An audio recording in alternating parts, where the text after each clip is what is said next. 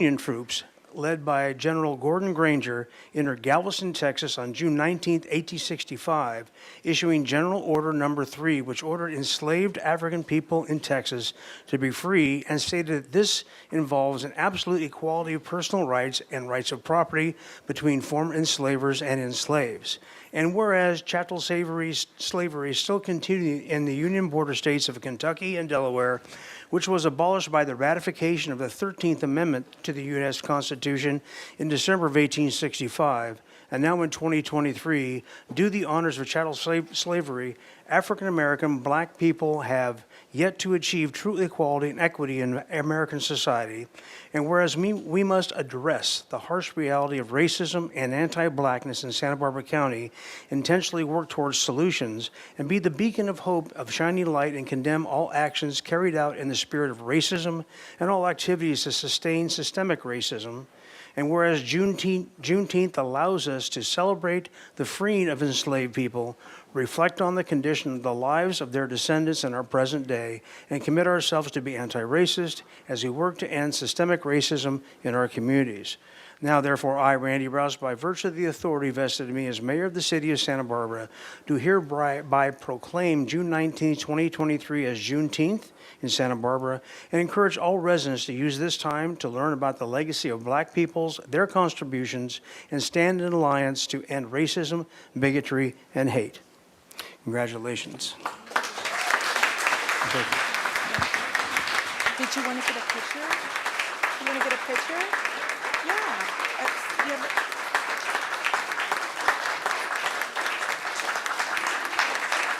Can you take our picture?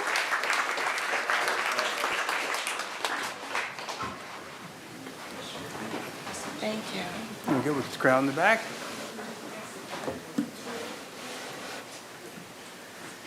Thank you.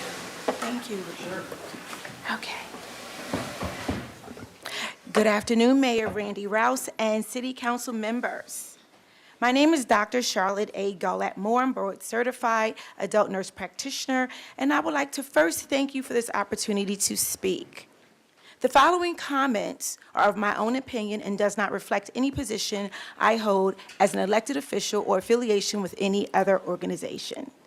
On behalf of Juneteenth Santa Barbara founders, and as a Black intersexual anti-racism activist, I am honored to receive this Juneteenth resolution. Mayor Randy Rouse and fellow City Council members, we just heard a short blurb about Juneteenth. And in addition to the words we heard, I would like to challenge you to join in a call of action to create opportunities for more Black, Indigenous, and people of color healthcare providers and staff in our local healthcare systems and K-12 schools. I also would like for you to join in a call of action to create more sustainable home ownership and entrepreneurial programs for our Black, Indigenous, and people of color communities. Again, these are my own comments and does not reflect the position I hold here in Santa Barbara County. Respectfully, Dr. Charlotte Gollett Moore. Thank you.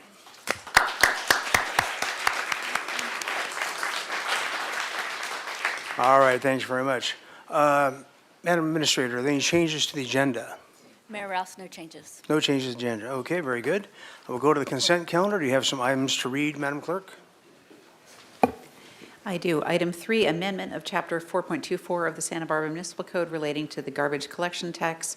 Ordinance adoption. Recommendation that council adopt by reading of title only an ordinance of the Council of the City of Santa Barbara amending Chapter 4.24 of the Santa Barbara Municipal Code by repealing 4.24.060 relating to the garbage collection tax. Item 4, establishing speed limits. Ordinance adoption. Recommendation that the council adopt by reading of title only an ordinance of the Council of the City of Santa Barbara amending Chapter 10.60.015 of the Santa Barbara Municipal Code by revising and establishing prima facie speed limits on certain portions of Alomar Avenue, De La Vena Street, La Colina Road, Miramonte Drive, and Yananali Street. Item 5, amendment to single-family design board appeal process. Ordinance adoption. Recommendation the council adopt by reading of title only an ordinance of the Council of the City of Santa Barbara amending sections 22.69.030, 22.69.080, and 22.69.090 of the Santa Barbara Municipal Code to amend appeal procedures of the single-family design board. Item 6, Increase the settlement authority delegated to the city administrator to resolve a claim for damages. Resolution, recommendation that council, A, adopt by reading of title only a resolution of the council of the city of Santa Barbara establishing the procedure for handling money or damage claims and lawsuits filed against the city of Santa Barbara and repealing resolution number 15059, and B, adopt by reading of title only a resolution of the council of the city of Santa Barbara establishing the procedure and increasing the settlement authority of the city administrator in submitting workers' compensation stipulations with request for award to the Workers' Compensation Appeals Board and repealing resolution number 17080. Item 7, records destruction for Parks and Recreation Department resolution. Recommendation that council adopt by reading of title only a resolution of the council of the city of Santa Barbara relating to the destruction of records held by the Parks and Recreation Department in the administration, golf, parks, and recreation divisions. And item 8, best interest waiver for security upgrades in support of Santa Barbara Airport South Terminal Apron Redevelopment Project resolution.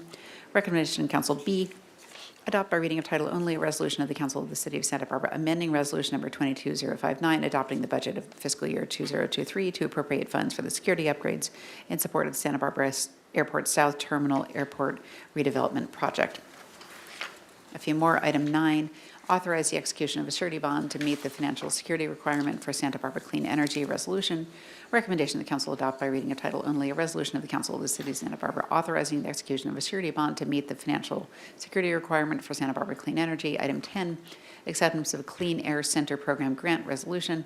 Recommendation of the council B, adopt by reading of title only a resolution of the council of the city of Santa Barbara amending resolutions shown 2-059, adopting the budget for fiscal year 2023 to accept a grant in the amount of $83,424 funded by this California Air Pollution Control Officers Association. Item 11, resolution amending the schedule of penalties, fees, and service charges to correct non-substantive clerical errors. Resolution, recommendation the council adopt by reading of title only a resolution of the council of the city of Santa Barbara directing the city clerk to correct clerical errors by inserting replacement pages into resolution 23078 adopted on June 23rd, adopted on June 13th, 2023, which shall become effective on July 1, 2023, or as provided therein, and amended the city of Santa Barbara schedule of penalties, fees, and service charges. And additionally, item 25, public hearing regarding parking and business improvement area annual assessment report for fiscal year 2024 resolution. Recommendation of the council B, adopt by reading of title only a resolution of the council of the city of Santa Barbara fixing and assessing the parking and business improvement area assessment rates for fiscal year 2024 and confirming approval of the parking and business improvement area annual assessment report for fiscal year 2024. That's all the items, Mr. Mayor. All right, very good. And I do have a request for item 23. Would you go ahead and read that into the record, please, before we get to it? Item 23, designation of proposed development at 138 Powers Avenue, High Seas Mead as a community benefit project. Period. Thank you very much. Does anyone from council have an item to pull from the council agenda? Ms. Sneddon. Thank you, Mayor Rouse. I'd like to pull number 4 just to vote separately and pull 11 and 18 for a question. Okay, number 4 to vote separately. And what's, I'm sorry, the other one? 11 and 18. 11 and 18. And I can vote together for 11 and 18. I just had questions. Okay. Excuse me, Mr. Mayor, we'd also need to pull item number 2 because we need to vote separately on one of the set of minutes which has a revision. Oh, yes, correct, item 2. All righty. And let's see, did we read item 18 already? I don't believe we did. So I will read items 2 and 18. Item 2 is minutes, and item 18 is land surveyor services for the West Side and Lower West Neighborhood Active Transportation Project Agreement. All right, very good. So, let me just see if I get this straight here. So we'll be voting separately on 2 and 4. You said 4 to separately. Is that, Councilmember said? Okay. 11, 18. Oh, I'm sorry, it's 5. I'm sorry, Mayor Rouse. It's item 5. I want to Item vote 5. separately. Yes, I apologize. Not 4, Not 4, but 5. but 5. And that was read already, was it not, Madam Clerk? Okay. Okay. Yep.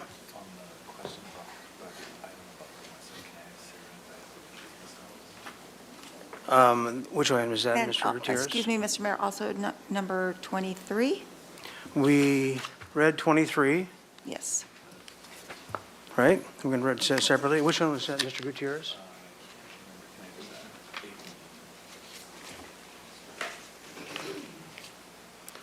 You can ask the city attorney if you have a question on that. Thank you, Mr. Mayor. Ms. Connect, since the item has to do with the west side, do I need to recuse myself from that item if I live in proximity of the proposed survey? Councilmember Gutierrez, I believe these are for surveying services. I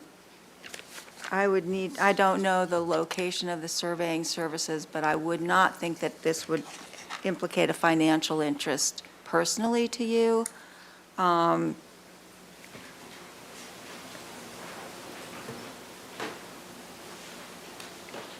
I don't know the exact location where these services are going to be taking place, but I don't think that they would, yeah, I actually can't answer that because I don't know where those services are going to be taking place, so, Okay, thank you. unless the Public Works Director can provide additional details on that. But yeah, I don't think that this Director is Maurer. probably an issue. Good afternoon, Mayor and council members. Councilmember Oscar Gutierrez, this is typical professional service agreement for land surveying, and I mean, it involves, what I have here is about 15 streets, so it's not specific, it's general and covering the whole area, so I would not think there's any concern with personal financial interest, even if you live on one of those streets. Okay, thank you for the Yeah, clarification. And I would concur with that. I think it's fine. All righty, well, we managed to complicate our consent calendar this morning, so let's see how we do. Madam Clerk, would you assist me in making sure I read the ones correctly for the general consent calendar? So I will entertain a motion on the consent calendar absent item 2, item 5, item 11, item 18, item 23, and then do we need a separate vote on 25 as well, Madam Attorney? That's a public hearing on the PBIA? We need, Mr. Mayor, excuse me, we need to make sure that we open the public hearing and take public comment. Okay, if very there are good, so any on we'll take that at the end as well. Thank you. Okay, so, Ms. Sneddon, you had a question or comment? This might simplify it. I just had question on 11 and 18. I don't need to vote on them separately, but Okay. if that's easier to keep We it can as go a ahead and do a general question if we're not voting on it. Go right ahead. Okay, thank you. For item 11, it's on the investment report, and I just wanted to ask, and this, not even sure it can be answered today, but there was the documentary Push that was shown at the library, and they talked about in the documentary investment practices with companies such as Blackstone or others that might actually hurt housing, and I just wanted to pose the question in our investment report if we're looking at some of those that we might be investing in, maybe not even with specific names, but just a question, really. Director Martini. Councilmember Sneddon, thank you so much for that question. I do not believe that we invest in any of those entities at this time. Our investment policy is pretty restrictive on the types of funds. I will go back and review the policy and confirm the investments that we do have, and I'll be sure to provide additional information to you. Thank you so much. Thank you Okay, so then, much. Councilmember Sneddon, are you prepared then to take that with the rest of the consent I am, yeah. calendar? Okay, very good. And then number 18, can I have a question on 18? Is this a question, or do you need to vote It's just a separately? question. Okay, please go ahead. Thank you. I have not generally seen this category of approval for economic development category. We have community benefit category, community priority category, but number 18 alludes to economic Mayor Rouse, development Councilmember Sneddon, I category. believe you mean item number 23, which is pulled. Well, then I mean also 23, because 18 says economic development category. So my question is on what is the economic development category? Does 18 also? Mayor Rouse, Councilmember Sneddon, number 18 is the land surveyor services. Do you It's, mean number, And oh, then that's 23. I will wait. Thank you. we fooled you again. Okay, so are you good with the rest of them, Councilmember Sneddon? Okay, very good. And I was going to say to Chief Fetterman, I don't know, Ms. Ireland, if we want to open up the back room and some of this overflow seating, or, yeah. Okay, very good. Thank you. Okay, so with that, I will entertain a motion on the balance of the consent calendar, which will be all but item 2, item 5, item 23, and item 25, which is a separate hearing. So move. Second. Moved by Friedman, second by Jordan. And may we have the vote, please, Madam Clerk? All right, this is a vote on the consent calendar accepting items 2, 5, 23, and 25. Motion by Councilmember Friedman, seconded by Councilmember Jordan. Okay, we'll take the vote.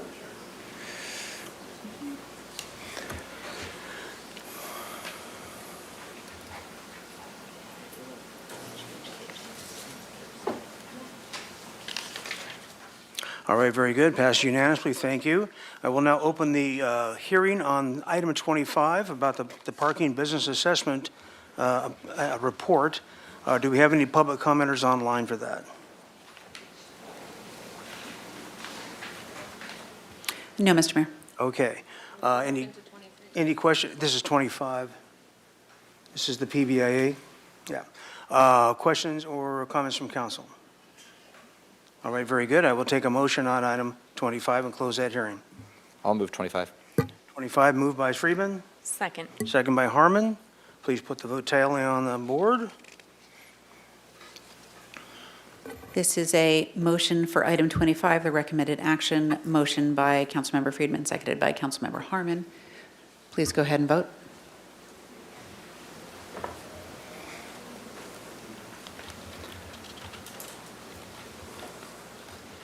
Twenty-five passed unanimously. Thank you. Okay, and then we will come back after our reports from Finance and Ordinance to the pulled consent items. Report from the Finance Committee, please, Mr. Friedman.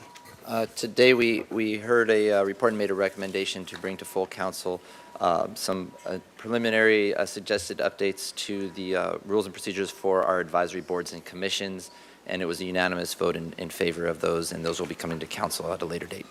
Thank you. And from the Ordinance Committee, Councilmember Gutierrez. Yes, we reviewed the special ordinance to allow a modification to our noise ordinance on New Year's Eve, and we agreed to send it to council for full discussion.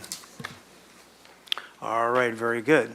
And with that, we will go to public comment, and this is general public comment, not the comment on the item that everybody seems to be rather interested in tonight. So general public comment, we're going to limit to 3 minutes per speaker, and we're going to ask that you are concise and watch the little timer on the podium. We'll start with Mark Wolford.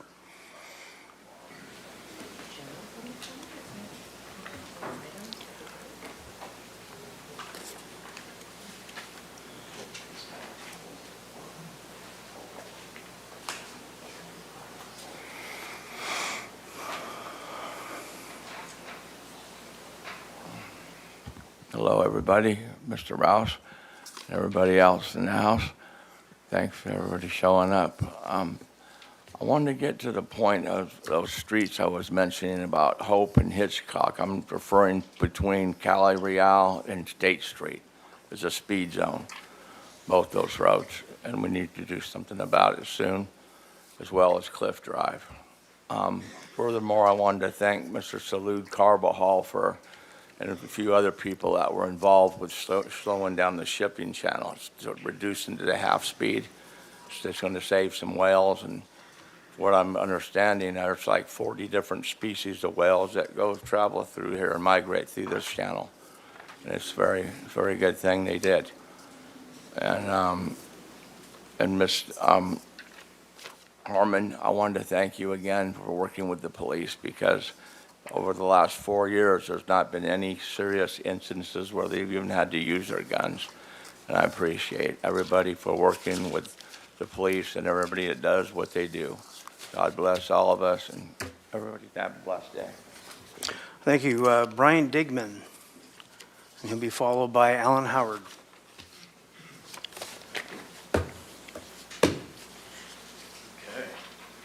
All right, Mayor, council members, first time in a room like this, pretty impressive and formal. So I wrote down some notes to make sure I get under this 3 minutes. I've been a resident of Santa Barbara for 15 years. About 11 months ago, I left my corporate job and opened up a small business in the Funk Zone. It's just my wife and I. We invested very heavily in the corner, even though we knew that that would be a financial strain, because we really wanted to beautify the corner that we occupy in the Funk Zone.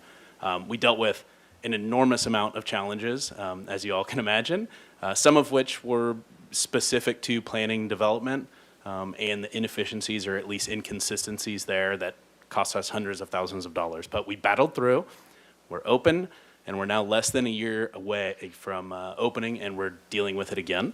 I've submitted plans to convert my parking lot into an outdoor space, and I'm being told that I have to go through a coastal development permit, which is actually not true.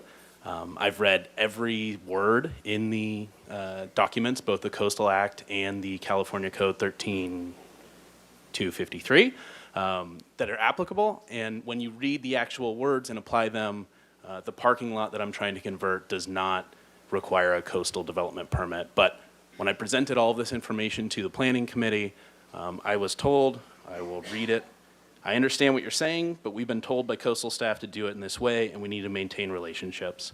I've sent all of you an email with all of the diligent details that I have researched on this topic.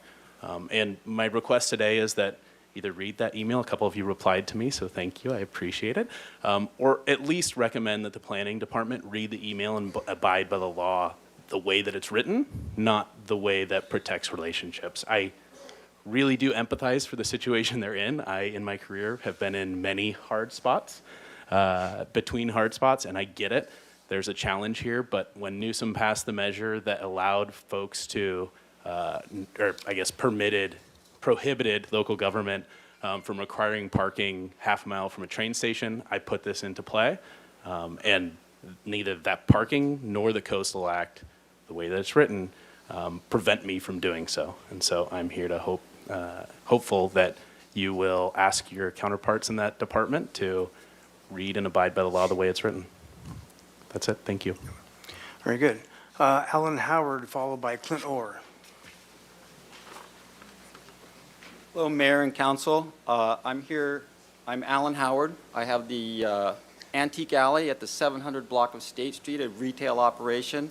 And I wanted to give you a little glimpse of the state of my business on State Street. I had my wife pull some numbers for March, the first week of March of this year versus the first week of March of 2019, pre-pandemic. So my retail sales at the location here at 700 State Street were up 30% versus the normal year of 2019 when the street was open and everything was normal.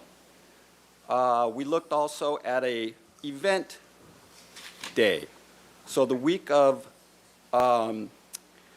Fiesta, we pulled that, and my sales during the last Fiesta, 2022, were up 30% versus 2019, pre-pandemic, when the street was open. And so, Excuse me, Mr. Howard, I think Yeah, we're, thank oh, you. oh, oh, wait. we're on item 26. Right. That's- No, correct. no, I'm not speaking to that. Okay, well- I'm speaking to the conditions on State Street as far as my revenue goes. I believe the conditions on State Street as they exist now, not talking about any specific item, are, it's been a boon for my Okay, business. yeah, we can't take any and more of not this. a boondoggle. I think just you need to wanna say postpone that. this. Thank Okay. thank you, I'm comment. sorry, no, we can't do that. All right. Clint Orr will be followed by Graham Martin Sotaro.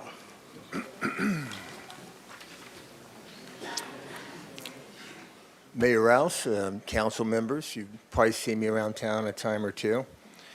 My name is Matthew Clint Orr, you can call me Clint, and I'm running as an independent for the President of the United States from Santa Barbara, California. My age when elected will be 68. I'm tall, charming, athletic, and darn good looking. You'll find no criminal past. I've never hired an attorney. No bribes, no hookers. I mean, come on, what do I need those for? And I'm the best country dancer, I teach it, and I am by far the most epic surfer at all debates. Okay, commitment to serve my country. My father served the United States as a World War II Army Air Corps P-38 and P-51 pilot from Oklahoma. Got 2 Purple Hearts in airplanes, then he re-upped with the United States Air Force and was in Korea and Vietnam. Like I say, he earned 2 Purple Hearts in airplanes and retired after 30 years as a bird colonel. I shall honor his courage and seek to serve my country. So I am going to be a United States government employee. I think I can get the presidency. We'll wait and see. I'll be at 11% by the end of the year. My mad skills, I've closed 500 real estate transactions with my broker's license at the California Department of Real Estate. Let's call that deal making. I did that before I was 40. My degree from Long Beach State University says I'm an accountant.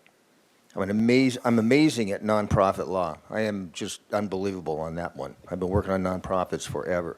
My crossword and problem-solving skills are unbelievable. I'll usually complete everything mistake-free in 3 colors of ink. In conclusion, my campaign manager, that's me, says our hero will prove himself in 16 months and 10 days and win in a landslide. Campaign pledge to win. That's all I can think of right now. No lies going in. Weakness or strength, I'm absurdly overconfident. If anybody can do it, Clint can too. Vote for Orr in 24. Independent. Santa Barbara, baby. All right, thank you. Mr. Graham Martin Sotaro.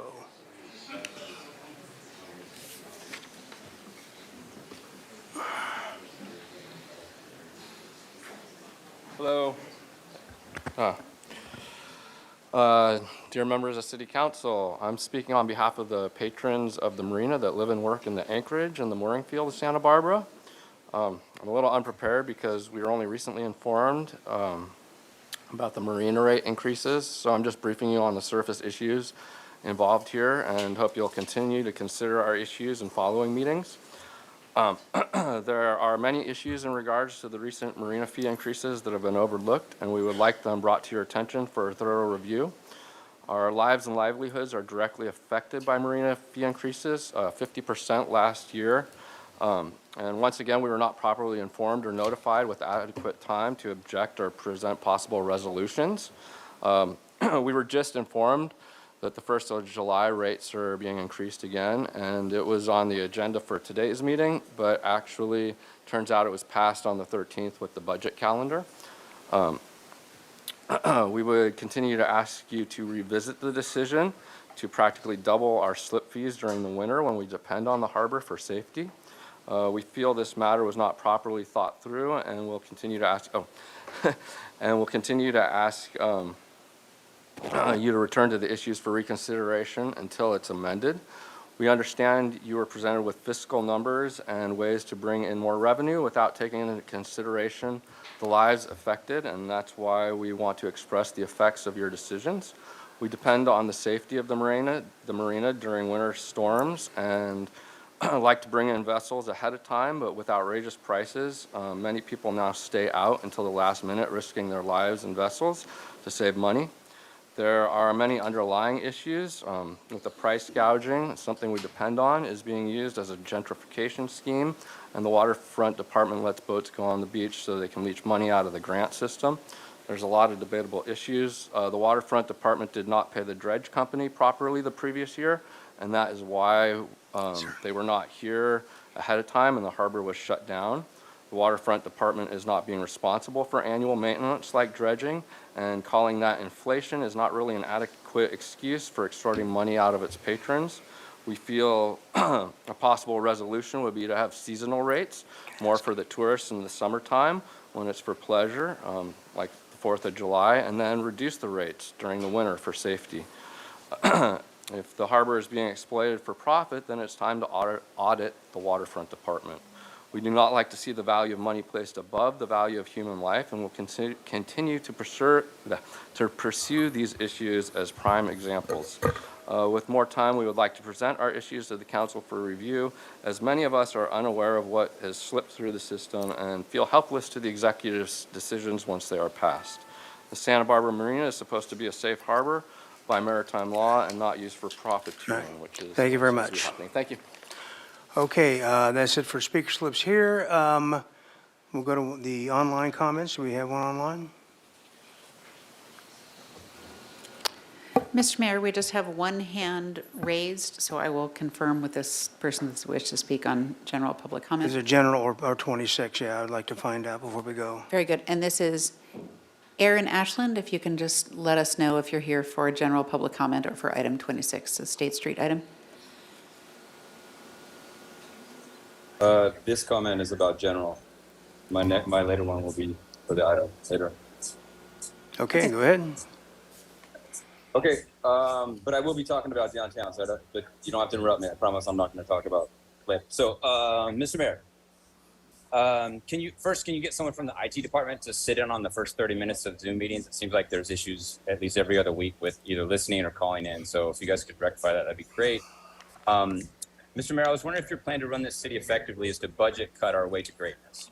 I have a suspicion that it isn't your goal, so I wanted to discuss the economic development of our city. We no longer have Mr. Harris, which is fine with me, but we now have the parking department in charge of making downtown vibrant again. The idea that they can help us make more money in our parking lots, the idea being they can help us make more money in our parking lots. I was wondering if you can remember a time when downtown was busier than it is now. Maybe when more people parked their cars and paid for parking. You see, I remember Dan Henske and Mr. Harris telling us that the promenade was so busy that the fire department had come to them and said they were concerned that they might not be able to adequately emergency access all of State Street. So we cut the 20-foot fire lane up and down the middle of State Street, even though some blocks have a tree canopy that would prevent the use of a ladder truck. Now, this might not seem so bad, but the same state fire code wasn't applied to the public markets patio. Their patio is 16 feet wide, allows only 14 feet of emergency access, and doesn't have a tree canopy like the 500 block. So on Victoria, the fire lane can be up against one side, but on State, it has to be down the middle. So and then the second thing is we used to have a pedestrian block. The 500 block where bicyclists were asked to dismount for one block. Do you remember when this created a dangerous situation for the city? Oh wait, no, it didn't. That's right.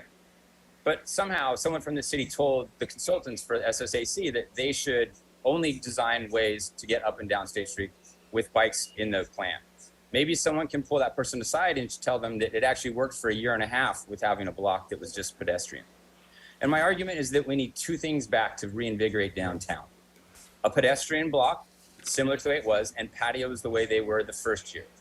So would you consider, Mr. Mayor, a pilot program for the last 6 months of this year to prove Mr. me Mayor, wrong? this is getting into item 26. I would really not. ask this Okay. speaker It has nothing to do with- postpone Okay, his we're comments. done, Mr. Ashland. Thank you. You can chime in later on. Okay, very good. With that, are we having more comments online? No, Mr. Mayor. Okay, very good. Very good. We will then go to our polled consent items. that we're going to vote on separately. And Madam Attorney, since this is rather complex, would you make sure that I'm in order here? Yes, will do. Okay, very good. So we'll be item 2 first on the minutes. Yes, and the minutes that we would like you to, the June 6 minutes have been replaced with a revised set. So if the council could just vote on the minutes, including the revised set of June 6 minutes that the council has before it, and that have also been posted online. Okay, very good. And are there questions from council? Councilman will review the minutes. Then I'll entertain a motion on item 2. I'll move the minutes, including the revised set for June 6th. Moved by Friedman. Second. Second by Gutierrez. Okay. May I have a vote, please? This is a motion by Councilmember Friedman, seconded by Councilmember Oscar Gutierrez. Sorry, one moment. For item 2, the minutes, including the revised set of minutes. Okay, go ahead and vote.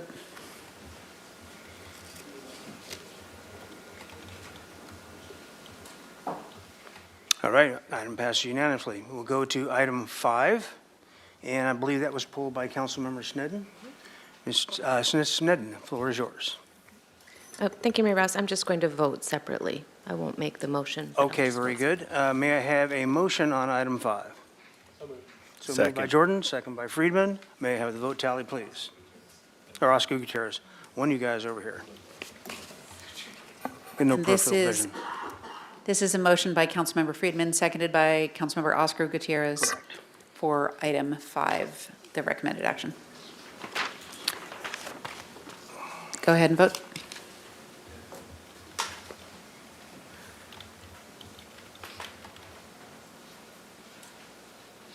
Thank you. It passes 6-1. Dissenting is Councilmember Snedden. All righty. And then we'll move to item 23. And if we've read 23, so I have a speaker on that, Ann Corrigan. And Ann, you have 3 minutes at the podium. Okay.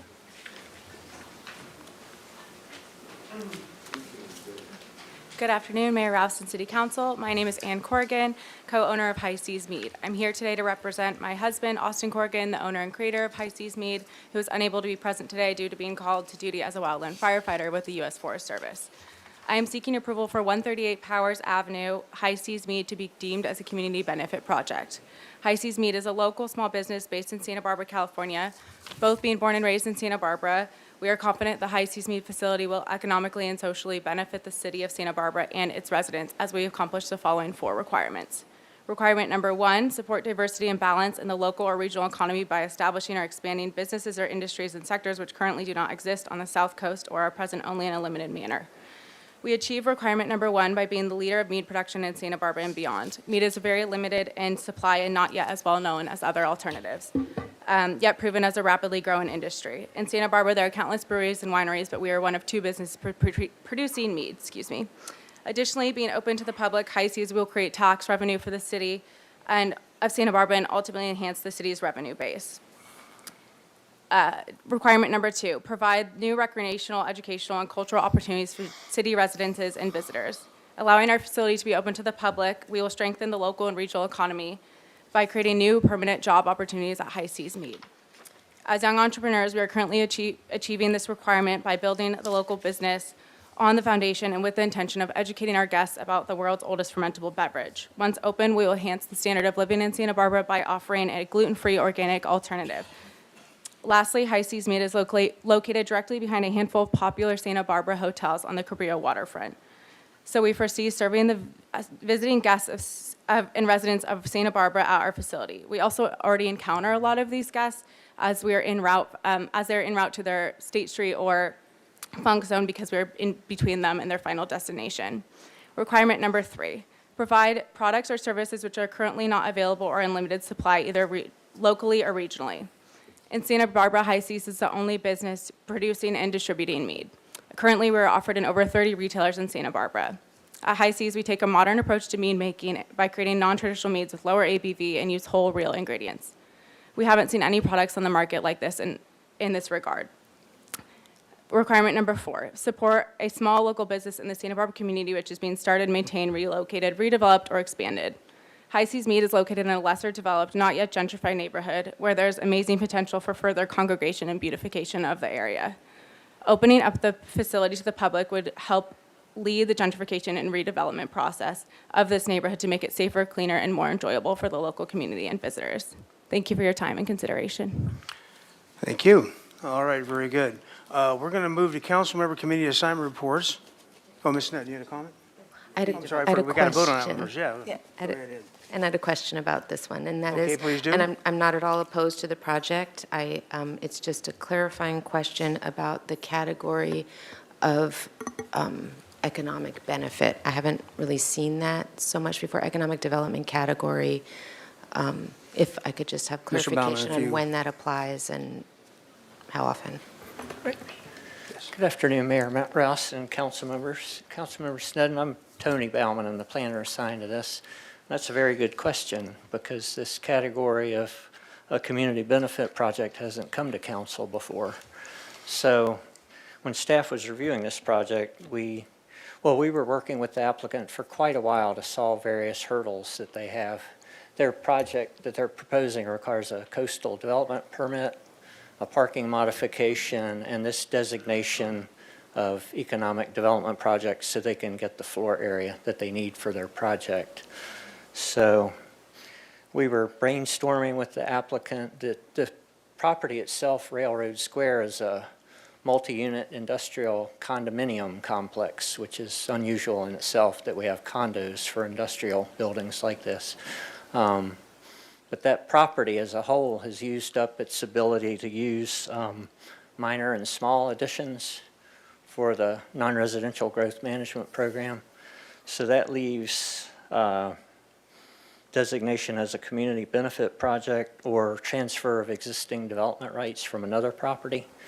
We gave the applicant that as a possibility, but they didn't pursue that. They decided to try to get a designation as an economic development project. And it's just as we have, it's on page 2 of the council agenda report. And I could read it. I mean, it's a project that is consistent with city charter, general plan, and zoning ordinance, will enhance the standard of living for city and South Coast residents, and will strengthen the local regional economy by either creating new permanent employment opportunities or enhancing the city's revenue base. An economic development project should also accomplish one or more of the following. And of that A, B, C, D, staff could support letter C, where it says provide products or services which are currently not available or are in limited supply locally or regionally. So the mead product is kind of a unique product.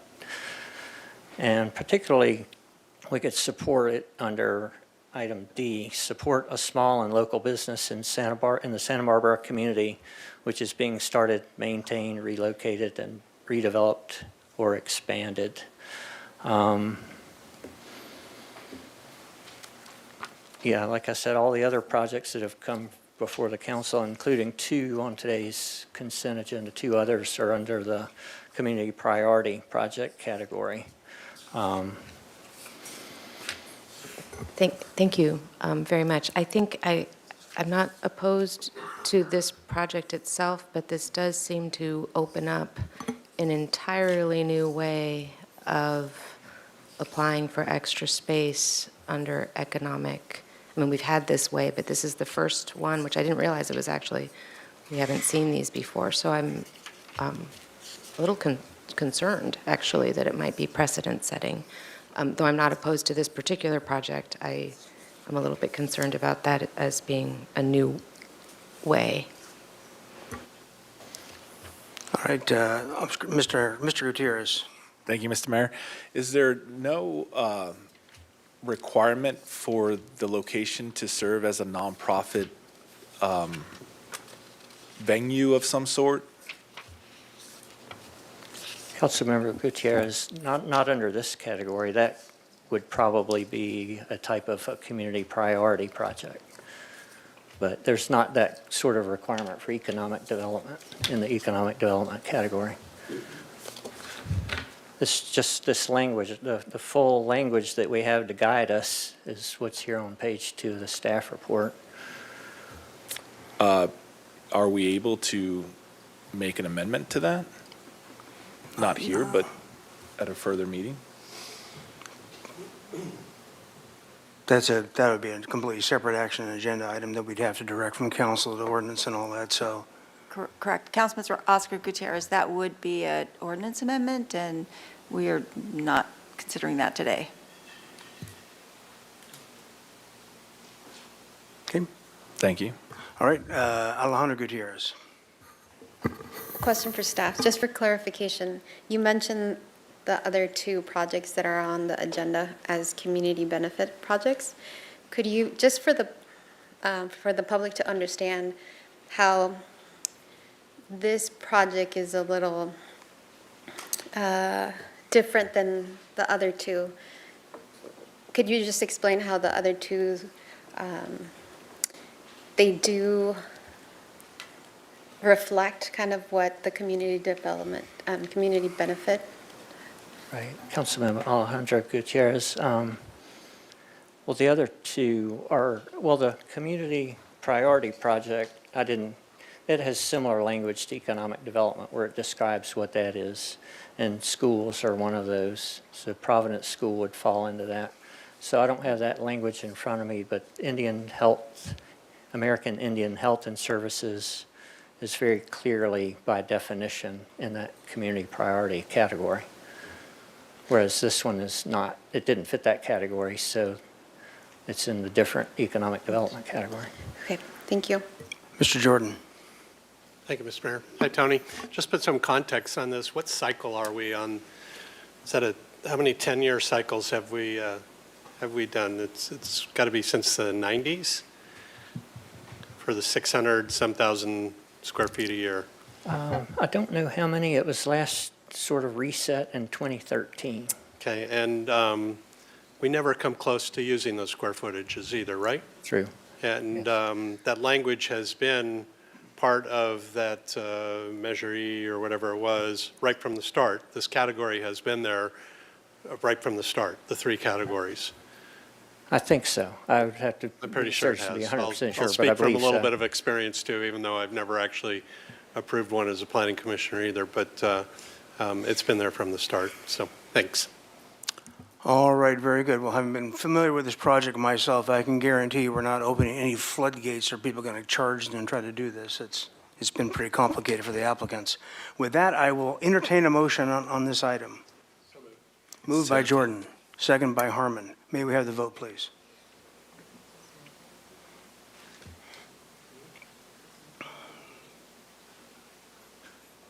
This is a motion by Councilmember Jordan, seconded by Councilmember Harmon for the recommended action for item 23. Go ahead and vote, please.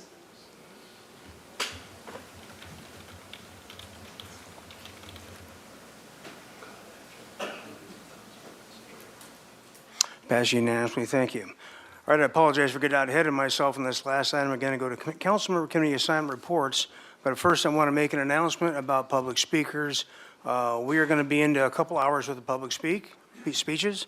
I'm going to limit that to 2 minutes per speaker. If you want to combine a couple of speakers, up to 5 minutes per one speaker, you can do so, but I need to have both people in the room or 3 people in the room, no matter how many it's going to be, to make that happen. So we're going to stop taking slips and online hand raises at 3 o'clock straight up. All right, very good. And Mr. Gutierrez. Thank you, Mr. Mayor. So we had a week off, so there's quite a few things that I attended in the last 2 weeks. I attended the downtown food and beverage meeting, and they went over their concerns about State Street. I attended the SB Act meeting and went over their efforts to address the homeless issue on the east side. Met with the West Side Health Collaborative to go over the new proposed community center that's going to be built on Harding Elementary. Attended the Santa Barbara Earthquake Centennial meeting to plan for the 2024 2025 100-year anniversary of the great earthquake. Attended the community forum on State Street at the public library, where a lot of you were there. It's good to see you all again, not so early in the morning. Attended the SCE wildfire outreach presentation, where they went over their efforts to combat wildfires.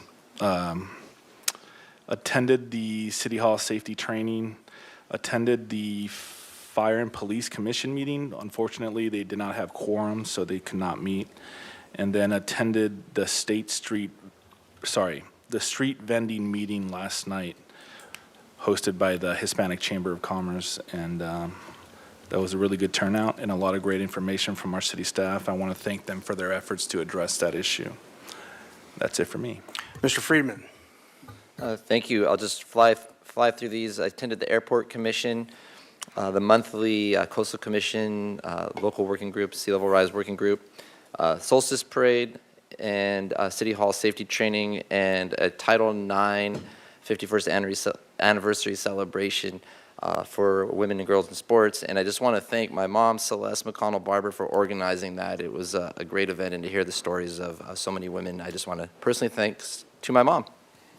Very good. Ms. Sned. Thank you, Mayor Rouse. I attended the Kachuma Operations and Management Board. We did pass their budget. There were updates on the revised Warren Act Trust Fund and the master contract renewal, which I know many are following. COM received a $1 million grant, which will benefit the member agencies, offset some of those costs for the secured pipeline. Also, we're making target flows for the water year 2023. I also attended Solstice, very successful sidewalk vending meeting hosted by the Hispanic Chamber of Commerce. HLC this last week heard items related to State Street and other items as well, but that's relevant to today. And also attended the community forum on State Street and the food and beverage group. All right, very good. Well, now on to the main event. You have an item to read, Madam Clerk. I do. Item 26, continued closure of State Street Promenade to motor vehicles and direction regarding future of temporary outdoor dining operations upon expiration of the Economic Recovery Extension and Transition Ordinance. Very good. Mr. Bossy and Ms. Clark.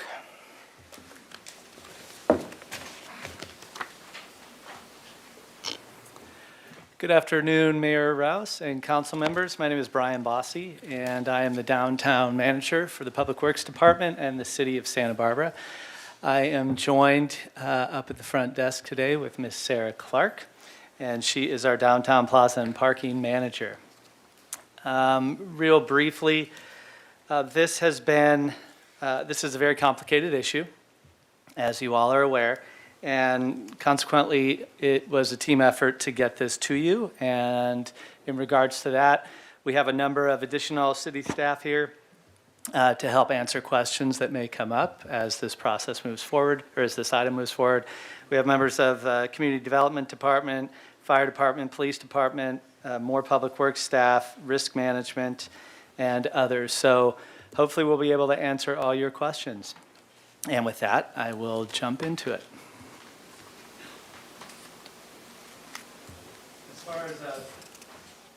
As far as a presentation overview, we're going to talk about the proposed council actions right off the bat, just a summary of those. I'm going to, before I get into background, provide a few slides that we hopefully will help clarify some of the issues we're talking about today. I'm hoping that's the case. We'll get into some background about how we got here. We'll talk about community outreach that we have done over the last couple of weeks, but this has been an ongoing effort for the past 3 years, so community outreach has been taking place that entire time. We'll talk about safety considerations, policy considerations, and then lastly, we'll get into staff recommendations. We can then stop for questions and discussion. And if it pleases the council, we'd like to divide these into the three main topic areas and focus on one at a time and go through those and talk about those with council. So proposed actions today. Staff are requesting, or we're requesting a decision on the continued closure of State Street and the temporary outdoor business facilities on State Street. We are seeking a decision on the expanded outdoor business facilities located on private property. And we are seeking a decision on parklets in the public right-of-way off of State Street. All of these technically end on December 31st of this year. So for clarification purposes, I wanted to talk briefly about interim operations versus the master plan. The interim operations are basically what's been going on for the past 3 years, as well as what will be taking place the next 2 to 5 years, depending on how long it takes or how short it takes to get a project up and running as a result of the State Street Master Plan and the approval of that master plan. So this is a lot of the maintenance and ongoing operations, the day-to-day, the activation, and things of that nature. So that's part of our discussion today. The Create State Master Plan is a long-term visioning document for the revitalization, geared towards the revitalization of downtown over the next 20 or more years. So things like ideas about which blocks to close, how do bikes fit in, how does a trolley fit in, what type of plantings do we want to use, what's the overall design. Those things come through the State Street Master Plan process.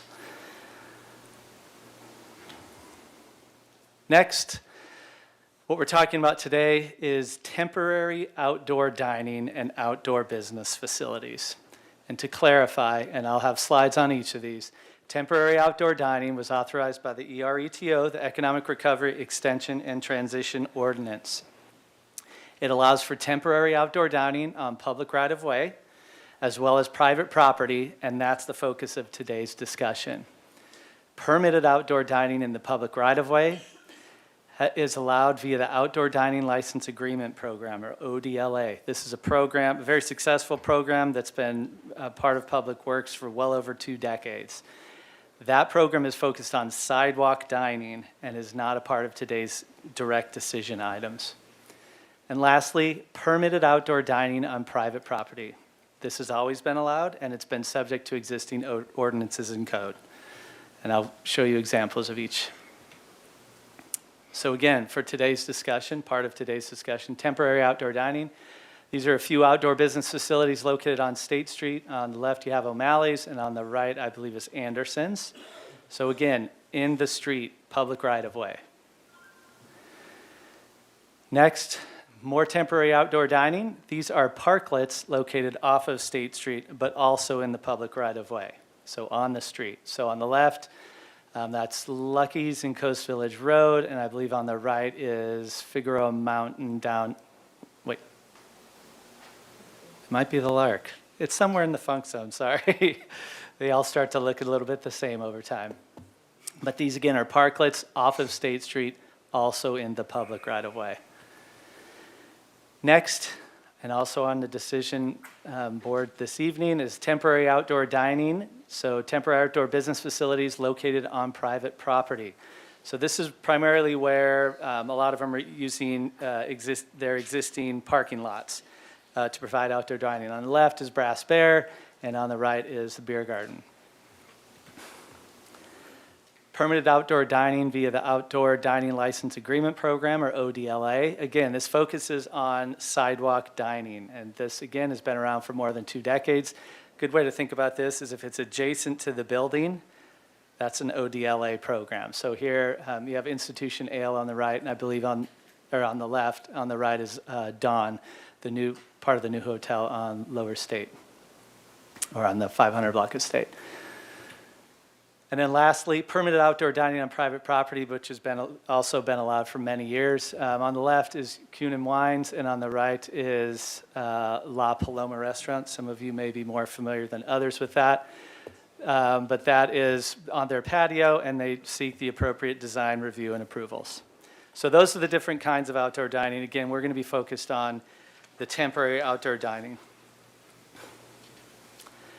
So as far as background is concerned, back in March of 2020, the world was trying to figure out how to deal with COVID, worldwide pandemic. And here locally, there were a number of responses that the city initiated. One of them was a series of ordinances, including what is now the Economic Recovery Extension and Transition Ordinance, or ERETO. This and its predecessors allowed for the temporary suspension of design requirements, design review, zoning requirements, California building codes, and ABC regulations, among others, all in an effort to help businesses when there were significant indoor business operation restrictions. The ERETO also authorized the continued closure of the State Street Promenade, the 5 through 1200 blocks. It revised the vehicle configurations on the 400 and the 1300 blocks of State Street. It allowed for temporary outdoor business facilities on the promenade, on private property, and on parklets in the right-of-way. All of this was obviously very helpful to the business who were struggling at the time. So where are we now, and how do we enter this discussion today? Well, the state of California, the federal government, and the World Health Organization have all since declared, rather recently, an end to the COVID-19 emergency. And so the health emergency has ended. People still, I'm sure, do have concerns. The ERETO and its predecessor ordinance allowed 2+ years of business recovery. If you recall back on June 15th of 2021, businesses were allowed to open up their indoors again. We also have the State Street Master Plan currently in progress. And the ERETO expires at the end of this year, December 31st of 2023. So a good part of today is where do we go come December 31st of this year. We wanted to get this out well ahead of time, the end of the year, so people could plan accordingly, depending on whatever the decisions are made or whatever direction staff is given. So in order to assess where to go at the end of this year, staff have been analyzing the current temporary programs and looking into the possibility of permanent programs and options for the future. One of the first things we did was we continue, as we have through this whole process, of reaching out to the public. So as far as that's concerned, as was mentioned in some of council members' earlier comments, we had a public meeting last week, a public forum, brought well over 100 people to the Faulkner Gallery.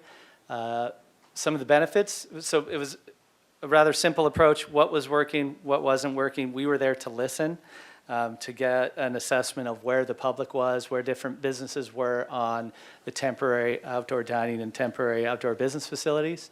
So some of the benefits that were brought up: it brings people downtown, creates vibrancy, it's necessary for restaurants. Many guests still prefer or require an outdoor dining option. Some of the concerns that were brought up: ADA accessibility, the viability of retail in this environment, unfairness to some businesses, appearance, and parking and vehicle traffic. We also put out a survey to the public, and we received over 4,200 survey responses. This was not a scientific survey. This, again, was just for us to gather some general insights, a general overview of what the public was thinking as far as temporary business facilities and temporary outdoor dining facilities. So real quickly, some of the many questions, where people live, over or just shy of 75% of the respondents live in the city of Santa Barbara. And then as far as what they identify themselves as far as business, visitor, et cetera, we had a little over 50%, almost 60% identify themselves as restaurant patrons, visitors, and you can see the breakdown from there. Pulling out some of that data as to how they describe themselves, we had a contingent of restaurant and bar owners. We had 68 responses from that category. 60% of them have an on-street parklet. 51% of them have expanded on-site dining, either through a patio or possibly a parking lot. And then 65%, this is interesting, had outdoor dining before COVID. One of the questions that was posed was how has temporary outdoor dining affected your business? Overwhelmingly, in this category was a positive. 83% said they had benefited. 16% said they had been harmed, and 2% said there was no impact. Kind of putting that all together, some of the comments that were put out. On the positive, it makes downtown more vibrant, more European. They enhance opportunities to enjoy Santa Barbara's greatest single asset, its beauty. It feels safer to eat outdoors. On the flip side, most of the outdoor facilities are cheap and ugly. The parklets in city streets and with cars speeding by do not feel safe, and the need to be more cohesive and clean. Again, pulling out retail business owners, we had similarly 68 responses as well from that group. 71% have a parklet located near their business. 52% want the city to explore permanent options for outdoor dining. So that same question was posed, how has temporary outdoor dining affected your business? And the results there, 26% said they had benefited, 40% said they have been harmed, and 34% said there was no impact. Similarly, some of the good and bad comments, they're fun, they create good energy and bring more foot traffic to State Street and throughout the city. It's a joy to dine outside. On the flip side, they take up too much parking and they're bad for business. Another carve out, commercial property owners and managers. We had 58 responses. 28% have parklets on or in front of their property. 62% have parklets nearby, and 50% of those surveyed want to make some sort of permanency to these outdoor business facilities and outdoor dining. Same question, how has temporary outdoor dining affected your properties? And the results were benefited 30%, harmed 40%, and then no impact 30%. Comments, food tastes better outside. Outdoor dining contributes to the character of our city, and they make State Street more vibrant and European. On the other side, they're ugly. It does not feel fair and equitable to the rest of the business owners. Now it is time to say mission accomplished and move on.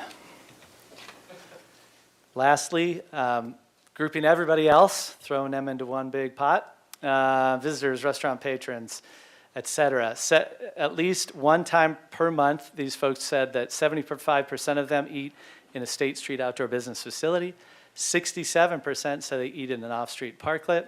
50% eat in an on-site facility. And 88% noted that they want the city to explore permanent options for outdoor dining. Along the same lines, the positive and negatives throughout all these are somewhat similar. Love eating outside, no longer willing to eat indoors, bring back the parades. I don't love sitting in a parklet when it's on a busy road. Drivers make me nervous. Takeaways, what we came away with. People enjoy outdoor dining, and when you look outside on a day like today, obviously that makes perfect sense, although I'm sure everybody here is happy to be inside and in front of council today. Outdoor dining is important to many food and beverage businesses. It always has been and it continues to be. And other businesses obviously do not feel the same, especially in the retail category. So from a staff side, that's the part of this analysis that's full of energy, full of opinions, and again, just a lot of energy. But there's also the side that we have to look at, and that's the government side, and that's the policy side. And we also had to look at that as far as what to do with temporary outdoor dining via the ERETO. So one of the first things we consider in analyzing all of this data are safety considerations, and that includes design immunity. The city engineer and the city's principal traffic engineer have determined that continuing a parklet program on streets open to vehicular traffic would require placement of substantial safety barriers, things like K-rail. Those are the big cement barriers you see on, and some of our facilities do have those. The space occupied by those safety barriers, they're about 2 feet at the bottom. And in particular, we're talking about, this is primarily the off-State Street, so where there's active traffic going both ways. That space you're allowed off the curb is about 6 feet, maximum of 6 feet. When you put K-rail around that, 2 feet at the base, it definitely restricts the amount of space available for a parklet. We have had, it mentioned in the council agenda report, 2 incidents where vehicles collided with parklets. It's actually been 3. Sorry, that's an error on our part, but there were 3. The third one was EOS. And thankfully, in each of those cases, nobody was hurt, which is the most important thing. And safety is a big issue for the city, obviously, liability issues, design immunity issues. This is 3 incidents that we know of.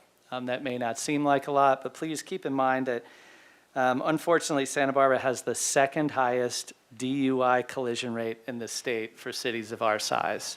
So this problem, we hope it will go away with things like Uber and people being more responsible, but it is a concern. So this is a quick, just what it could possibly look like with some safety measures included. This is K-Rail, mock K-Rail, obviously. A 40-foot frontage, which is a pretty big frontage for a parklet. But when you throw the K-Rail around there, you can see the reduction in space is significant. Pushing out any further, and you get into either a vehicle lane or a bicycle lane or both. Here's another quick rendering of how that would look on a 6x20 parklet. So this is probably more your standard size parklet, but it significantly cuts into the available space for outdoor dining. And then other things to consider that we consider as part of this. There's still a lot of legislation out there. There's a lot of legislation pending. And as staff, it's our job to provide council with information and possibly recommendations based on our professional analysis of a given issue. So not only, we have to consider numerous factors. So not only do we consider the public side of things, we also, in this case, looked at traffic safety, circulation needs, public safety, both from a police and fire perspective, state and local policies, laws, and codes, including pending legislation and regulations, economic vitality, city budget, and resource availability, as well as public opinion and the need of businesses. And here, just a number of the policy considerations that a lot of them are still out there floating around. Includes California Coastal Commission, California Department of Alcoholic Beverage Control, California Building Code, various county health considerations, and of course, our own local zoning considerations. So staff recommendations. Again, this is a complicated issue. We're going to divide this up into 3 different sections to break it down for you. And taking all of what we just discussed, all of those policy considerations, we are recommending the following. As far as State Street is concerned, these are all in your various recommendations on the front page of the council agenda report. For State Street, direct the city attorney's office to prepare an ordinance to continue the closure to motor vehicles on the 500 through 1200 blocks of State Street, as well as continue the revised vehicle configuration on the 400 block and the 1300 blocks of State Street. We're also asking or recommending that you also direct the city attorney's office to prepare a second ordinance that would continue the temporary outdoor dining business facility, the temporary outdoor business facilities on the 500 through 1300 blocks of State Street. As far as outdoor business facilities on private property, staff has recommended the following. We are asking council to direct the Community Development Department to establish submittal requirements and application deadlines for a complete development application under applicable zoning requirements. As part of that process and putting that together, we are also thinking that allowing existing outdoor business facilities who do submit all that information in a timely manner, and that manner is to be determined, that they remain in place while the application is being processed. Lastly, parklets in the public right-of-way. Our recommendation through the council agenda report is that staff evaluate opportunities to expand sidewalks to accommodate permanent outdoor dining via updates to the pedestrian and bicycle master plans. Those will be coming in the coming months and year. Review the existing outdoor dining license agreement program to determine if there are opportunities to expand or if changes can be made that then can catch more businesses. As you know, ERETO expires on December 31st of 2023. And with our recommendation throughout and analysis throughout the CAR, in that case, parklets in the right-of-way would be required to be removed by January 1st of 2024, and that includes all areas off of State Street, including the 0 block of West Victoria, as well as Coast Village Road. If council is looking to establish a more permanent program for those parklets in the public right-of-way off of State Street and not on private property, a number of items they would need to be looking into for a permanent program, things such as ADA monitoring and compliance that has to do with accessibility, liability issues associated with parklets, risk assessment also associated with parklets, a permitting and design review process, whether that would be part of the standard city design review and permitting process. Also look at staffing as far as how would that be run. Look into possible rate structure for those facilities. Look at program management and who or where that would reside. And also look at ongoing operating budget of such a program. So I know that was rather quick, or maybe it wasn't, but hopefully that gives you enough detail to start the discussion. Once we get through questions and discussion, we'll bring those up, those three one by one, and can focus on each of those as discussion points if that pleases the council. So with that, myself, Ms. Clark, and various other city staff are here to answer any questions. We'll come back to council for questions. Oscar Gutierrez. Thank you, Mr. Mayor. Thank you for that presentation. When it comes to the survey that was sent out, did you mention how many people participated in that? Mr. Mayor, Councilmember Gutierrez, it's now up to 4,500, I'm told, 4,500. And do you know whether or not those were individual? Because we got an email claiming that people could take the survey multiple times. Mayor Rouse, Councilmember Oscar Gutierrez, the way the survey was set up was that it would only allow one submittal per device. So I suppose you could take it more than once if you've got multiple phones or computers. But that was sort of the most restrictive that we were able to make it through the SurveyMonkey platform.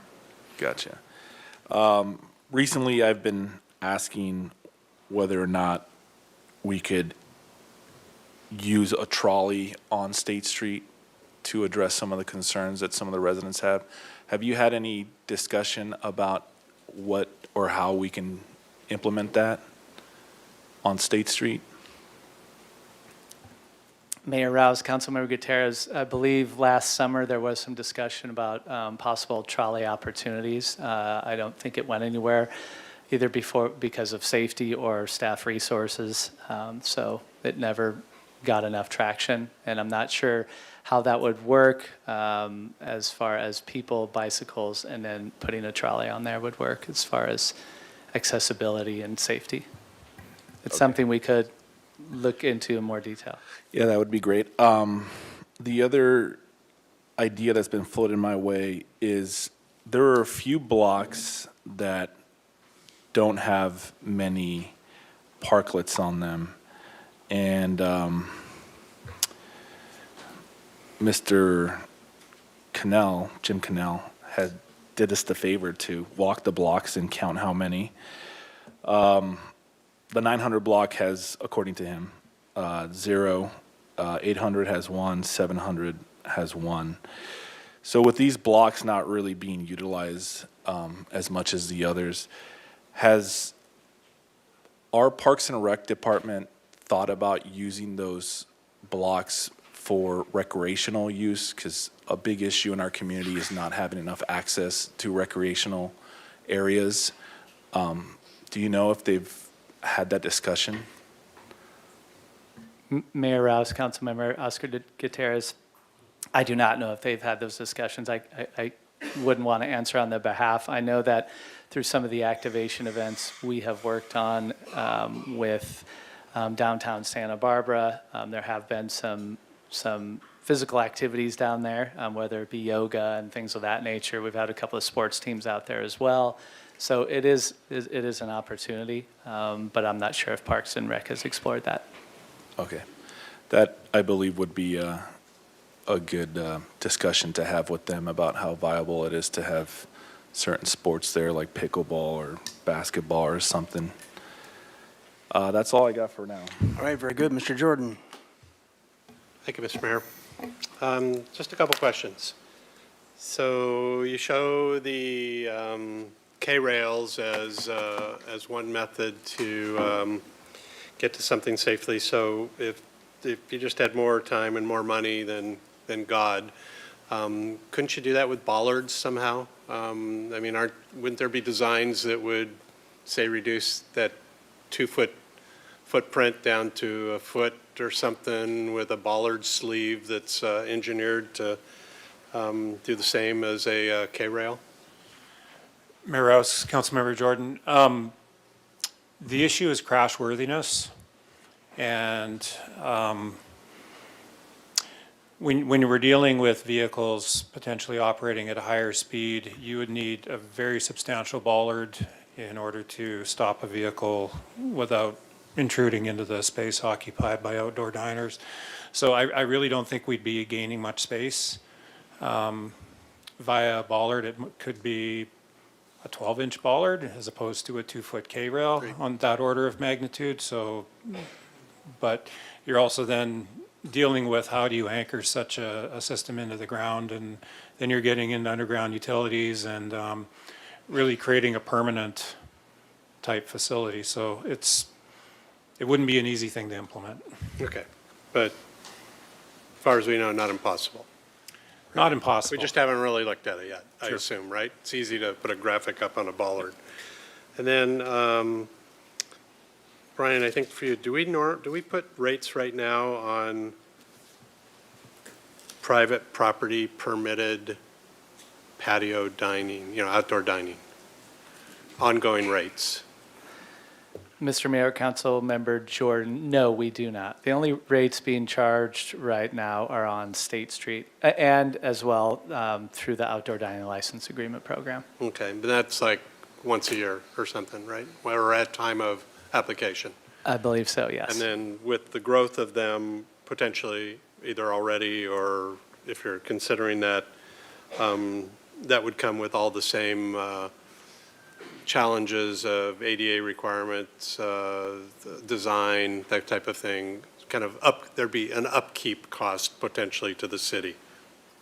Mayor Rouse, Councilmember Jordan, yes, that's correct. Okay, and is there anything that precludes us from having an annual rate on the use of private property for that? Similar to, say, whatever we're doing downtown now, the $2 per square foot. Can you also do that on private property with a nexus to the cities coming in now and then to review ADA, to make sure your design standards are maintained, that type of thing, if that ended up looking like how it was? Mr. Mayor, Councilmember Jordan, that's a great question. I don't know. That seems more like a legal one as far as private property is concerned. I hate having that go to a legal question. And you teed it up, so here's Ms. Ostringer. Thank you, Mayor Rouse, Councilmember Jordan, Assistant City Attorney Tava Ostringer.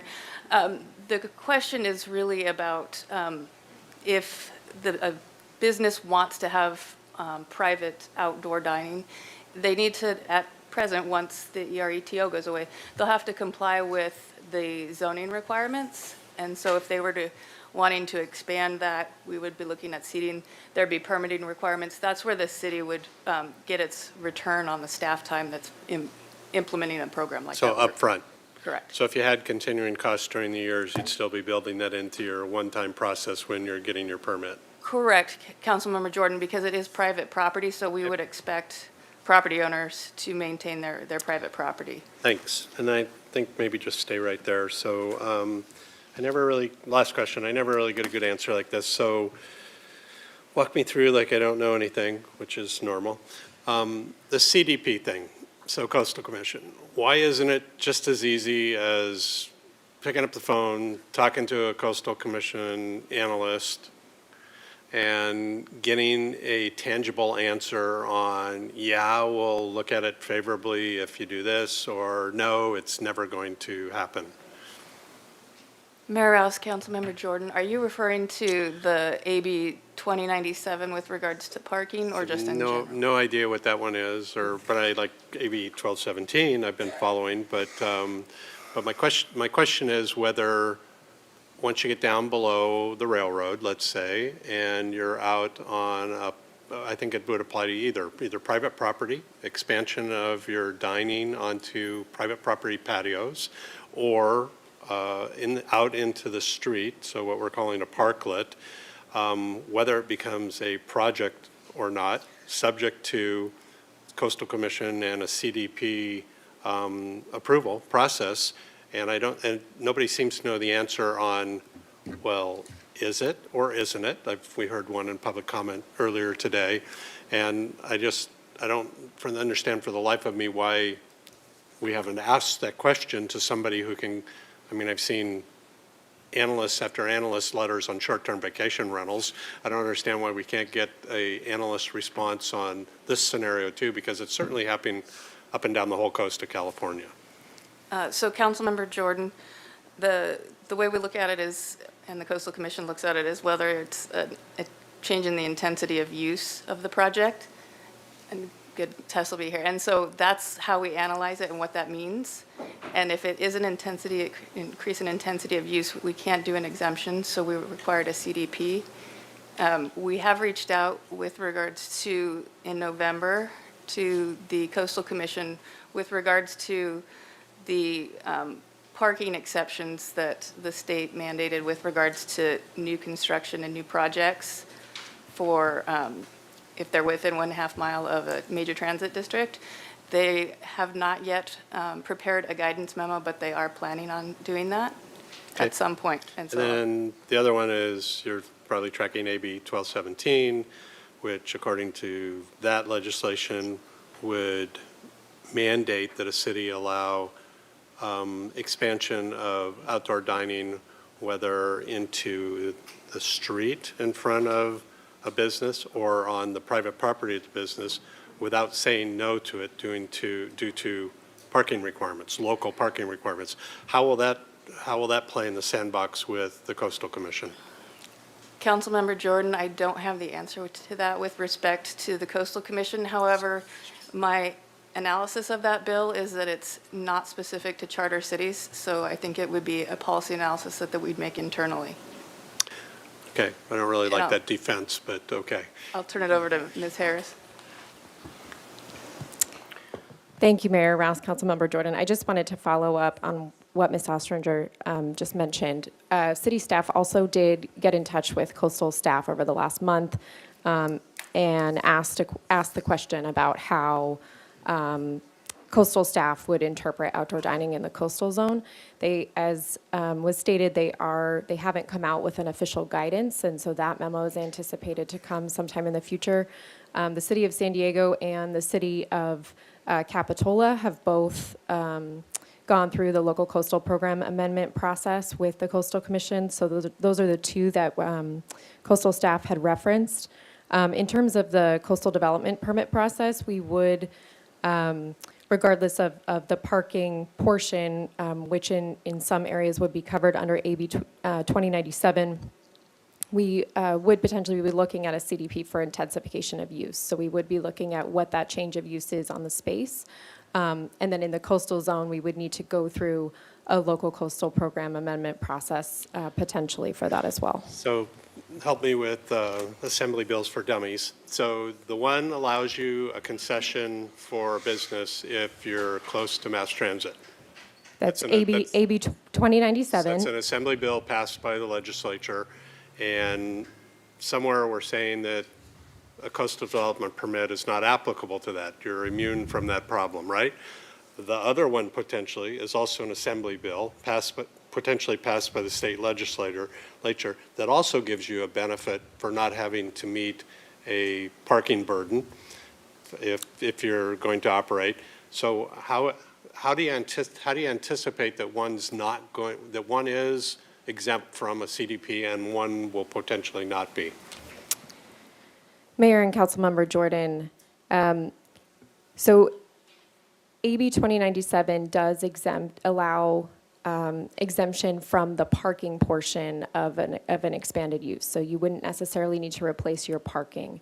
But the actual change of use from one use to another does potentially trigger a coastal development permit. That's similar to what is happening in some of the other coastal communities that I mentioned, where there are they've put in a certain program or certain standards in place to still require some type of coastal development permit process to make sure that some of the other codes and regulations through zoning and building are still met, but that would exclude the parking portion then. So they wouldn't necessarily need to be replacing parking as they may otherwise need to be. Okay, I think I got it. Thank you. Thank you both. Thank you, Mr. Mayor. Ms. Harmon. Thank you, Mr. Mayor.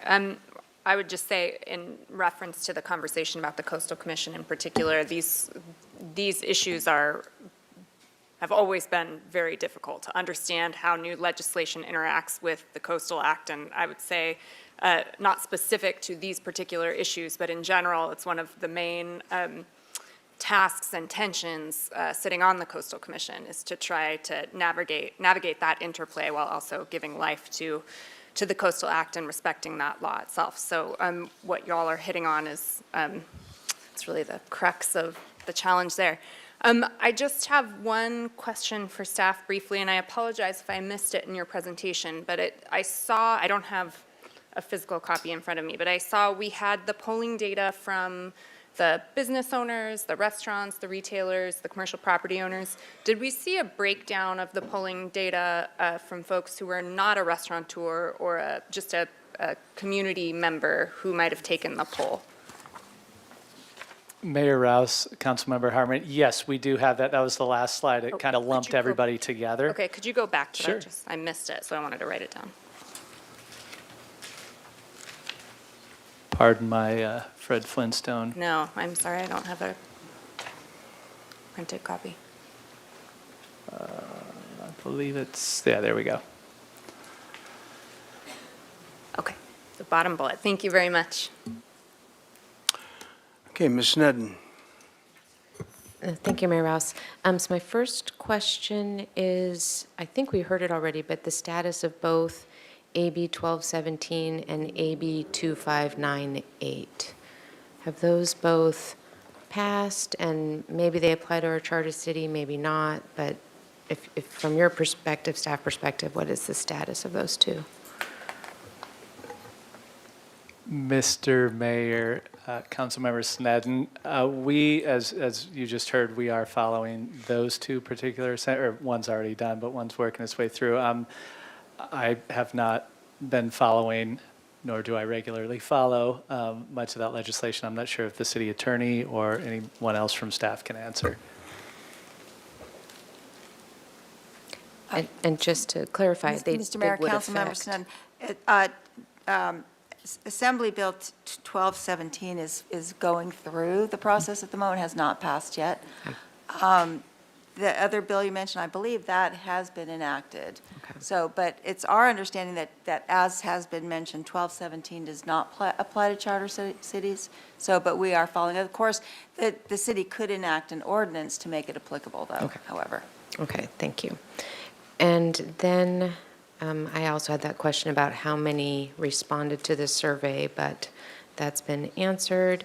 Are there other cities or jurisdictions where there are safety guidelines in place for parklets? So not us inventing how to do that, but where other ordinances have been passed in other cities that do have a defined parklet program in the public right-of-way.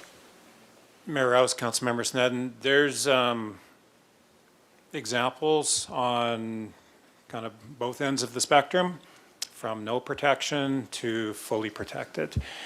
And what we came back to is what we've experienced locally. We've experienced the 3 collisions. We also know that we're a high DUI community. We also know that about a third of all the reported collisions in Santa Barbara are people smashing into parked cars, which could also be a parklet. So that's several hundred a year. So just based on our experience here, we felt that's the appropriate way to go. Okay, thank you. But there are cities or jurisdictions, like the county has one, or San Luis Obispo has one, with protected parklets that either have K-rails or some type of barrier. There are. There are examples, okay. Thank you. Whether we choose to do that or not, I understand the recommendation. Thank you. And then I just want to clarify and be sure that I understand this. For private property parking patios, there's so many P words, those could, by the staff recommendation, those could continue, they would go to community development, those entities would apply for a permit, they could stay in place while they're going through that permitting process, there would be design considerations, and that program would still continue. I just want to make sure that I'm understanding that's what the recommendation is. Mr. Mayor, Councilmember Stedden, so the recommendation is that we are asking council to direct the Community Development Department to establish submittal requirements and an application deadline for a complete development application under applicable zoning requirements for on-site outdoor facilities, and allow those on-site outdoor facilities to remain in place as they work themselves through the process past December 31st of 2023. Okay, thank you. And then on my last question, and I don't want to bury the lead here because I am going to later make a recommendation that we reboot the subcommittee, the State Street Interim Operations Subcommittee, which is a Brown Act committee in the public where people could give input publicly, where we could really effectively pilot ideas, have a voting structure, the public could see it, the public could be part of it. Can you clarify, and this is the question part, the difference between an ad hoc committee versus a Brown Act subcommittee? And we have, in the past, had a State Street Interim Operation Brown Act subcommittee, and then it became an ad hoc committee. And I really want to propose bringing back an active Brown Act subcommittee, but I want to be clear on the difference between those and sort of an effectiveness of what can be done between those two. Ms. Connect. Thank you, Mr. Mayor. Councilmember Sten, so in the ERETO, it specifically mentions the State Street Advisory Committee, which was created on July 20, 2021, and outlines the role of that committee. And it's my understanding, and this could be incorrect, but it's my understanding that that committee morphed into the Ad Hoc Interim Operations Committee, which was a non-Brown Act committee. And I'm not sure exactly how that happened, because a non-Brown Act committee is less than a quorum, it's for a limited duration, and it was, I think, supposed to be, at some point go away, but but it's still in existence, I believe. I don't know. I don't know if it actually I don't know if it's met, but at the same time, also, the Brown Act State Street Advisory Committee having to do with the master plan came into existence, and that is a Brown Act committee, because it's got it was created by the council.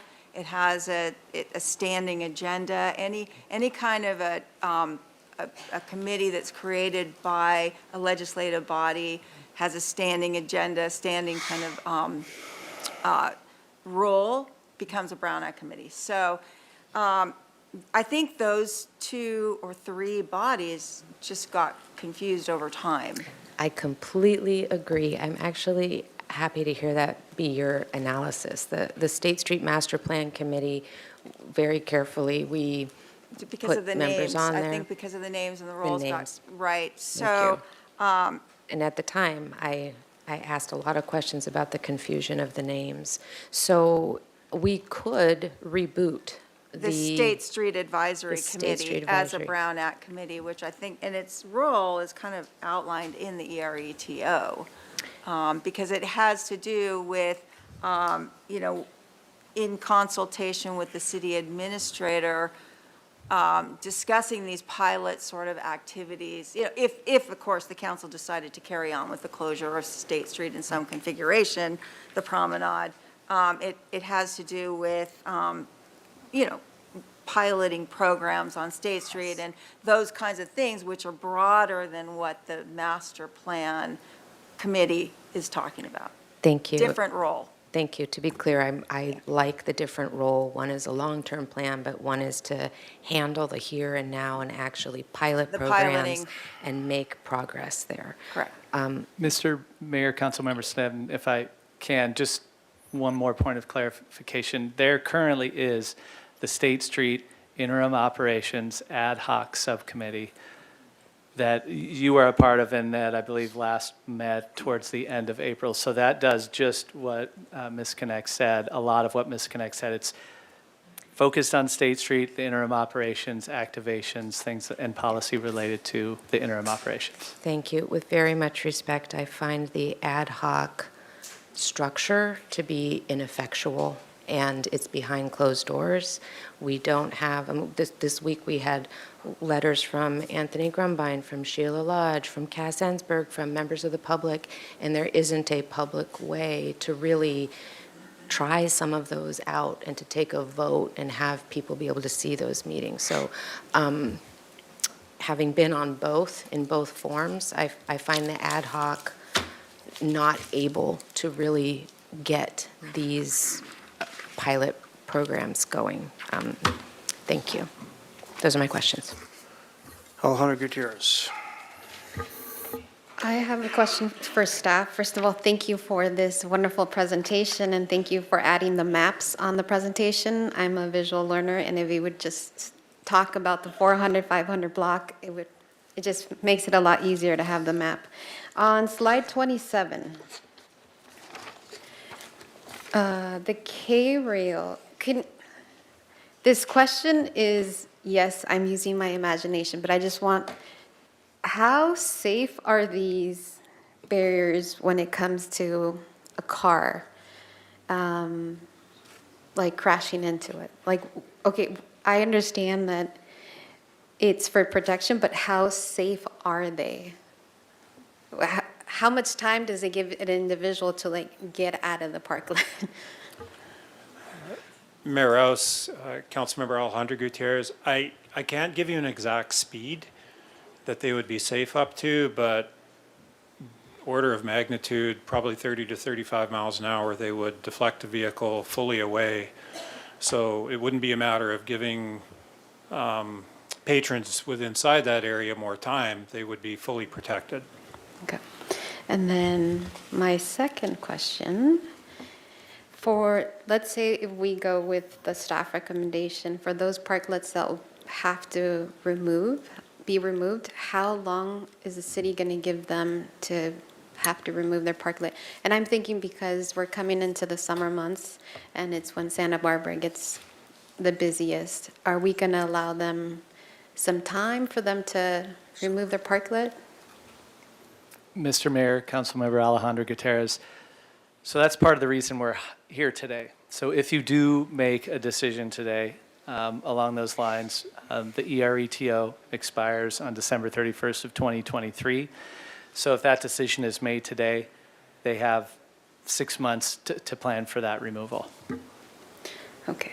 And then my last question, the permitting process for, let's say, okay, we're going to have the parklets on State Street. Are we going to go through each parklet to make sure that they are in compliance? And yes, we've had many meetings about this, but how are we going to invest time and money that we have the parklets in the formation that the city wants it and their compliance with all of the permitting process regulations? Mr. Mayor, Councilmember Alejandro Gutierrez, so for State Street, for the promenade in particular, we already have a permitting structure in place, and that's what we came to you back in January and then again in March or April. April, sorry. So we already have a permitting program in place, so we're going through that process. Applications are being submitted, reviewed, making sure they meet all the design requirements, ADA accessibility requirements. So that's already taking place on State Street. We're in the midst of that. If you're looking to do the same thing off of State Street, it would take a similar sized effort. I think part of that discussion or the analysis that would need to happen is what kind of design review these would go through. You have a number of them in the historic landmarks commission area, and then others outside would be subject to, I would imagine, ABR design review. So it's just a matter of where they're located and how that process would be set up. Thank you.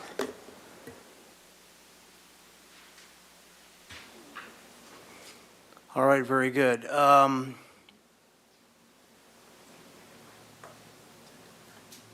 Hang on just one second, please.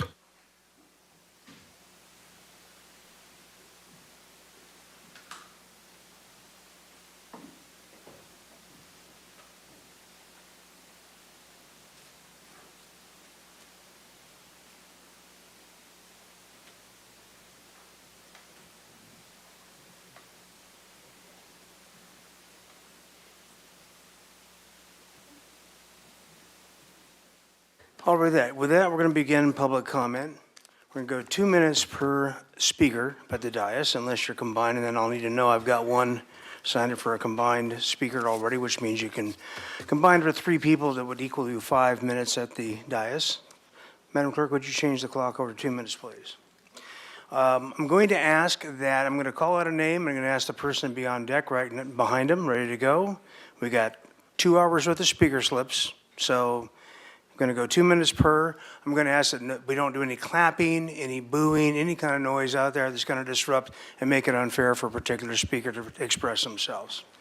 Eric, you have something? Yeah, I just had a question, just for clarification, when we would be taking a translator break. We're going to take a translator break at 4:15. 4:15, thank you. All right, very good. So we will have to break in the middle of public comment because we have translators doing live work online. I'm going to start out with David Weinert and follow that by Tim Sugar, Sulger. I can't get it right. That guy, Tim. Mr. Weinert, go right ahead. Good afternoon, Mayor Randy Rouse and City Council members. Honored to be here. I'd like to advise you, I already negotiated for an extra 2 minutes with my good friend Keith Hudson in the audience. Is he put a speaker slip in? Absolutely. Yeah. Okay, then you'll have. If not, I have a backup friend in the audience. Okay, very good. Go right ahead. We'll do 4 minutes. Okay. So you may remember me, David Weinert, from the 3,000-word letter I wrote all of you last October regarding saving State Street. And you may still be trying to finish that letter. Thank you. I understand that. So my name's David Weinert. I'm a Santa Barbara resident. 30 years ago, I came here on business and fell in love with this beautiful city.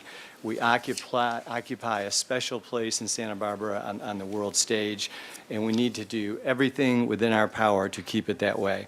I've been in the retail leasing and development business, both domestically and internationally, for over 35 years. I want to stop there for 1 minute and say I have no skin in the game on State Street. It's an objective observation on what's going on and what I think we need to do here as a city. It's a very complicated and nuanced situation to describe the retail universe combined with how to fix State Street. I think we've clearly got an issue, and I think the street is in serious decline, if not irreversible decline. We need to reopen State Street immediately to vehicular traffic, buses, land shark tours, bikes we already have, parades, everything that can generate energy.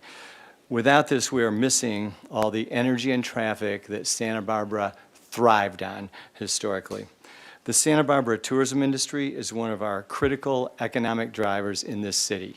There's 2.5 million tourists a year. They stay on average 3 days. That's 7.5 million visitor days. They spend $200 a day on retail and entertainment. That's $1.5 billion a year that did go into Santa Barbara.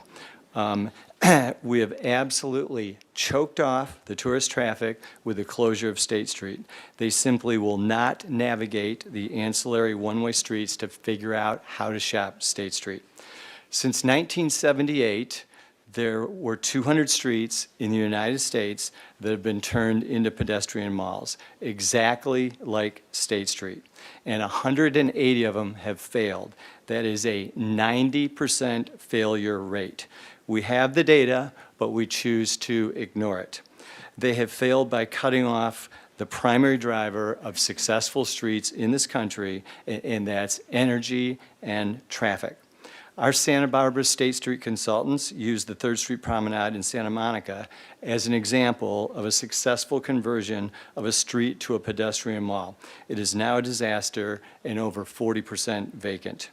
State Street today is 50% vacant when including the vacant Macy's and Nordstrom boxes from a gross lease area square footage perspective. There's 1 million square feet of retail on State Street from Gutierrez to Sola. 500,000 square feet of that 1 million square feet is vacant on State Street.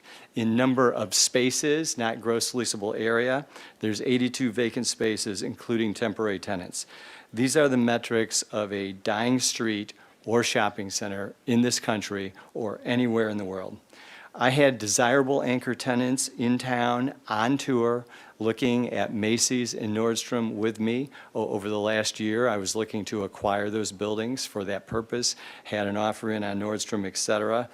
Both of these anchor tenants that are clearly desirable for this marketplace would never consider until State Street reopens, just that fact. They characterize State Street as like a dying C mall in America, which is the couple hundred malls in this country that are going to close. We also must eliminate all the parklets. This is a total embarrassment to our beautiful city, and replace with outdoor patio seating that's contiguous to the restaurants. We saw some of that today. That's how to do it, with designs to be individually approved. If we don't reopen State Street immediately and eliminate the parklets, I'm afraid Santa Barbara as we know it today will not exist. Crime and homelessness will take over. It will be on the front page of U.S. News across the country. It's going to be another California disaster comparable to what's going on in the city of San Francisco. Thank you, Mr. Weiner. We'll have to move on. There is a, what's that? You're out of time. I've got one more thing to say. I've got 200, I got 2 hours worth of, I understand, but we have the Okay. 4 minutes, so, sorry. Okay. All right, thank you. If we vote to close the street for another 3 years, we're going to be 75% vacant. Send it to us in an email, please. And be respectful of everybody behind you, please. It's goodbye. It's Seriously. goodbye to Santa I Barbara. got this. All right, Tim Sulger, followed by Lisa Rifle.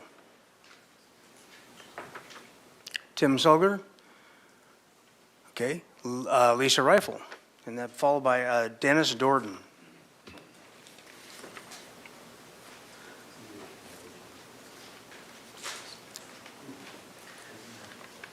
Good afternoon. My name is Lisa Rifle, and I have owned Lewis & Clark, a retail store in the 1100 block of State Street, for over 40 years. I represent one of the longest-lasting businesses on State Street. I am here today to remind you that the trust you are asking of me and my fellow non-food and beverage business owners directly ties to our future success. The decisions you make today regarding the continued closure of State Street will have serious ramifications for me and my neighbors. I would like to know that you, as a body, have researched in depth the fiscal success of the existing closure, especially the stretch of State Street above the 700 block. I think non-food and beverage sales data and business occupancy rates for the pre-pandemic years 2018 and 2019 compared to the post-COVID years 2022 and 2023, when adjusted for inflation, should be made available for all concerned citizens to see before decisions are made. What I have observed is that Coast Village Road and the Funk Zone are the only whole areas, not individual blocks, which have successfully rebounded from the COVID years, and that they are the areas which still embrace both foot and car traffic. It's time you, as a governing body, provide the evidence that your decisions on this issue are fiscally viable for all State Street businesses, not just restaurants. The lack of reasoning and factual transparency by staff justifying their recommendations makes this information even more necessary. Thank you for your service to our community, and I look forward to seeing those numbers. Thank you. Dennis Dorton, followed by Bob Stout. Mr. Mayor, council members, my name is Dennis Dorton. I'm a resident of Santa Barbara and a member of the Historic Landmarks Commission and also a member of the Santa Barbara Conservancy, although this afternoon I'm speaking as an individual and not as a representative of either of those groups. The ERETO was a crucial and laudable response to the unprecedented challenge of the COVID pandemic, and as we've heard, we now need to make some new decisions. I want to offer some comments regarding parklets. First, parklets and outdoor dining on State Street are not the same thing. They are not inevitably bound together. You can have one without the other.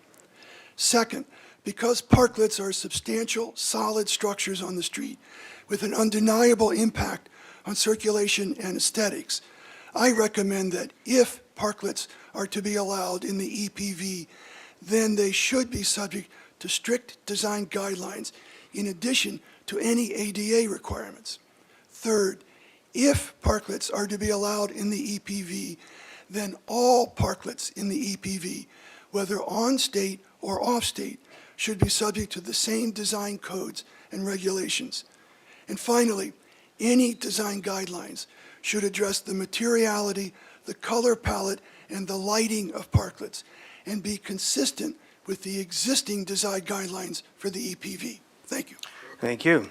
Bob Stout, who is having his lovely bride, Dawn Montelakis, give him her time. So you have 4 minutes, Mr. Stout.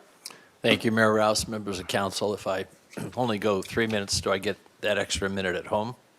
Good luck with that, big guy. Come on, you're the man. Thanks. I'm excited to talk to you. I've talked to many of you.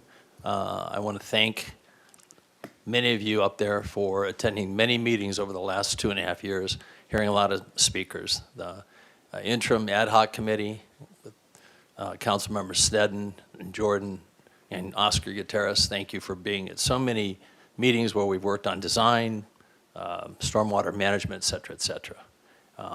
Councilmember Alejandra and Gutierrez, thanks for pulling the rent issue off of consent. I know that was a big deal, and I think it was warranted.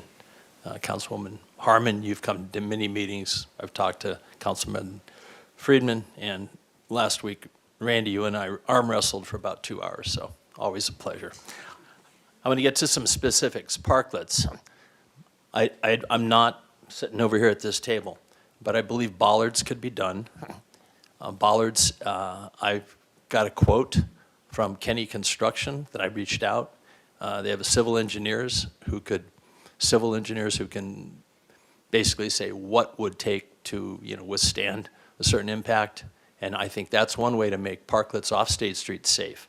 I think those businesses really need a chance to do that and to be able to serve their customers. It draws people off State Street. They're within the master plan, and I think it's worth really looking at. The cost isn't terrible, and I think it should be looked at before it's just knocked off the table today. I think most, if not all, of the people I've talked to who have side street or off State Street parklets are more than open to doing what design folks want them to do. So they just haven't done it because at first we all went out and put our stuff out and didn't have to do that. But we've seen State Street change design-wise. Maybe it's not perfect, but now we have a chance for side street and other parklets all over the city where maybe the speed limit's not so great, where it can happen. I just think that discussion really needs to happen. There's been a lot of talk about retail. I've walked the street many times. I'm down there all the time. And like you heard the guy, Alan Howard, speaking earlier, out of place. There's a lot of folks who really feel that retail is better. I went down 10 people in my 2 blocks, and everyone said they liked it better. That's not to discount what the gentleman just said about large chains coming to town. I understand that. I think you can look at that. The ODLA, Outdoor Dining License Agreement, you'll probably hear some folks saying that that's how we could resolve this. The ODLA, in my opinion, has not been a great success. It's very difficult. I think it needs to be relooked at. And before you talk about getting rid of, parklets and being able to put dining out with the ODLA on side streets, there's no width on those side streets. So that's something to really consider. Finally, I've been looking at AB 1217, and I got a paper I can show you. It's basically recently, as late as May 31st, passed. I think it's 81-1, and it's sailing along, and it's probably going to become law by the end of the year. And I think there's a lot of things the state's saying that with regard to parking, with regarding to alcoholic beverage control, and state health codes that really, I think, City Council should look at that, and we should have more discussion before you just can everything. Thank you very much. Thank you. Ron Robertson, followed by Richard Yates. Yeah, I can't do this in 3 minutes, so I'm going to cut it short. My name is Dr. Ron Robertson. Along with my mother and brother, we own the Balboa Building at 735 State Street. I am on the Downtown Santa Barbara Board and a member of the CBID Steering Committee. My remarks today represent only, and I repeat only, the Balboa Building. I want to thank Mr. Gutierrez, Mr. Friedman, and Mayor Rouse for responding to my email from roughly a week ago on this exact subject. I wasn't aware that this was coming up. I basically came to the same conclusions and solutions independent of the well-thought-out article by Cass Ensberg in Newsweek this week. Athleta is in our retail section on State Street, notified me 3 weeks ago that they were leaving at the end of the year when their 2-year lease was ending. They're currently paying in the mid $2 a square foot range on monthly rent, so much for greedy landlords. I told them that they could stay for the same rate or lower through a bunch of negotiations. They informed me that they wouldn't stay even if the rate was zero. Their number one reason was that State Street was closed to vehicular traffic. Safety for the customers and employees was the second. So starting January, you can add another 6,000 square feet of vacant retail space on State Street. In the past, it has taken us 2 years or longer to find a tenant for that space. I'll skip that. Please have a deep look into the Newshawk article by Cass Ensberg. It is well written and well thought out. I believe that this is the best solution for the short-term and long-term vitality of State Street. Thank you for your consideration. Thank you. Richard Yates, followed by, I think, Rosalo Puentes.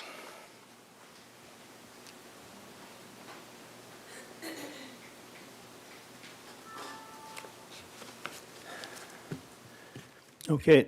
Good afternoon, Honorable Mayor Rouse and City Council members. I believe we'll have some divergent opinions today. Richard Yates from Opal Restaurant and Bar, speaking today as much as a citizen as a co-restaurant owner. But to start as a restaurant owner on State Street, we kind of sometimes get characterized as profiting and to everyone else's expense. But I'd like to dispel one myth that by increasing our square footage, we've automatically increased our business by that amount.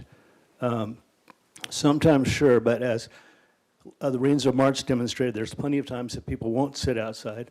And now that there are options, and options is what it's all about. By adding outdoor dining to the options a local or visitor can enjoy, we haven't so much added to the business as we have to the appeal.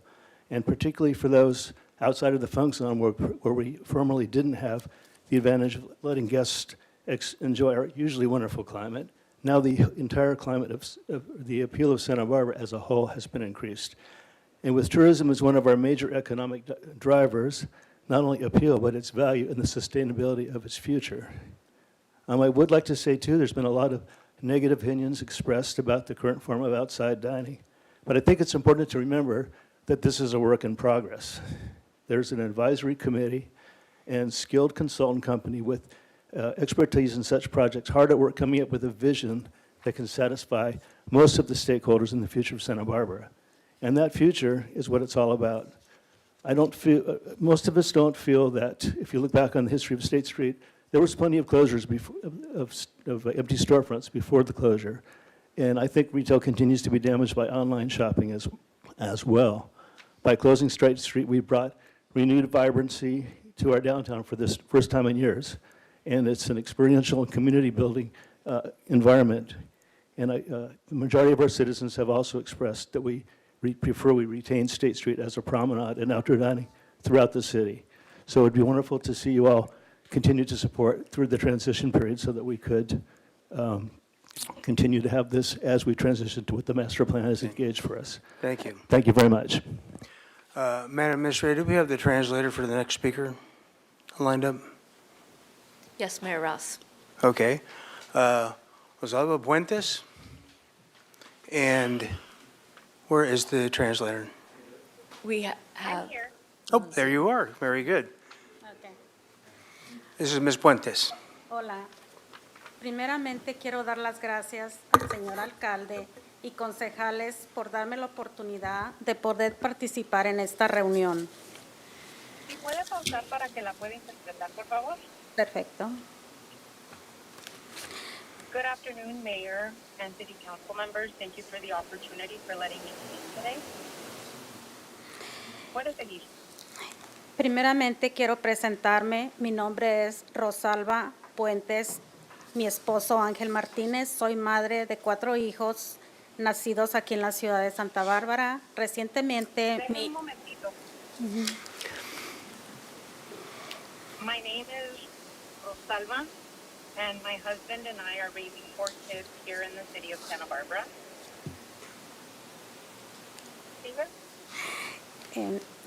Tenemos 4 hijos y hemos vivido más de 30 años en la ciudad de Santa Bárbara. We have lived more than 30 years in the city of Santa Barbara. Mi hijo menor recién graduado de la Escuela Santa Bárbara High School.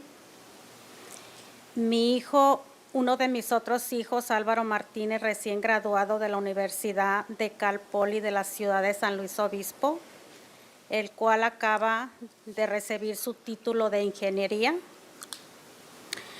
I have a son who just graduated high school here in Santa Barbara and another son that just graduated from Cal Poly San Luis Obispo with an engineering degree. Estoy aquí porque quiero hablar por mí y por un gran número de otros que por diferentes motivos no pueden estar presentes. I want to speak for myself and others that cannot be present today for many reasons. Estamos muy agradecidos por la participación que dio a los dueños de negocios el poder tener acceso al conocido Extra Outdoor Areas. I want to thank you all for giving us, all the business owners, for giving us the opportunity to be able to use the right of way. Para nosotros como trabajadores ha sido de una gran ayuda. For us as employees, it's been a great help. Y por eso nos gustaría pedir, por favor, que consideren que muchos de nosotros seremos afectados con esta decisión de la terminación de permisos de las extra áreas al aire libre. When this decision is made, I want to let you all know that this decision will affect all of us, employees. Ya que de no ser posible, yo como muchos otros trabajadores seremos afectados en pérdida o reducción de horas de trabajo y esto terminaría afectando económicamente nuestros hogares. This would affect all of us because it would cut our hours and it would also affect our economic recovery for all of us as we well, all of our hours will be cut. Speaker? Por favor, le pido que consideren la extensión de permisos por más tiempo, ya que de no ser posible esto verdaderamente afectaría el ingreso económico que llega a nuestros hogares. Therefore, I'm requesting that you extend the right-of-way use of the remaining permit call, as this would help us all economically be able to be vibrant. Mi esposo y yo hemos trabajado por más de 20 años en este negocio y la verdad, al ver el gran número de personas disfrutando de estos lugares al aire libre, fue una magnífica idea de todos los miembros que forman la alcaldía de la ciudad. My husband and I have been in this industry for over 20 years, and it was a magnificent idea for this for all of us, and we really appreciate it, and it was great. ¿Y ahora tienes mucho más? O? No es También. todo. Ok. Muchas gracias por su tiempo y que tengan un maravilloso resto del día. Gracias. I have a quick clarification Ah, question. ¿hay una pregunta? Tengo una pregunta, señora. Nada más para clarificar, ¿usted está queriendo que apoyemos todas las áreas de afuera para comer o simplemente las de la calle Estado? Pues estoy tratando de que apoyen todas las áreas. Todas. Sí. Ok, muchas gracias. Okay, gracias. We do have an extra set of translators came in, so I'll leave it to the council. Do you guys want to break now? You want to keep going for a minute, or what do you want to do? Do you guys want to break? Okay. So go ahead and break. Right now, I've got a few of you left. We'll come right back. We'll be back in our seats and mics on at 4:15. No later, please. Thank you. 4:30.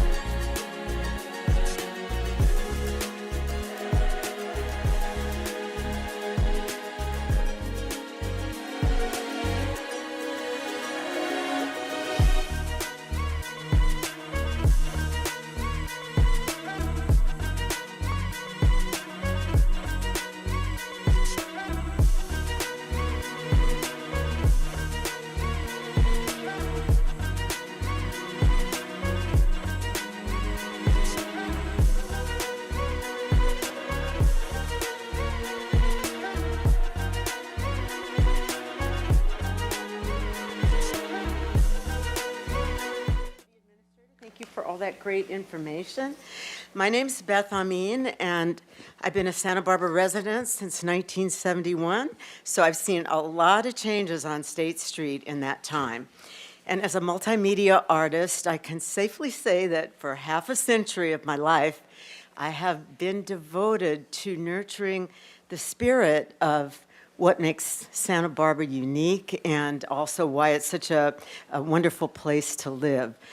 So, and that's through my public artwork, which is very popular and seen by millions, and thousands of classes and performances that serve our tiniest community members to our most elderly. And so what I've noticed with the parklets and also the promenade, the shift that I've seen is I hear laughter, I see community, I see relationships, I see, old values like coming together. I see warmth.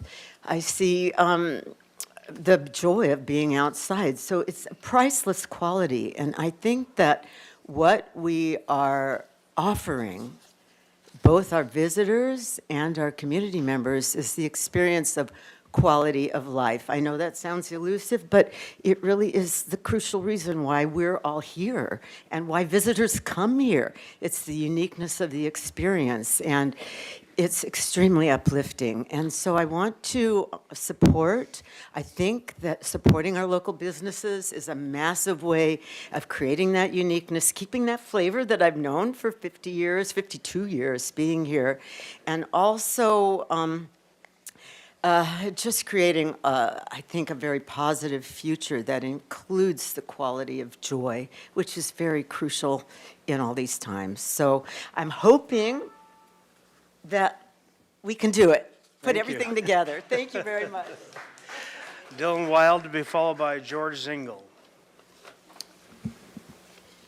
Good afternoon, Mayor Rouse and council members. Thank you guys for weighing this topic and putting all your considerations into it. Really appreciate everything you guys do for the city. Thank you. I own and operate Wildworks, which is on the 600 block where there's a mention of the biggest meter in town. We're the biggest meter in town. And we're also a community space. So I didn't used to go to State Street. It was a common refrain. Maybe, I guess my story might be helpful to add into your considerations. That I didn't used to go to State Street that much. I've been a resident of Santa Barbara for a long time. Went to college here, 20 years. And we were looking for a place to open a public tap room for our meadery, and once people started saying, "Hey, I'm starting to go to State Street," which was something you heard the opposite of for so many years in Santa Barbara. I don't go down there. I looked into it, and I found a great spot on the 600 block, and it's become an amazing community where people come and join for the arts, and we have gatherings that go out into the street. People are constantly stopping on the street between the parklet and looking in, and it's, I wouldn't have opened on State Street had it not been for the parklets. We opened in 2022. We signed the lease in 2021. And if they go away, I don't know what'll happen. It sounds like there's been some reports that maybe the street will improve. I don't know. I know that there's you said a somewhat unscientific study you guys did, talking to 4,500 people. We've talked to at least 4,500 people in a less scientific study coming in. And people, in ours is 100% of people who want to keep the parklets, and many people just say, they're going to keep these, right? So just let you guys know our experience. Thank you. Thank you. George Zingle, followed by Alvaro Rojas. Good afternoon, Mayor and council members. My name is George Zingle. I'm a resident of Santa Barbara for only 4 years. So I don't have a lot of experience that a lot of other people have here. I don't own a restaurant. I don't own a retail building on State Street. But what I do have to offer is some expertise that I had before I retired. I was a commercial valuation and damage expert and litigation person. I am very concerned that the city is not considering the potential for damages based upon their decision to continue closure of the street, especially on the retail sector. The indicator there on the board was that 40% of the people are harmed. In valuation expertise, harm is a damage, and damage is a compensable item through the state of California. If you continue to do this, I'm afraid that you will land use change those properties on State Street to the extent that they are damaged, their utility decreases, the value of the property will decrease, rental rates will decrease, and if you do end up in litigation brought by property owners for this taking, I don't want to pay for your non-consideration of these kinds of things in my taxes. So I'm very concerned that you need to consider the fact that the damage imposed by this is lasting and it's forever. And someone earlier said vacancy rates are increasing to the extent of 500,000 square feet. That's huge. If you had a house on a street and the city came to you and said, you know, I'm going to have restricted or limited access to my house for the next 3 years, what would that do to your marketability of that house? Thank you. Alvaro Rojas, followed by Adam Sanzoni. Thank you. Good afternoon, Mayor and City Council members. First, I'd like to start by sharing that we've developed, we have a petition with over 1,500 signatures that we've taken in the last week and a half, so in favor of keeping outdoor dining. I'm very concerned that decisions are being made without big picture considerations and on baseless claims of how functional things used to be before the implementation of the outdoor dining. I'm going to reference an article from The Independent in 2019, pre-pandemic. This is a quote. It's labeled, report describes Santa Barbara as unfriendly to business, suffocated by red tape, a quote. I'm hoping today it'll change all of that. Some of the highlights from the report, Santa Barbara should make generous outdoor dining permits, help create rooftop restaurants, et cetera. Now, we're already preloaded with what we have. It's a great opportunity to keep what we have and improve upon it. Another quote is, Santa Barbara does not have a business-friendly reputation. It is expensive and high risk and not enthusiastic to expedite development. It's not a great look for a global destination, so I'm hoping we can change all this. It states that some of the metrics it states shows that we have some of the highest vacancies in the Tri-County. Contrast this with record numbers post-pandemic brought on by the changes in offering the parklets and outdoor dining. Notes from my industry, on side streets we know that there are affordable measures to keep the parklets safe. Removing these outdoor facilities, especially side streets, is inequitable and it's counterproductive to the vibrancy that the master plan is trying to promote, as many of the side streets are part of the master plan. For places like the Mesa, where outdoor dining is located on a frontage street, it should be a slam dunk. The parklets, as they don't offer much disruption to the public right-of-way. And if we take seating away from guests, this is an important one, if we take seating away from guests, we'll get negative reaction from them and from, does that mean my time is up? Yeah, well, I hope we can say that, I hope we make some positive changes. Thank you. Adam Sanzoni, followed by Tristan Miller. Please don't clap. If you're going to clap, we're going to call it off, so please be quiet and be respectful. Adam Sanzoni, please. Mr. Mayor, members of the council, thank you for the time. Just want to say a quick plea on the State Street closure. Please, please, please reconsider the 400 block. We have a business on the 400 block, and because the promenade doesn't start until the 500 block, all the businesses on the 400 block get skipped over. I know there are concerns about traffic, but we would keep the fire lane and keep emergency access going to the beach and back from the beach. So please, please consider the 400 block on that. A lot of people have talked about the licensing, the existing outdoor licensing, the site, contiguous to the businesses. Those areas are very small, and if that was all we had during the pandemic, it would have not been enough, certainly. It also raises concerns of ADA compliance because those areas are restricted and limited, much like you saw with the K-rail on the parklet. If you put an ADA compliant table in that space, that's pretty much all you're getting, and you do have to have an ADA compliant table if you're going to have any seating area. So as a restaurant operator, that's just something that I think maybe generally people don't understand, that is something that we have to be, we have to abide by. I just also would like to consider, at the community forum, I mentioned some actual data. The restaurant where we have a parklet, revenues are up 30%. The place where we don't, they're down 30%. And so the outdoor dining is a success not only for our business, but it's a win for the city. It creates a better atmosphere. A lot of people have talked about the subjective elements, but if people are, drinking, dining, and enjoying the city, they're going to enjoy the architecture. They're going to consider, oh, do I want to go across the street and buy that antique thing over there? Well, maybe after 2 cocktails they will. I think as a revenue generator, it's a win for the city to have the outdoor dining, and I think it would be short-sighted to cut that off simply because we want it to go back to how it was. Thank you. Tristan Miller, followed by Cass Ensberg.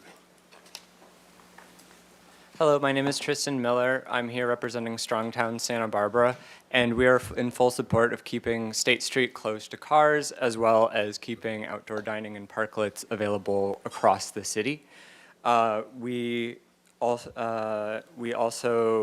went around and took a look at all of the parklets that we could find around town and looked at it in Google Maps, and we estimate that over 50 restaurants would be impacted if only right-of-way parklets were removed. We love outdoor dining. We go and do it every day. It adds vibrancy to the community. It is wonderful for everybody. And not just on State Street, but on all of the side streets, it slows down cars. And particularly, I want to call out Victoria Street. Bouchon has one of the prettiest parklets, and you want to completely get rid of all parklets on Victoria and restore it to two-way traffic. We think that would be a terrible idea. It is completely fine as it is. There are 6 other cross streets of State Street. We don't need one more cross street that has full traffic. And then the 400 block of State Street is the main piece of State Street that people commuting from or traveling from the Funk Zone to the main part of State Street see when they first enter. And if we were to get rid of all the parklets on the 400 block, then it would just be one big street with nothing on it, and they would have to go a whole nother block before they see any life. And that would definitely decrease the amount of tourists that would go up State Street. There's a book, Happy City, which I believe some of you have read, that talks about how things like outdoor dining and walkability and bikeability really make your city a better place to live. And if you make your city a better place to live, you have happier people. So thank you for creating a vibrant, inviting, equitable, and comfortable human-scale space that is enjoyable to visit and spend time in. Thank you. Thank you. Cass Ensberg will be followed by Jim Cannell. Can I do an overhead? I'm sorry? Can I do an overhead? Sure, good. Right here, if you can fit it in there. Sarah, would you? Yeah, thank you.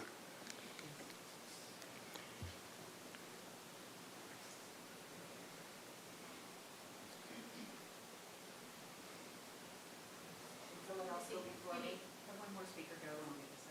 Okay, let me go ahead and have Jim Cannell come up as the next speaker while Ms. Ensberg finishes that, and Vivian Storm is the speaker after Mr. Cannell. Well, here we are again, talking about State Street. Start this timer, please. Let me start off by saying this, and by the way, I have 4 minutes. Do you have somebody that, the Gloria Esther. Okay, is she here? Or her husband, was it Carl? Carl Easter. Okay, very good. I've got it right here. Okay, so you have 4 minutes, Mr. Cannell. Okay, so let me just start off like this. There's a lot of misinformation coming forward. I think you need to understand that of the people that have spoken, not one of them have been stakeholders in downtown Santa Barbara. In other words, have made an investment, have made improvements, have moved the bar of where Santa Barbara is from the standpoint of its cultural, its architectural, and additionally its tenancy. We've invested heavily in this market, and one thing that has been a given is that all of our properties are at the top level of not only physical appearance, but we have some of the best tenants. So we are connected to our tenants. When COVID hit, it was a huge, just an amazing, upsetting event. But the tenants were equally, if not more, destroyed. And who do they come to? They come to the landlords. The council needs to understand that as a stakeholder, you have a stakeholder in every tenant that's in your building. During COVID-19, in that pandemic in the last 3 years, we've had to write off over $3 million of rent, concessions, so forth and so on. If we didn't write those off, the vacancy factor in downtown Santa Barbara would have increased by 15 to 20%. We saved those tenants, but those tenants still, most of them aren't up to the levels that were pre-pandemic, and they're still hurting. They're hurting because lack of traffic. And they're the tenants that aren't going to come to a meeting like this and express their opinions. You know how they express their opinions? They walk away. Just like Restoration Hardware is walking away. The other gentleman that spoke, his tenant, is walking away. Tenants, most retail tenants don't express it. They don't want to take a side. They just will walk away. So when you look at Santa Barbara, and you have to compare it to pre-19, the pandemic years versus where we are now, and ask yourself, does it really look better? Are the landlords and property owners and community keeping the city clean? Is it safe? Is it well lit? No. There's only 31 to 32 parklets on State Street. There's 350 storefronts. Less than 10% of the tenancy in Santa Barbara is restaurants. Yet that 10% is controlling 90% of the street by its action of closing it down and keeping the parklets there. Nobody is against outside dining or outdoor dining. What we're against is parklets in the street obstructing traffic that's beneficial to each and every merchant that is on the street. And that's what we're fighting for, not outside dining or outdoor dining. We're fighting for traffic. We're fighting for the vibrancy that we had before that connected the streets together. Right now, you've got 15, 16 parklets on 500 block and 3 on the 1200 block where Victoria Court is. That doesn't make sense. You can't keep a block with only three tenants expanded onto the street closed. If we don't open the streets, the vacancies are going to increase. And there's a point of time where it's a series of just declining yields. You just can't get back what you've lost. And that's where we are. It's true as today is tomorrow and tomorrow's the next day. We are going to have major problems. Thank you. Ms. Ensberg, are you ready, or is that?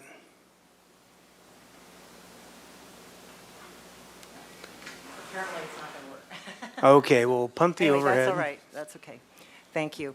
Is the overhead of the drawings that you published, is that? No, this is a different one. No one's, okay. Yeah, it's a different one. Because I think we all Much got a chance to see those. All right, are you ready to go, Madam Clerk? Okay, go right ahead. Okay. Thank you, Honorable Mayor and council, staff, and everyone here in the room, all the community, and those who are on the TV. My name is Cass Ensberg. I am a member of the Historic Landmarks Commission, and I'm also a resident for 35 years here in Santa Barbara. I am here just to share my personal thoughts. These are not the thoughts of HLC or any other organization. All 90,000 of us, Santa Barbarans, all of us, are a vital part of what makes Santa Barbara unique. Each one of us contributes something unique and special. And every one of you, all of you are so important. And I admire and respect every single one of you, and I want everyone to be as successful as possible. The more that we are all successful, the better we all are. There is great talent in this town, maybe possibly too much, I don't know, but there is such amazing talent here, and we can do this. We absolutely can do this. We need to come together. And I want to say that I just feel that we need to move past this point of division. We have been, and these difficult memories of this past that we've had, it impacted all of us so hugely. You know, we lost so many people in our country, and it just was really, really difficult. But the good news is the storm is over, and I think it's time to remove I'm going to just use the analogy of the temporary tarp, fix the hole, and focus on the master plan and housing. I think that we've had oh, now I'm out of time. Okay, well, thank you. Thank you. Good ending. Vivian Storm, followed by Barry Remus. All right. Hi, everybody. Make this quick. I am a community advocate and community space curator. I like joy, and so I try to bring that to Santa Barbara as much as I can. I've worked with Bob and Don to do that for Wildcat on Sundays for the drag brunch. We started that in the pandemic, mask on and all of that. I don't know how you can do drag with mask on, but we managed to do it, y'all. And we and we have done it for about a couple of years now, and it's been very successful. And I'm so excited that we could provide that to our community. I'm not here to change people's minds or hearts, but I do want to create spaces where those things can happen. And we do that at that place, okay? It has been really successful. We've been seeing people from all ages come to us, you know, in the community, asking about can they come to drag brunch, or whether or not it's a safe space for me as a performer to do what I love to do.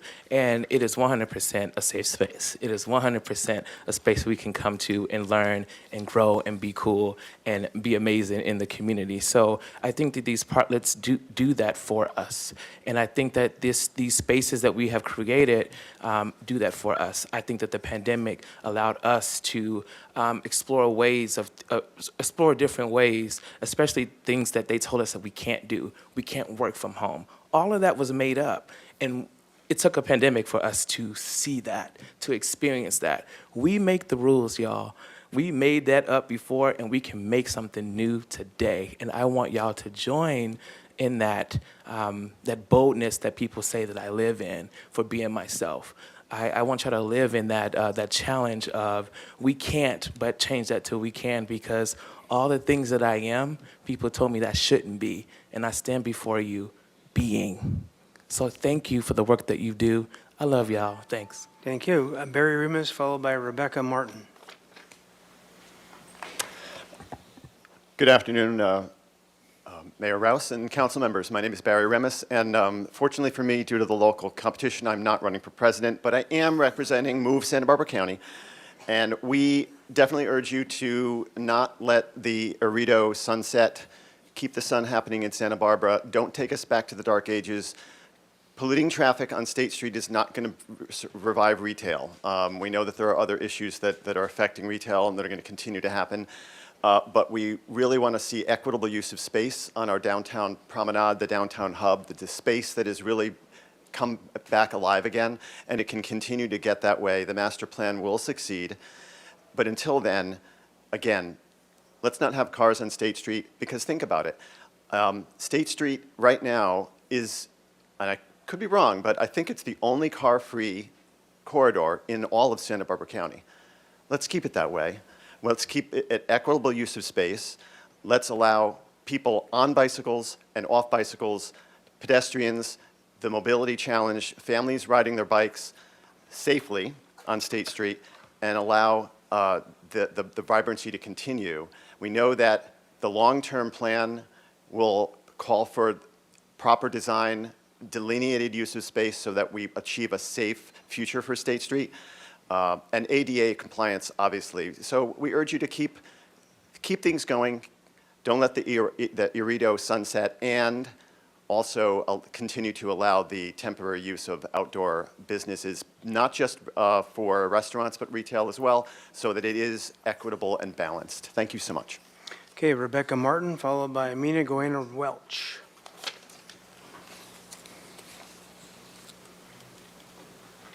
Rebecca Martin? No? Okay, Amina Goena Welch, followed by Sarah Wilder.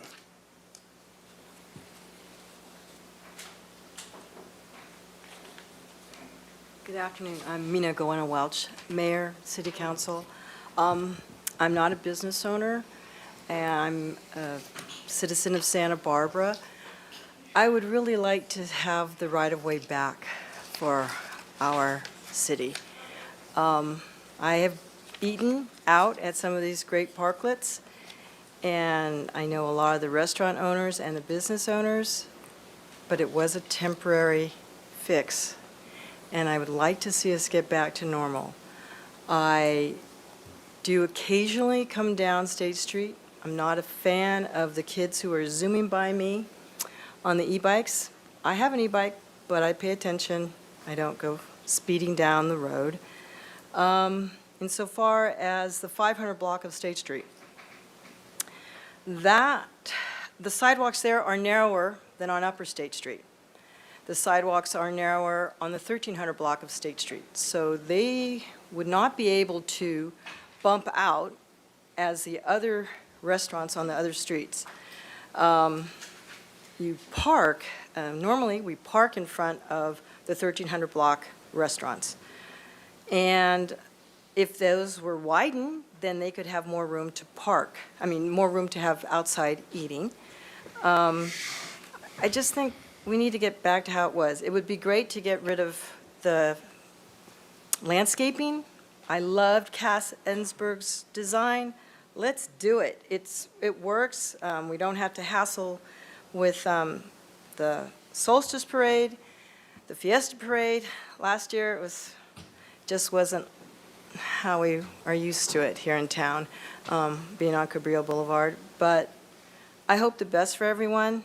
I know it's tough, and maybe you could give them a break for at least a year or two to recoup the money from all the money they put in for those parklets. That would be really nice. Thank you. Sarah Wilder by Avidia Opis.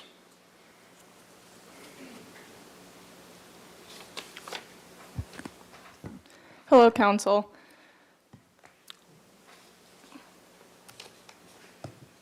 I would like to take this opportunity to thank you all individually for what you do for our community on a daily basis. You make informed decisions on behalf of everyone in this room, myself and yourself, and for that I'm very grateful. Let me first address the elephant in the room. Retail is dead because of Amazon, not parklets. I know I would be joined in many in the opinion that the empty retail spaces can be used for recreation, indoor pickleball perhaps. I digress. Let us not get away from the bigger picture. The key principles of State Street are to bring joy, unity, and fun to this city. Given that the operating costs for businesses on State Street have just gone up, let's not shock the system and rattle the downtown economy too much. I would ask that we leave private property alone. After all, we don't want to lose the Wildcat Patio, Lucky Penny, or Brass Bear Brewery, to name a few. These areas of business do not impact the right-of-way on streets, which is a separate safety issue. Thank you. Thank you. Evito Opis, and it'll be followed by Ken Saxon. For the timekeeper, my colleague Nadia offered to me her 2 minutes. So now you're giving time to Evito, is that correct? So, Then it's just 2 minutes for you then, 2 minutes for you. okay, you're taking back. Okay. Work this out outside, right? Okay. 2.5 this time, okay. So, thanks so much, first of all. I'm also almost a newcomer to Santa Barbara, so I hope I'm not appearing presumptuous intervening into this debate to recall to all of you how the crisis of State Street and its commercial and retail activities began well before the pandemic, and that the main causes cannot be attributed to the creation of a promenade or as some people is screaming and complaining around. So you can buy sunglasses, sneakers, and T-shirts from Amazon, but you cannot buy your time with your friend in front of a glass of wine. So the difference in the data that Brian showed us in the Sussex or the promenade for restaurant and for retail reflect also this situation. It's not just because of the parklet itself. So reopening State Street to the car traffic definitively is not the solution at all from my side. The advent of e-commerce and the new economy, the new business model, have initiated a decline of abandonment of various commercial activity, including Macy's and Nordstrom. So COVID just accelerated the process. On the contrary, the establishment of the promenade and the creation of space for outdoor dining have mitigated the exodus for both tourists and locals. Unfortunately, restaurants alone that remain cannot only be the only attraction for State Street, and we are not able to bring all the people as it used to be in the past. Outside of restaurant hours, State Street becomes a desert, and is an ideal location for homeless encampment and any sort of weird activity. From my point of view, it's absolutely necessary to act to two fronts. The first one is to recreate a sense of community in the neighborhood.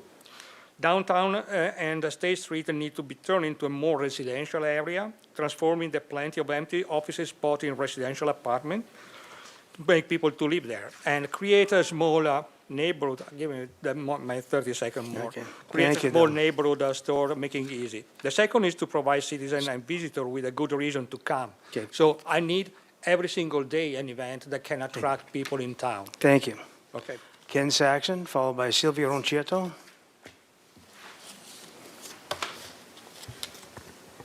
Good afternoon, Mayor Rouse and council members. I have the privilege of serving as the vice chair of the State Street Master Plan Advisory Committee, although Councilwoman Sned now has me confused as to what our committee is actually called. But I'm here to speak in support of staff's recommendation not to make substantive changes to State Street, at least until our process comes to completion and the City Council adopts a long-term master plan for downtown. Our master planning process is on schedule. Our collective goal is to create a downtown that feels more socially and economically vibrant, a city center that is filled with life and enhances what's already wonderful about our city. In our public process, it's been encouraging to see how many Santa Barbarans have been showing up. 6,000 people responded to our survey. Hundreds of people have participated in our public workshops and in our meetings. There is clearly a shared hunger here for something better downtown. My encouragement to you, the City Council who chartered our master planning process, is that you let the process play out before you make any substantive changes on State Street. It won't be long. We are still planning to bring the City Council a master plan proposal early next year.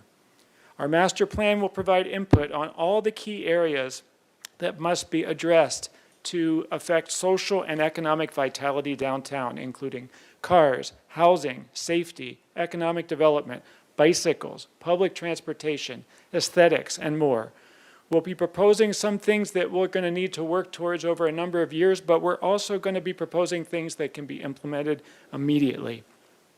In our survey of 6,000 Santa Barbarans, 79% find the current car-free situation preferable to what existed before. So let's put our energy into making what exists now better, safer, and more attractive, rather than moving backwards.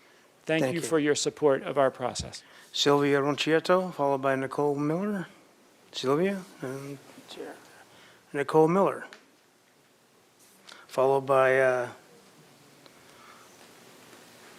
Laiso Espinosa, I think it is. I can't read that. Go right ahead, Ms. Miller. Thank you, Mayor Rouse, and thank you, Council. My name is Nicole Miller. I came to UCSB in '96 and shortly after got into the service industry in this town.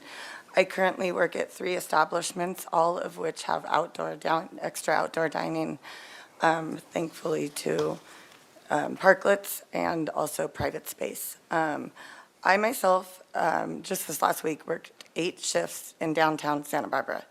That's almost 60 hours I spent downtown this week alone. I think it's fair to say that I have a solid idea of what people want in this town, and I do by talking to locals and tourists on a daily basis, get input about the parklets and what is going on. And I will say that 88% number you saw up there of people that want to keep the parklets is what I'm hearing on a daily basis.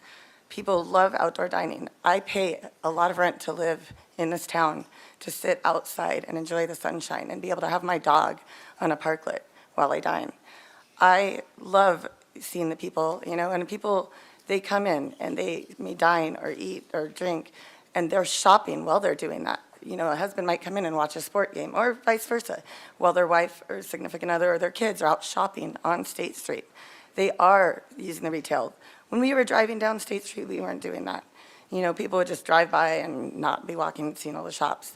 In terms of safety, that is very important. We all saw that picture of that parklet destroyed, and that breaks my heart, and I'm very thankful that no one was injured in that. However, I know that the people that have those parklets are looking to find a safer way. The K-rails or whatever Mr. Jordan suggested that Bob Stout had looked into, the other ways to make them safe. I think it's a great idea. Everyone as a parklet wants to keep it and do whatever it takes to make it safe to keep those off-street parklets. I really believe that. So thank you for your time. Laiso Espinosa. Hope I'm not saying it wrong. Chris Barros. Followed by Joey Somerville.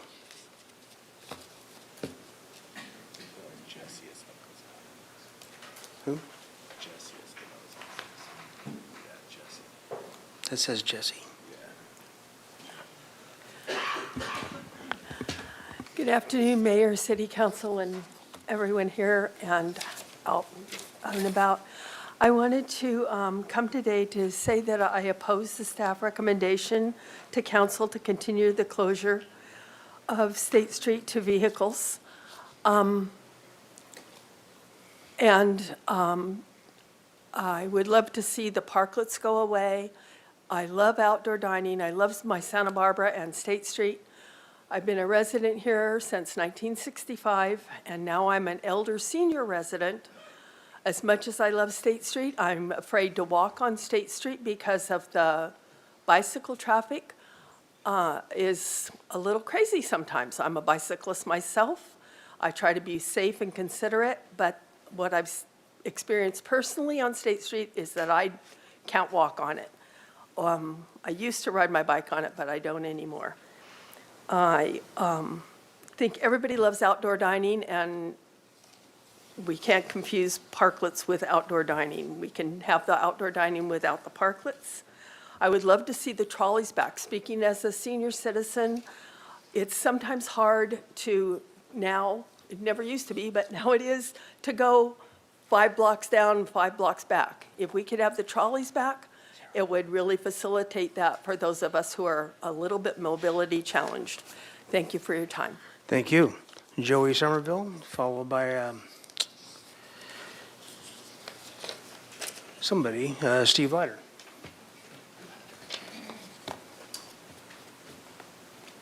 Good afternoon.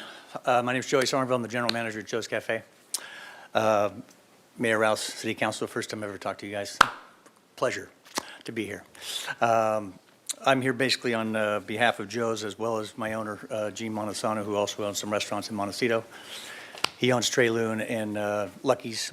He also has D'Angelo's down on Gutierrez Street. And, through different management in the past, he has put together some nice parklets that have received pretty good reviews, both in Montecito and downtown on State Street. I think between the 4 restaurants, we employ about 200 people. And if, most of those people, as most people in the service industry work, they depend on their tips to make their living and living in this town. If we were to cut back the parklets and cut back the outdoor dining, obviously that would affect staffing. And it would affect their incomes to the point where they may not be able to live in this town, and all of a sudden we're having people leave town. One thing that I wanted to mention, I've been in town for a long time.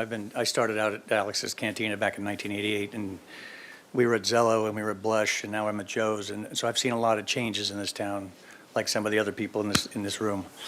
And one of the best changes I think has been made in all that time is the idea that you guys threw us a lifeline 3 years ago and allowed businesses to try to stay in business. And some of us didn't make it. Some of us did hang on. We're lucky at Joe's that we hung on downtown. And the parklets, there's different parklets throughout the street. They have different formations and shapes and sizes, and maybe that's one thing to look at moving forward if we can keep them. But one thing I haven't heard enough today, and maybe just to reinforce, everybody knows this but doesn't talk about it, is that this is Santa Barbara. I love Santa Barbara. People come here for the weather. People come here for the outdoors. So I hope we keep outdoor dining moving forward, and I thank you for your time. Thank you. Steve Leiter, followed by Ralph Barajas, followed by Kira Puch. I'm losing a few here. There we go. That's Mukta Kelkar, I believe, after that. Hi, my name is Kira Push. I'm a grad student at UCSB, and as many here today have stated, the public space that parklets in question occupy adds far greater value to the community as parklets than as parking spaces.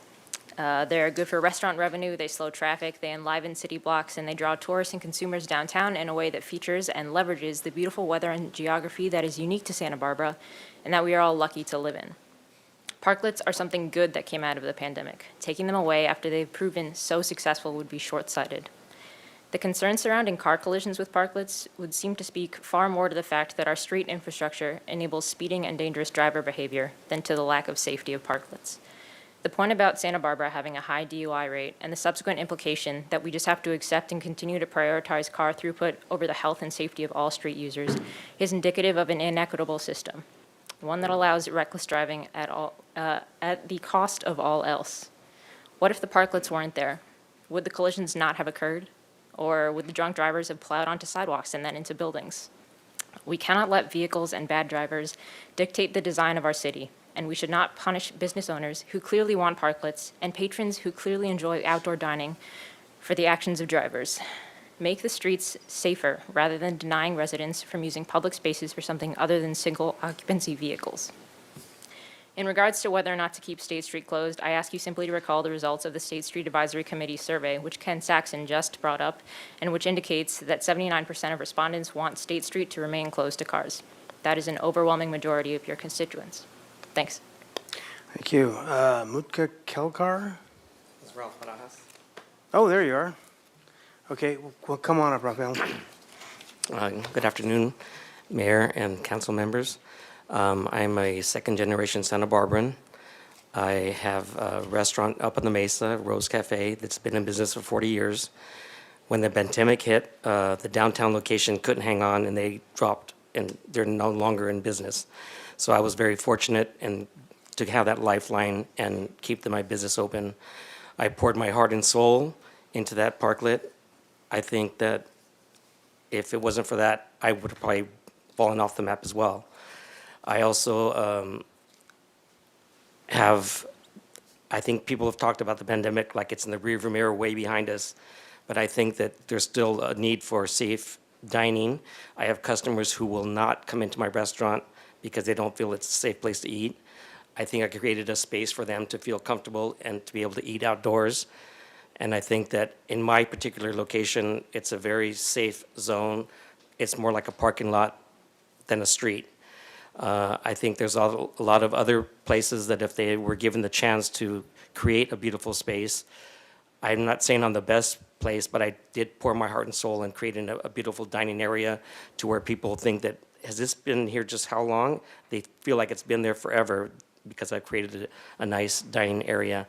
I also agree with the fact that if I lose this parklet, I will lose employees.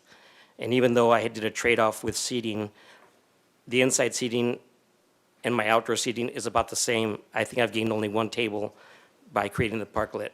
I don't think people want to come back into a crowded restaurant again. I think that it's a safe zone for people to eat, and I think the future, there's something out there that may come back. And then if I have to rebuild this parklet again, I'm not going to spend $20,000 again to build this parklet anew. So I hope we keep this going. Thank you. Thank you. Mutka Kalkar, followed by Ezekiel Gutierrez. Hi, good afternoon. My name is Mukta Kalkar, and I'm a resident of the city of Santa Barbara. I'm here to voice my strong support for the continued closure of State Street Promenade to motor vehicles and to keep outdoor dining. And I also wanted to say that I support Councilmember Sneddon's recommendation for a publicly open committee for State Street improvements. I moved to Santa Barbara in September 2020 when State Street was already closed. And at the time, it was a really bright spot when I didn't know a lot of people and everything was closed. And I liked that I could walk around without fear of cars and eat outside and enjoy the weather. I now live a 15-minute bike ride from State Street, and it continues to be one of my favorite parts of Santa Barbara. And to be very honest, if State Street reopened to cars and the parklets were closed, I would not be inclined to return to State Street. It is one of the few places I don't have to be worried about cars as a pedestrian. Cars are deadly to pedestrians and to bicyclists. Fumes and emissions from tailpipes are a public hazard and a climate hazard. And the city of Santa Barbara has its own carbon neutrality goal of being carbon neutral by 2035, which will require bold, transformative public support of urban design that prioritizes people and the planet. I hope that you vote to continue State Street's closure to motor vehicles and keeping outdoor dining open in order to support public health, public safety, and follow the city's own climate action plan. Thank you. Thank you. Ezekiel Gutierrez, followed by Catherine Piron. Good afternoon. My name is Ezekiel Gutierrez. I want to thank you all for your time. I've lived in Goleta for 10 years. I came for UCSB originally, and as someone who's experienced downtown before and after the closure, I greatly prefer after. It feels much safer as a pedestrian. I drive from Goleta, and I have no problem finding parking and walking to the stores. I very much hope that you will continue the closure of downtown. Thank you. Thank you. Catherine Piron, followed by Robin Elander.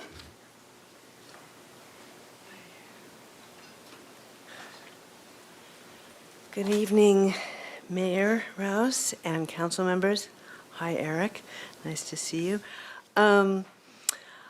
Okay, hopefully I can read my writing.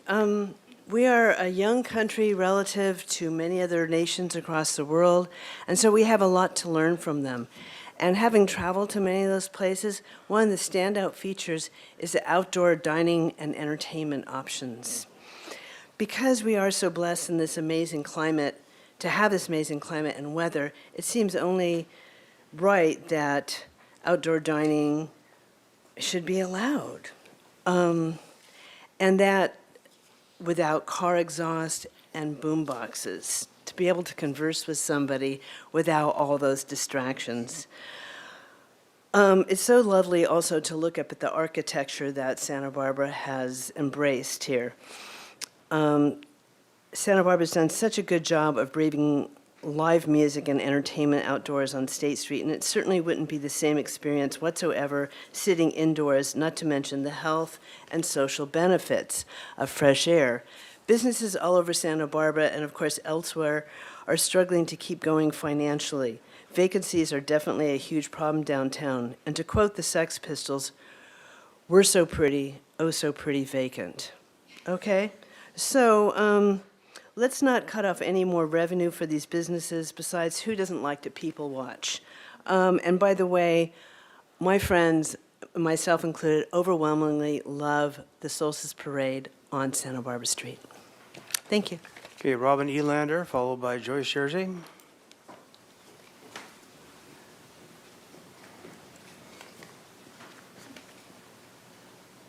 City Council members, business community members, and members of the public. My name is Robin Elander. I'm the Executive Director for Downtown Santa Barbara, and I'd like to share some national data points to shine some additional light on our current deeply nuanced local situation.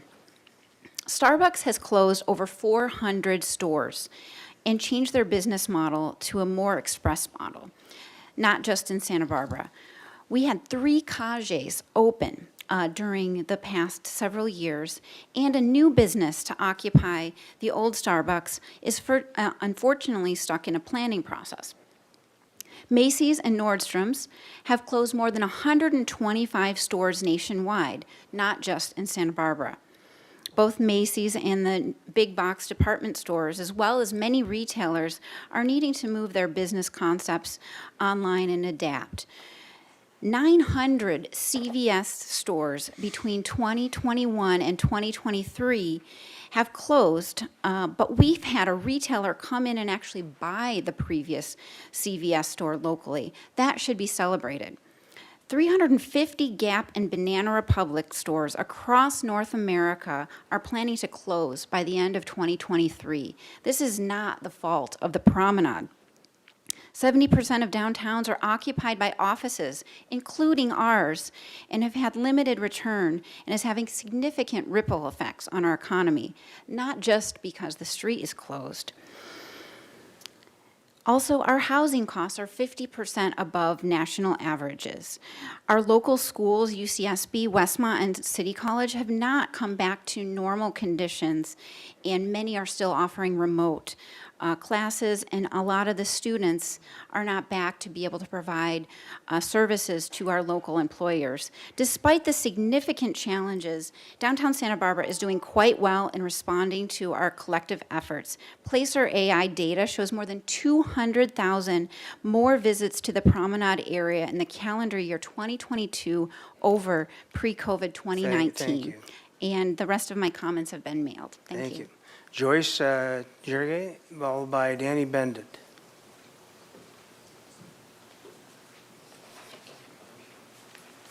I'm Joyce. I came here in '65 to do nursing school that closed. I've been here a long time, and this is on my wall, one of my very favorite restaurants, and it's really where outdoor dining began, and it was all good. And there are environmental benefits, obviously less dependence on the car, more walking, less exhaust.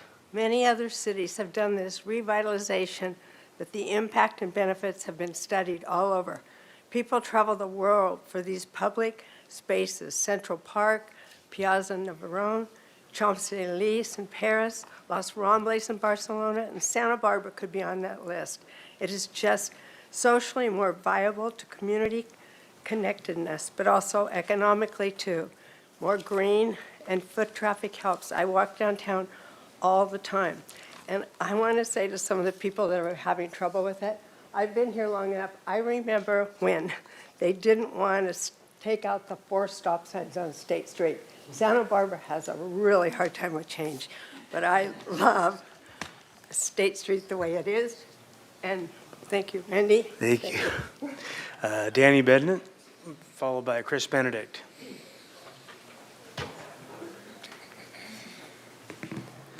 Good afternoon, esteemed members of the City Council and fellow residents of beautiful city of Santa Barbara. My name is Danny Bendit.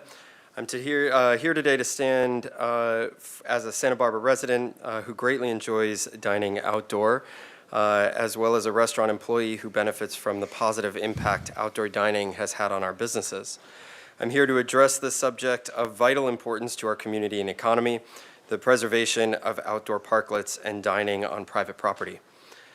These spaces not only enrich our city experience, but serve as a beacon for tourists, fostering a thriving atmosphere for our local businesses. Santa Barbara has also always been a city that adapts and evolves, and the outdoor dining model we've embraced is a testament to that spirit. It fuels job creation for our locals, enhances the city's revenue through increased tax collection, and attracts visitors, boosting our local economy. We understand the challenges of space and organization, but eliminating these outdoor parklets isn't the answer.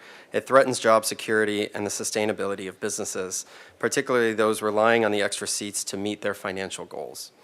We can look to our neighbors in San Luis Obispo and Ventura, who've seen the benefits of having committed to the long-term outdoor dining plans. We too should strive to keep Santa Barbara on the map as a preferred destination for tourists. For parklets on private property, we are ready to apply for permanent permits, but request that the parklets remain operational during this process. We respect the laws and want to work in collaboration with the council to meet necessary requirements. In light of California AB 2097, we argue that parklets on private property, especially given our proximity to public transportation, should be allowed. Lastly, in the still prevalent shadow of COVID, outdoor seating is not just preferred, but essential for our guests. It provides safer, comfortable environment for them to enjoy, thereby boosting customer confidence and our local economy. Thank you so much. Thank you. Chris Benedict, followed by Sherry Villanueva.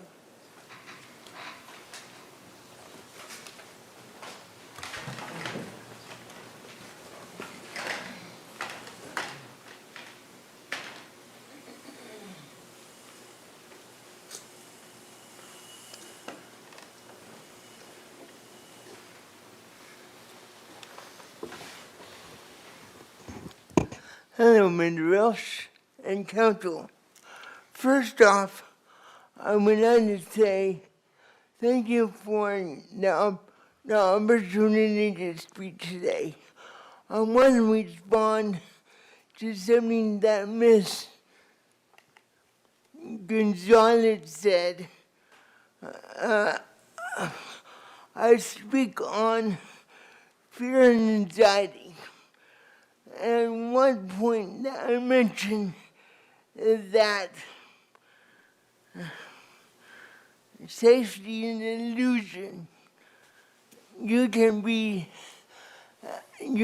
walking across the street and have a green light, and the car doesn't stop. You're still dead.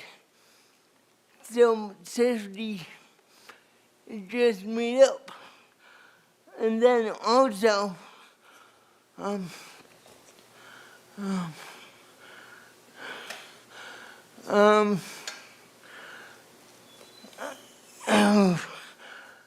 far as business goes in SB,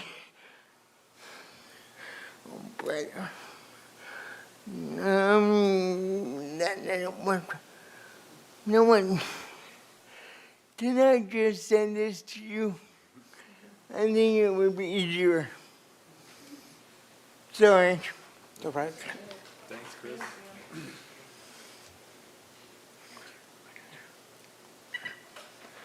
All right, thank you, Chris. Sherry Villanueva to be followed by, I'm just going to say Nadia. I'm not going to try to say your last name.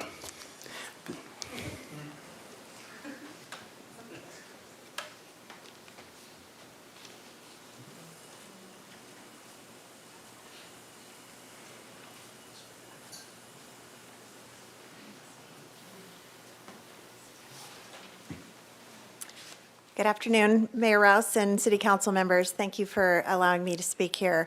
I'm here to not opine on the future of State Street. I think the committee that has been appointed by the City Council and the consultants that they've hired are much more equipped to to discuss the future of State Street than I am. It's way beyond my pay grade. So instead, I would like to speak specifically to one of the recommendations in front of you today, which is option C, relating to private property and the parklets that exist on private property.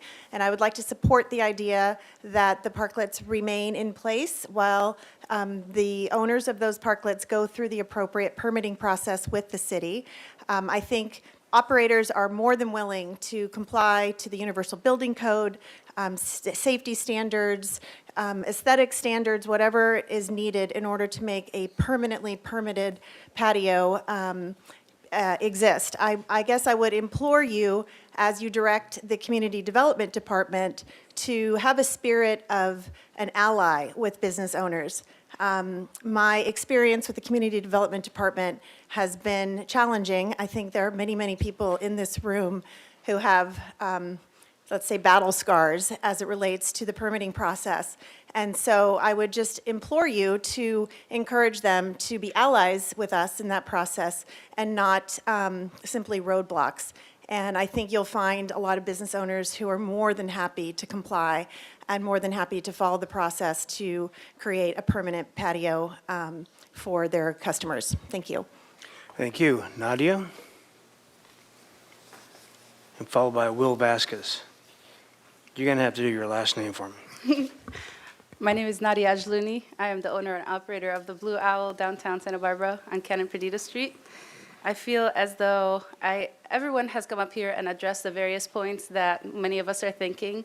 So I feel like I would like to iterate some of them, but my main concern, my main focus is that I'm a young business owner and I'm pro-growth. I look for things, I consistently look at numbers and see how things, where they're from and where they go. And just even, I moved here in 2019, so I'm relatively new to the city. And I've noticed that when I first moved here, State Street didn't look the way that it did. And now that there's a lot, like everyone mentioned, a lot more vibrancy, a lot more foot traffic and whatnot. For me specifically, on Canon Perdido, we have a structure that a lot of the visitors going to Santa Barbara, walking downtown, they can see that there's a physical structure, so they recognize that there is a restaurant, and this way brings them into the physical building. And that has helped our business grow, and we're just one individual business. I know that there are benefits for others as well in the ways that they have benefited. One of the things that I'm not looking forward to, should this not go through today, is that if we do lose the parklets, we're going to lose demand, and therefore we're going to lose a lot of jobs. A lot of our employees are not going to be, we're not going to be able to pay the employees the same, and we're not going to be able to hire as much as we are. And I feel as though that might be a similar case to a lot of the other businesses in town. And I feel as though, really, I'm just here to say, just like what everybody else said, please let us keep the parklets. It's a good thing, and we are willing to do whatever it takes to address the safety and design concerns, because those are, as well, for us, very important. We comply with everything the health department and whatnot goes, and of course, we want the physical safety of those in the city. So thank you for your time and for listening to us for multiple hours today. Thank you. Thank you. Will Vasquez, followed by Joshua Ellis. Is Will here? Okay. Joshua Ellis.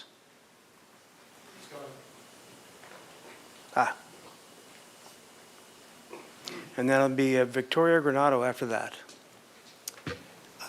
Mayor Rouse, Council, thank you for hearing me today. Thank you guys for your patience. I know there's been a lot of public comment and a lot of ideas prepared, but they've been covered well by our speakers already.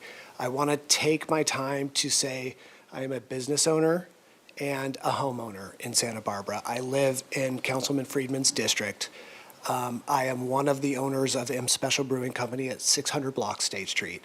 And I'm here to advocate for the remainder of the outdoor dining facilities in all forms, all three forms we're talking about, to remain open.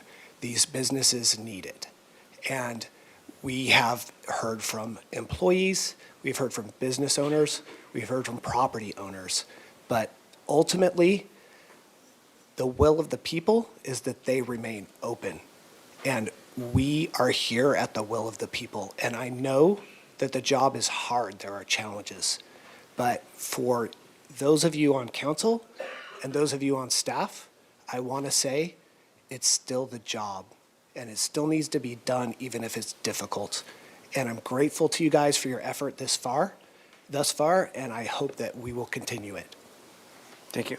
Victoria Granado, followed by Steve House.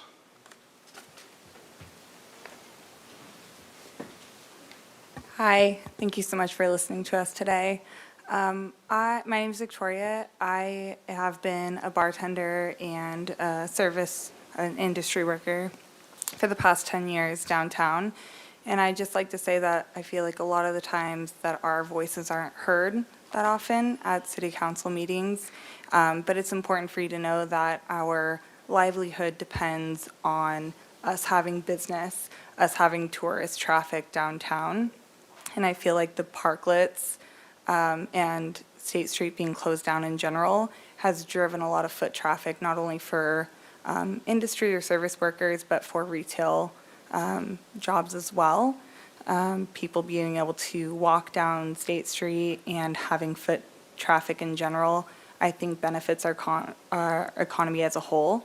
And again, just the tourist industry is really, really important for us. So people being able to walk down our main street, looking at all our businesses, walking into our businesses is really important. So I think having State Street closed down in general, and the side streets honestly as well, it's really beneficial. So I'd like to advocate for that and hope that you guys would understand where we're coming from.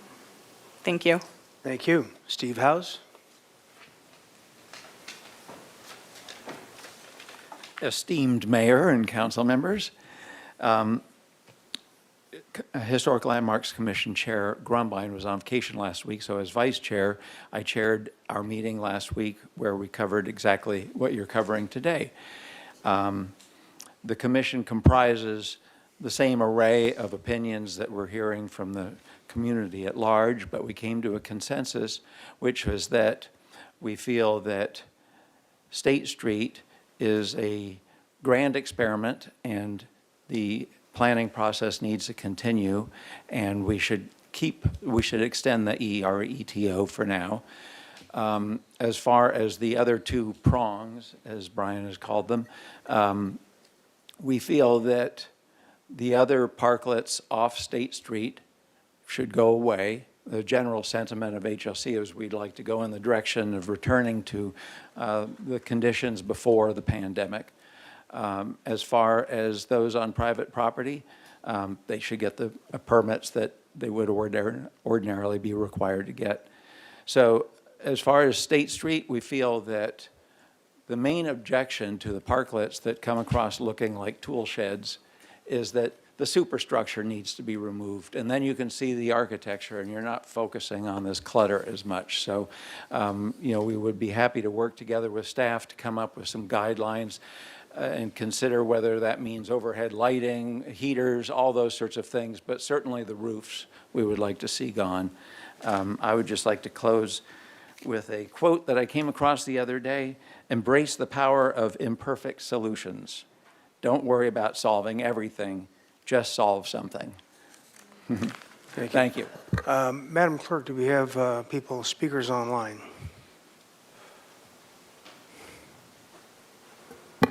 We do, Mr. Mayor, and I'm going to read out the names of persons who raised their hands by the deadline to do so, so that if your name is not called, then you will not be speaking online today because you did not indicate so by the deadline.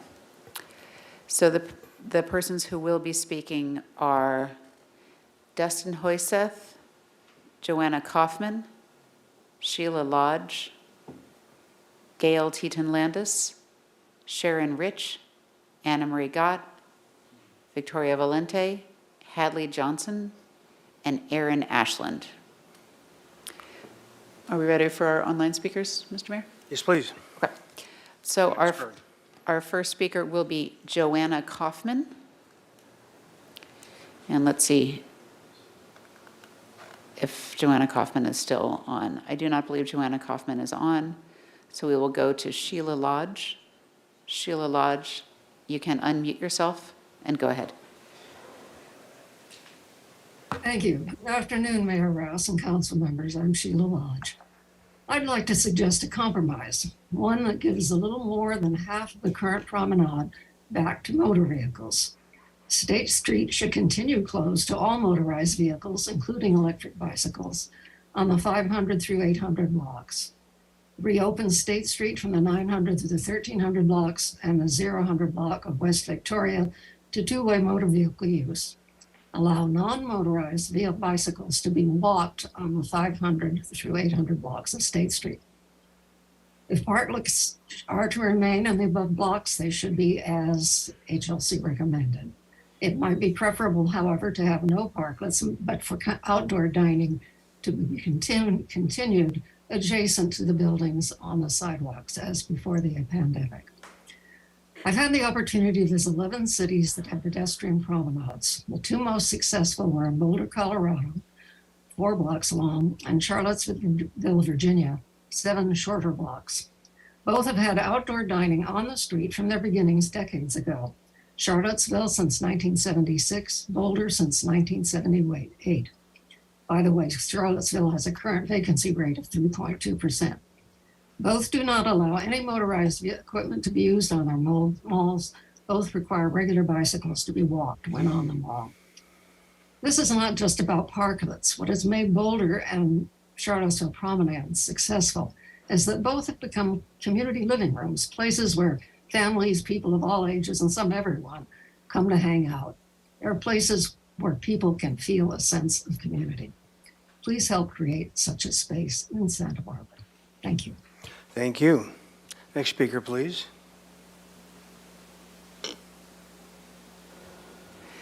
I'll list out a name of speakers. Our next speaker is Gail Teton Landis, then Sharon Rich, Anna Marie Gott, Victoria Valente, Hadley Johnson, and Aaron Ashland. And you also mentioned Dustin Hoyseth at one point when you first read him Yes, off. Dustin Hoyseth, and Dustin Hoyseth, I believe, is no longer Okay. logged in. Thank you. Gail Teton Landis, I do not see Gail Teton Landis. Sharon Rich. Sharon Rich, I do see. Sharon Rich, you can unmute yourself and go ahead. Hi, my name is Sharon Rich. I'm president of the nonprofit Friends of State Street. Thank you, Mayor Rouse and council members, for your time today listening to everyone. Friends of State Street is unique in that we come from a place of neutrality, daring to play a pivotal role as the nexus between the many stakeholders as the Create State Master Plan evolves now and into the future. There's a significant choice to make in our city. We can either be remembered for taking away the State Street Promenade and putting it back to the way it used to be, or we can be remembered for allowing a multitude of voices to be heard and creating something extraordinary for generations to come. Planning has been good for Santa Barbara. It has given us the extraordinary city we are fortunate to call home. COVID had a silver lining in our town. Downtown spilled outside and came alive, mostly due to outdoor dining. State Street now has a vitality that we haven't seen in a long time. I encourage you to extend the ERETO and let's go forward. We will help. Thank you. Thank you. Next speaker, please.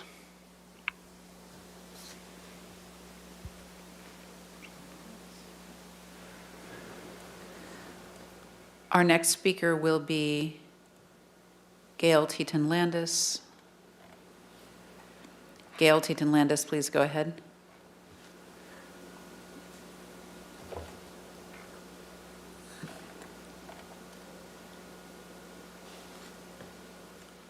Mayor Rouse and City Council members, I support keeping the State Street Promenade and keeping it close to vehicles.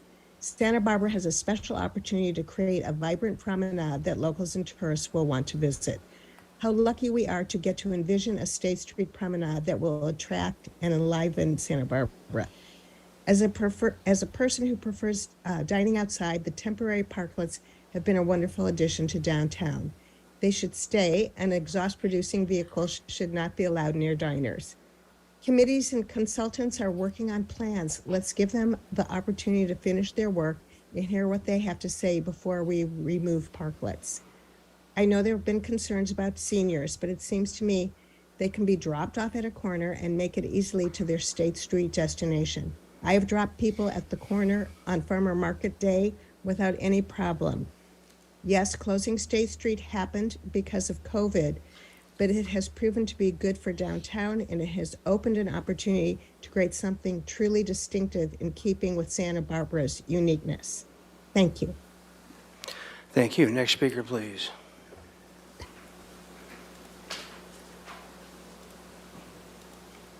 Our next speaker is Anna Marie Gott. Anna Marie Gott, please go ahead.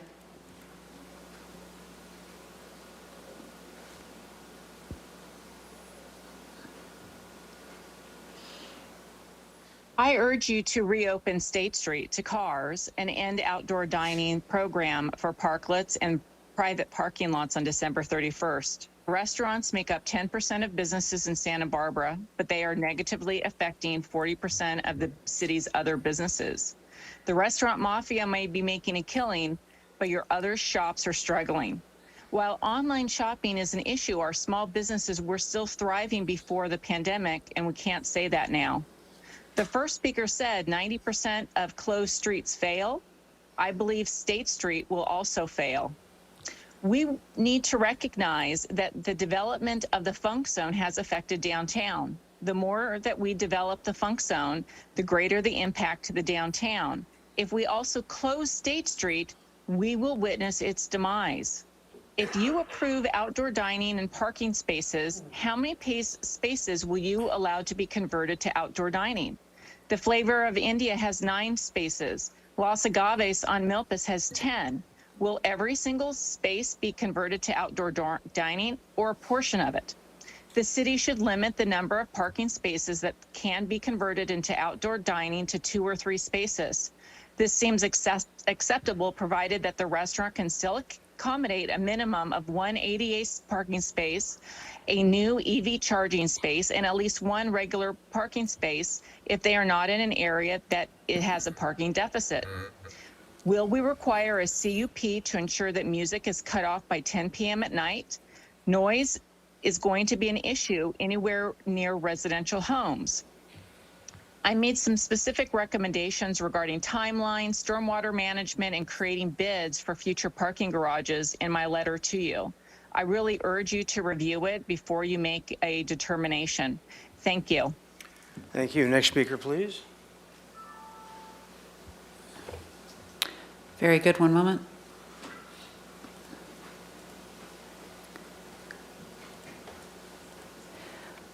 We'll now go to Dustin Hoyseth, who is on. One moment. Let me find him. There we go. Dustin Hoyseth, please go ahead. Hi, everyone. Can you hear me? Yes. All right. Thank you. Apologies. I'm outside Goleta City Hall for another council meeting right now. Hello, Mayor Rouse and council members. My name is Dustin Hoyseth, Public Policy Manager with the Santa Barbara South Coast Chamber of Commerce and a proud resident of downtown. I've already sent in a letter with the Chamber's position, which some of you have responded to. Thank you for that. So I won't go over all that again, other than to quickly summarize and add a few additional points. The Chamber continues to support outdoor dining downtown and the closure of State Street in the interim period leading to implementation process of the State Street Master Plan. All of the Council's previous decisions have been in line with causing as little disruption and uncertainty to downtown businesses as we go through this Master Plan process. Today's decision should be no different and should include all of the blocks and cross streets included in the Master Plan's boundaries, Chapala to Anacapa.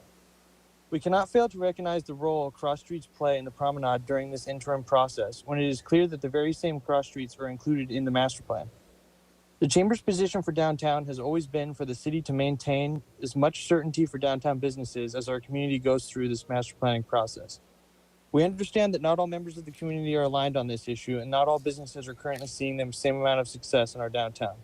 We believe that point of contention in the community is what the cause of this disparity is, which is why the Chamber has been pushing for a more data-oriented approach to the State Street Master Plan process in which these issues should be addressed.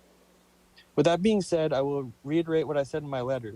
The cross streets included in the Master Plan boundaries should also be included in the ordinance being considered today. But I also want to specifically call out staff's recommendation to return the 0 block of West Victoria to its original configuration. West Victoria has been an ideal example of how a cross street can integrate with the greater promenade, and any major decision related to the street's configuration should also wait for the State Street Master Plan process to complete. Thank you to the council and all other attendees from the public for all your important discussion on this critical topic today. Thank you. Thank you. Next speaker, please. Our next speaker is Victoria Valente. Victoria Valente, please go ahead.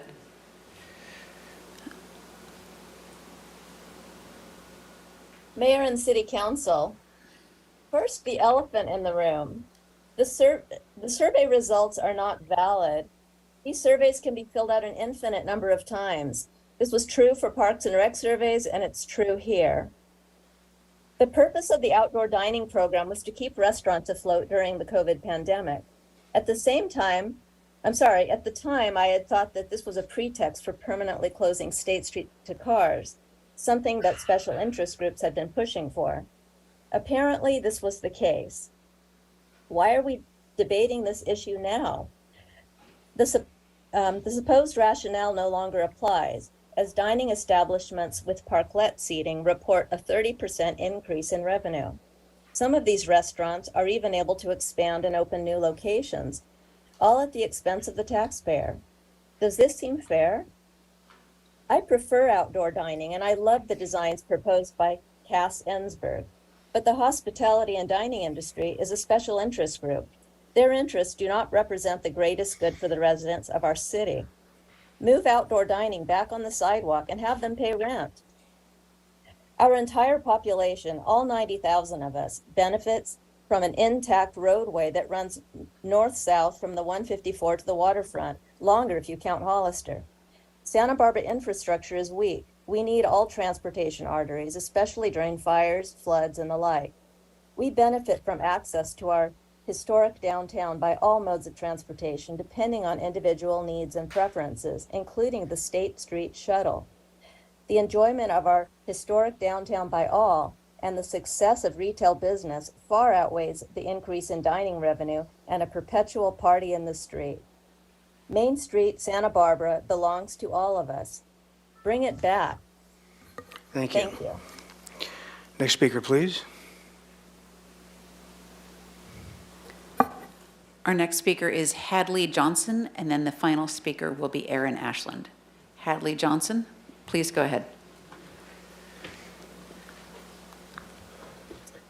Good afternoon, Mr. Mayor and City Council members. My name is Hadley Johnson, and I'm speaking on behalf of myself and my wife, Suzanne Rios. We want to associate ourselves with the comments and proposal of Cass Ensberg. Hers is a smart and balanced proposal because it seeks compromise among a number of competing interests. And it seeks that compromise in such a way that no one or two groups prevail at the expense of all other groups. Rather, all interested parties get some of what they desire. For example, under Cass's proposal, restaurateurs would continue to benefit from outdoor dining on sidewalks. Bike riders would have space on the street. Pedestrians would get increased usable sidewalk space. For the disabled, there would be trolleys and there would be a return to vehicles to State Street. And we believe that the proposal would have the added advantage of returning our much loved parades to State Street. At the heart of this proposal is the sharing of common space among all, I underscore all of us, and isn't that what we want? Please, let's have a State Street for all. Thank you very much. Thank you. And the final speaker, please.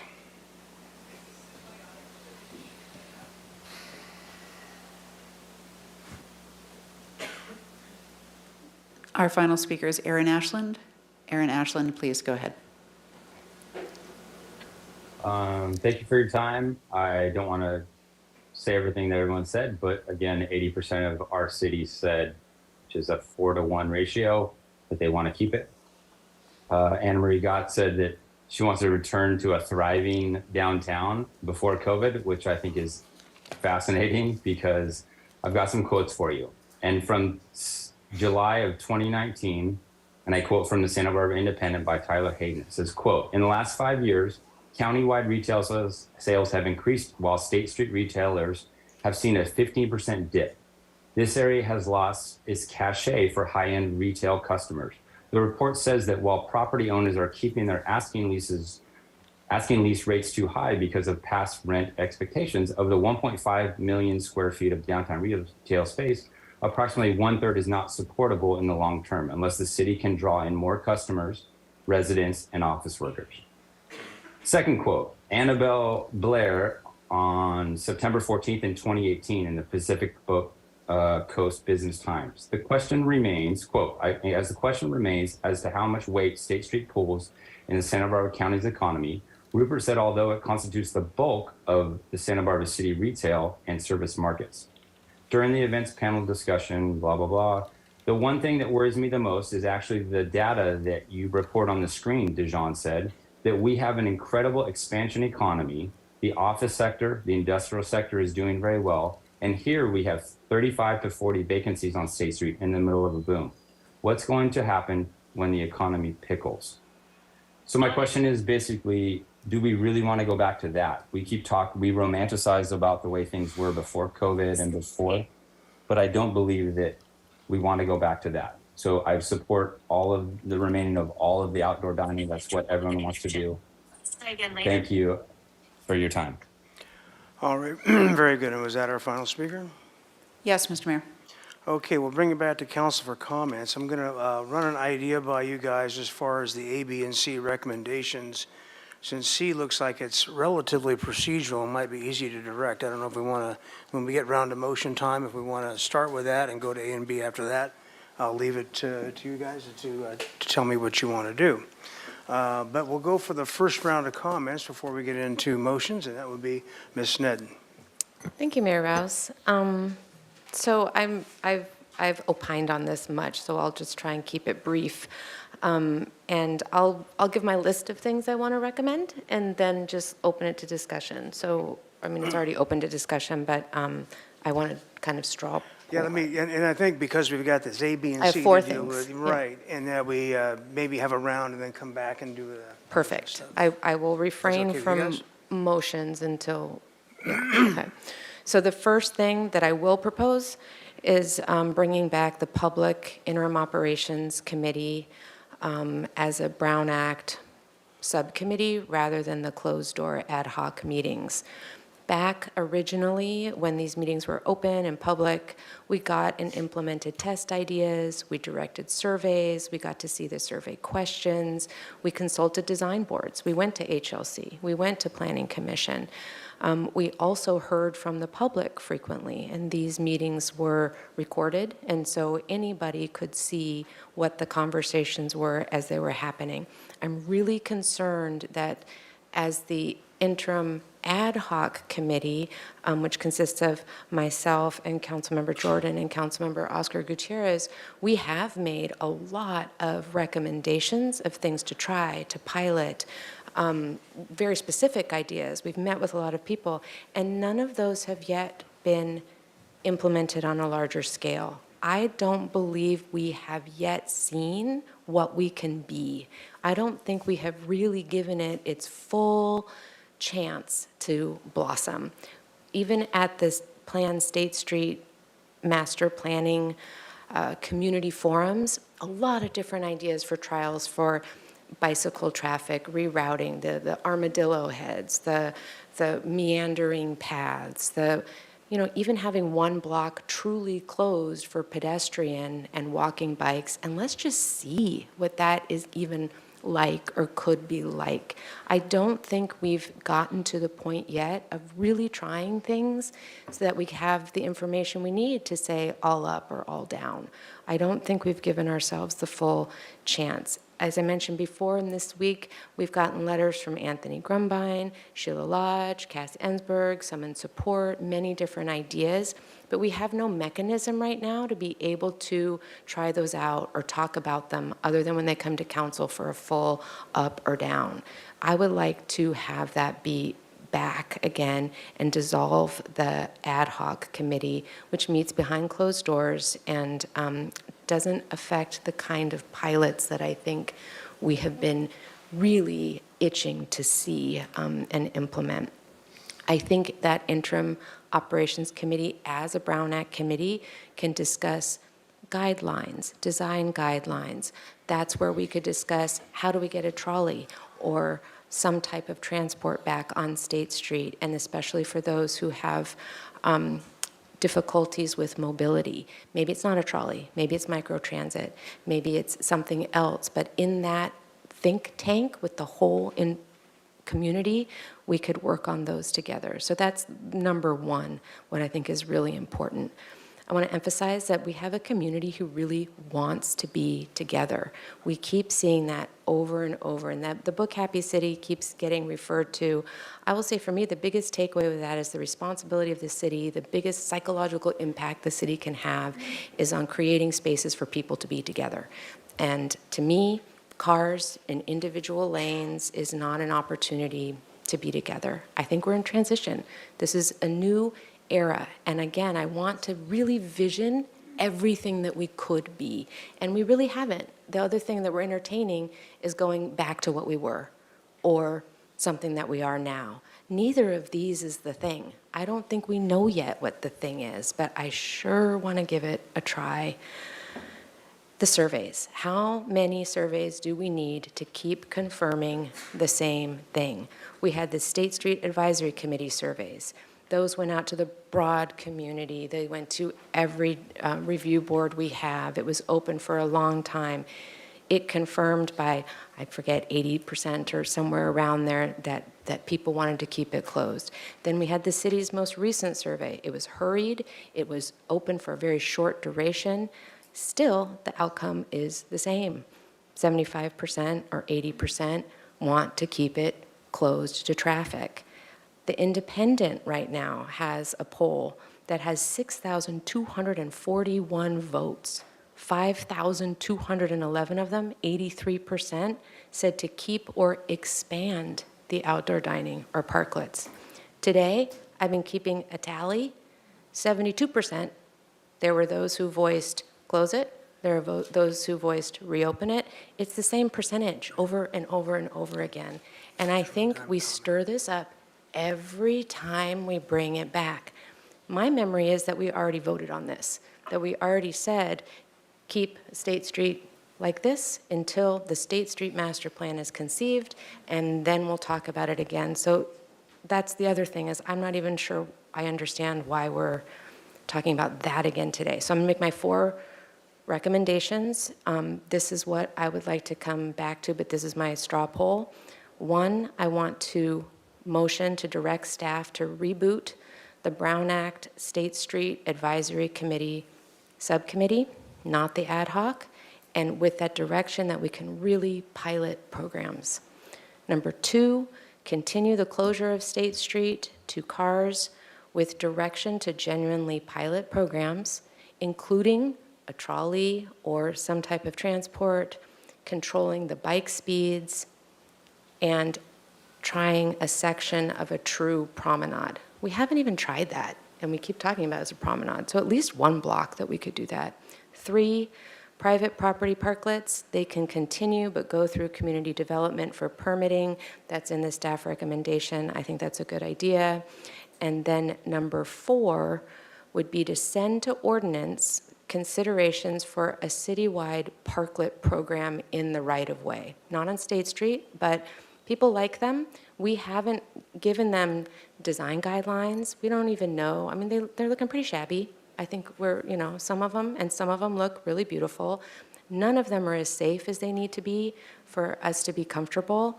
That could go to ordinance to be ADA compliant, safety, design guidelines. That can go through HLC. All of those considerations that need to happen, we have until December 31st. and the considerations that were on slide 36 of also what would need to be in place. There was a long list of things that would be considered in that ordinance. And then, they have to be safe, and people may or may not decide that it's worth it to them to invest what it would take. But again, let's just give it a chance to be what it actually really could be. So those are my comments. Mr. Friedman. Thank you. So first, I just want to thank all the public that's been engaged on this. And there, aside from tonight, there was a few hundred emails and a lot on both, a lot of perspectives on this. And I also want to thank our staff for coming forward with a proposal. And so I have a different take, and I'm probably going to be in the minority on this on the council. But I want to give you a little insight into my thought process. And so I'm going to take you all the way back to last Friday. So Friday morning, I woke up. I was dead asleep, and all of a sudden I woke up and I was wide awake. And I looked over in the clock, and it was 4:07 in the morning. And my mind was there, and it's one of those ones I'm like, can I fall asleep for another hour or so? And no. And unfortunately, what was happening in my head was that there were 4 quotes from New York Yankees Hall of Fame catcher Yogi Berra going through my mind, and they were going through in a particular order. This all makes sense on this. So the first one is, it's like deja vu all over again. Second one was, when you come to a fork in the road, you take it. Third is, you have to be careful when you don't know where you're going, because you might not get there. And the last one was, nobody goes there anymore, it's too crowded. And these kept going on and on in my head, and I'm like, what's going on here? So I got out of bed before I woke my wife up. I went out, I wrote them down, and I started writing, like, what am I trying to tell myself? And I realized it was all about State Street and these 4 quotes. And there is a lot of wisdom in Yogi Berra's quotes, because this does seem like deja vu. And I think that we've had these discussions over and over, and we keep kind of coming to the same place and coming back. And we are at a fork in the road, and we need to do something. And I think the public expects us to do something. And we don't really know where we're going, but we kind of know where we don't want to go. And so we have to put that all together, because the ultimate goal would be to make State Street so crowded nobody will want to go there, as Yogi Berra said. And that would be a good thing for our community. So I just want to make this clear, I'm not basing my decision or tonight on Yogi Berra quotes. In fact, the only thing more ridiculous than that is a Yogi Berra quote itself. So, but what I did do a few hours later is I called up the city manager of San Luis Obispo, who has a long history of working here in Santa Barbara County and Santa Barbara, and knows Santa Barbara very well and loves Santa Barbara. And I said, walk me through what San Luis did from the time you shut down to where you are now. Because I want to understand. And I've been up to San Luis a couple times. I've seen some of the things they did. So we spent a significant amount of time on the phone. And where they are now is they actually went through a lot of what we're going through. They did closures. They tried some things we tried. They tried some things that others didn't, that we didn't try. And there was a lot of trial and error. And then they got to a place when they had closures where some businesses, in particular restaurants, were doing really well, and retail was not doing so well. And they were having the same types of discussions we're having here tonight, and they've been ongoing. And they kept trying new things, and they ended up reopening. And before I go there, I'm not supporting reopening fully to cars. That's not where I'm going with this. But what they did was they modified their traffic patterns, shrunk it down to 1 lane in some areas. They kept parklets. They created design standards. And according to the discussion and what they're experiencing, is it has worked for them in terms of they've had more retail coming back in. They've had increase in their sales tax at a time when a lot of them have been declining. And so it was a great discussion. So I thanked him for his time and walking me through what they did. And then I thought about the past couple years and where we're going. And I've been down to Santa Monica a couple times. and it's not exactly where I think we should be going in terms of the vitality they have. So then I started over the weekend just trying to understand where I think would be a good place to land on, where I think it would be the right thing to do and look at everything. And I actually came to a very similar conclusion as former Mayor Sheila Lodge, who spoke today in public comment and sent us an email. And I also spoke with Cass Enberg to understand her proposals, and I want to thank her because I think that what she put forward sparked a really healthy community discussion on this and the work of the HLC.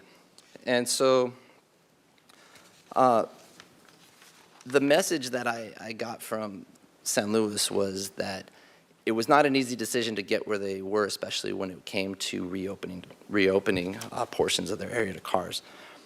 And so where I'm at, and I think it would help us, and especially in light of some of the experts we've heard from in terms of retail, because we have to have a mix of retail down there, and we're just not getting it. And we've heard that tonight, and we have to have a healthy mix to bring people back down there.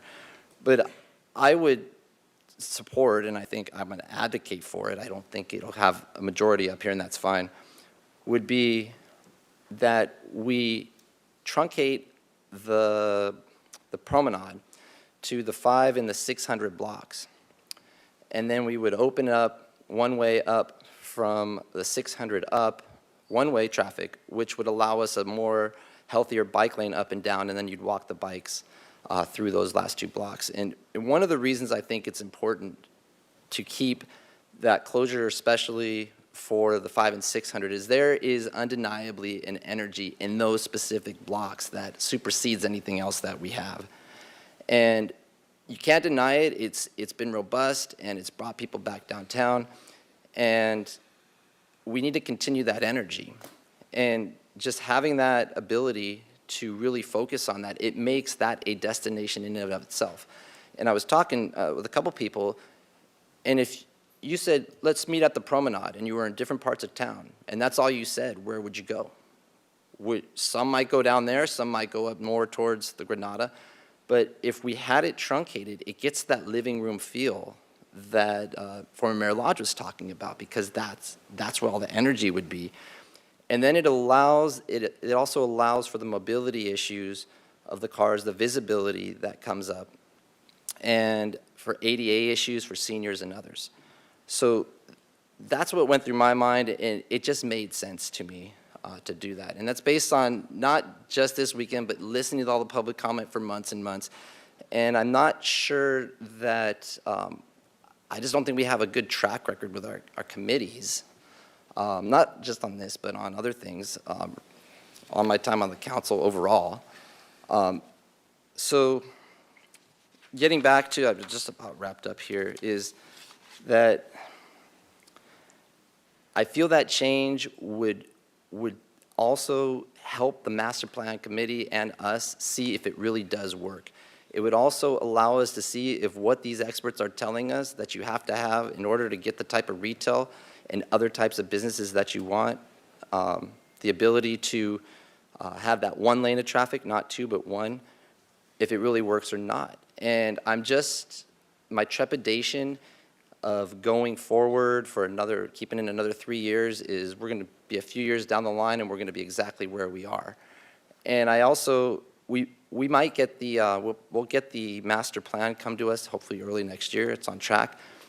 But then that's only adoption of the plan, and then you have to do the implementation, which is going to cost significant amounts of funding that we don't have right now. We just went through a budget, and in order to make the changes that the businesses are going to want us to make and the certainty they want, we're going to have to fund it. And if we were to focus our energy on, say, the 500 and 600 block, then that also allows us, for the limited resources we have, to really invest in that area. So those are all some of the things that went into my mind, because I fully support having some part of it closed to cars, and a lot of the feedback I've gotten from the public is they support it, but it's just too long. That's something that it wasn't mentioned today, but that's a good feedback I got. So the other part is if we did that, the subcommittee could help with implementation on that. As to the other two items, I do think we need to look at, I'm supportive of the private property, moving that forward. There's a lot of benefits to that and keeping that out there. And then the other aspect is it may be worth, I think it is worth looking at specifically citywide where other parklets, because specifically mentioned tonight was the Mesa and that little side strip there right off a cliff. That is a unique circumstance that is welcoming towards outdoor dining. And so that's something I think we should look at. But so that's where I'm at. Yogi Berra jokes aside, it was actually a good exercise to go through. And I appreciate the city of San Luis in particular for really walking me through what they did. Thank you, Mr. Berra. Okay, Michael Jordan. Thank you, Mr. Mayor. I'm ashamed to say that I don't wake up in the middle of the night for Yogi Berra, but when I get up in the morning, I'm trying to figure out what Bill Murray would have done for Groundhog Day, right? So same situation, just different level of maturity. Right? So I am, I guess I'm a little frustrated, but hopefully this is a point in time to repoint ourselves that we are here today talking about this again. I think you've heard me say this before, whenever the last time was, and that was keep your eye on the big picture, keep the process in mind, improve upon the positive that's out there, and not try and go backwards. Most and overwhelmingly, I'll tell you again, you've heard it from everybody else, the people I talk to, the emails I get, and everybody knows my email address, whether you're on my site or not, and the surveys are what I would call overwhelming numbers of support to keep all or much of State Street still closed to cars.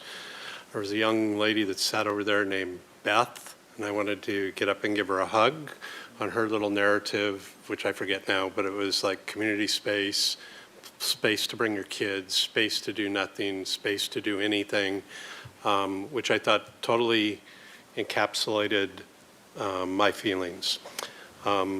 I don't usually tune into HLC, and I tuned in too late last week to hear somebody make a comment, a derogatory comment, that one of the things that was being attempted was to design a park on State Street.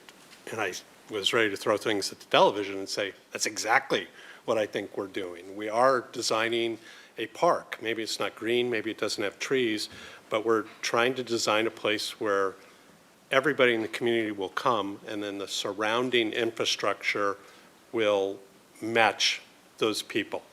Right now, retail is not it, or the type of retail we have is not it. Other things might not be it, but the goal is to involve everybody in the community, whether it's somebody who lives here or somebody who is a guest, to want to come to State Street, and then the rest of the clay that's around State Street will model itself to what it needs to do to make a living, offer the goods or services.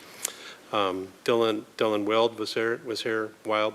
He's also a neighbor, throws stuff to my chickens. I yell at his kids to get off my lawn, that kind of thing. But there's nothing more enlightening to a 60-plus-year-old on a Tuesday or Wednesday night in the middle of winter, where you guys know where I am, from like 6 to 8, in the dark, to be in that 600 block, and there's 150 people in his place with music and dancing and poetry readings and stuff like that, all of them 30 years younger than me. But to see exactly what he's talking about for a community space, and I think what the future of spaces like that in a downtown have to be. All right, so that's kind of my overview.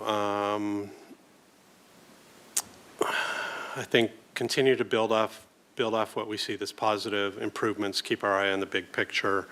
And just, I have to say this, I also groaned when somebody defines stakeholders as only those who have dollars invested or have accomplished something tangible in the downtown. That is certainly not my definition of stakeholders, okay? As biased and old as I am, I still have a much broader look at that than what that definition was. So I agree with Councilmember Sneddon on the missed opportunities and the reasons to retool a committee. Preferably, my bias would be that the people that have been working on the ad hoc committee have the history of between now and the last couple of years, and that would be the committee that would roll into a Brown Act type committee, just to keep that energy going. And many of the things that both of you have talked about, Councilmember Friedman, I would like, once we solve the yeses or the nos, to just roll into that committee and to marshal up the staff resources, have that come to Jesus talk and say this is very, very important and we need the resources to have a recurring Brown Act type committee with staff support, public participation in a venue that is open to the public, that is televised, that type of structure, and do all the things that we haven't been able to do now, whether that's invite HLC, go to HLC, invite other stakeholders to those type of things where the discussions are in public, the discussions are between people, rather than the discussions be warring survey results or obnoxious emails of all this or all that. So that to me is also the most important thing here today to walk out with, is to not have to minutely design that up here and say what we want to do, but get a functioning committee that works with the public and get that back in place. I'm a clear yes to an extension through 12/31/26, because I think that will come before we actually can do something tangible, probably on the ground with the master plan, to keep the 500 to 1200 block closed to vehicles, with the caveat that we should be piloting vehicle use and where and that type of thing. That's one of the things that I would put to that committee. Yes, also obviously to outdoor businesses during that time period. And I think I just want to quickly run down how I split up these three groups and what I think they should be looking at. So I want to get in the weeds often, and I will take that opportunity now. This rebranded committee, I think, should be looking really, really hard at safe and clean.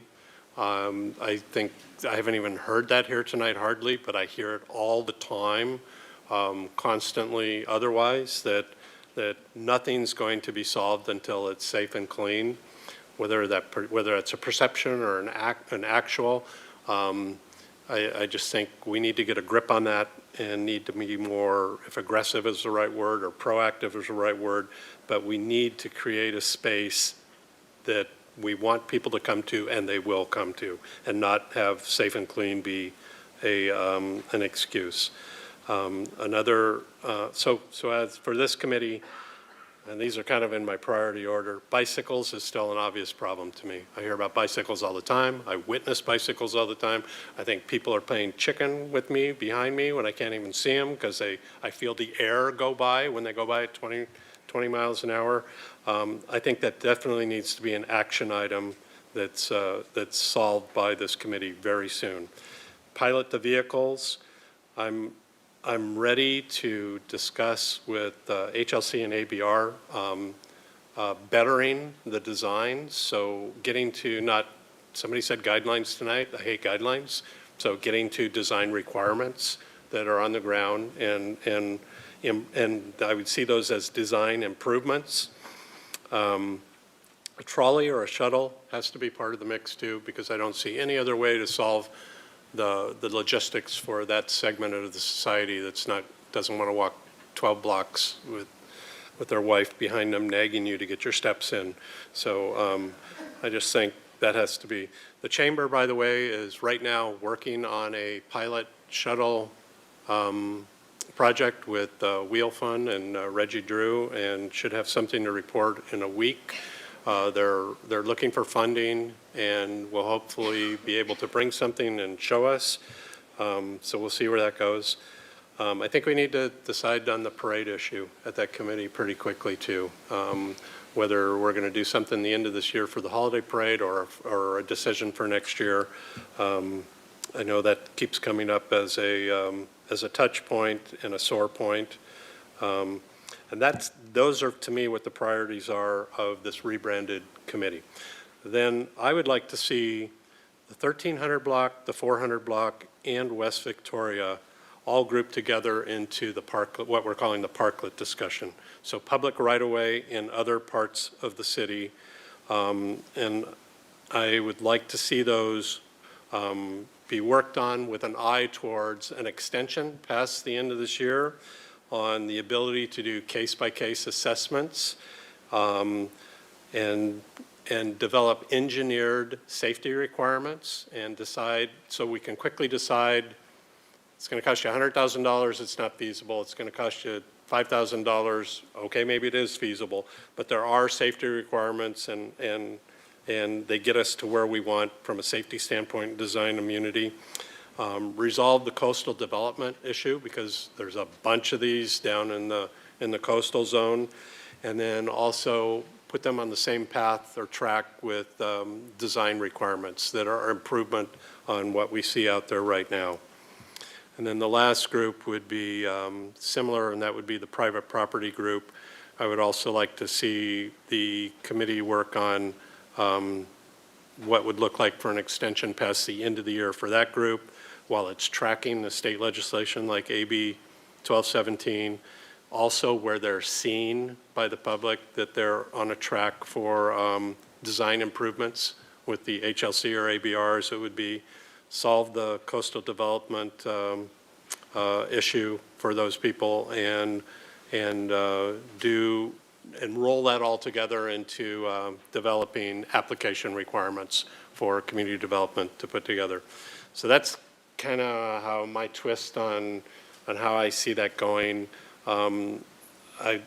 Rather than say here today, open up this section, close that section, I would like to just kind of have a global affirmation that these are the big picture ways we want to go, and then rebrand this working committee then to do some work and really work at it. So thank you, Mr. Mayor.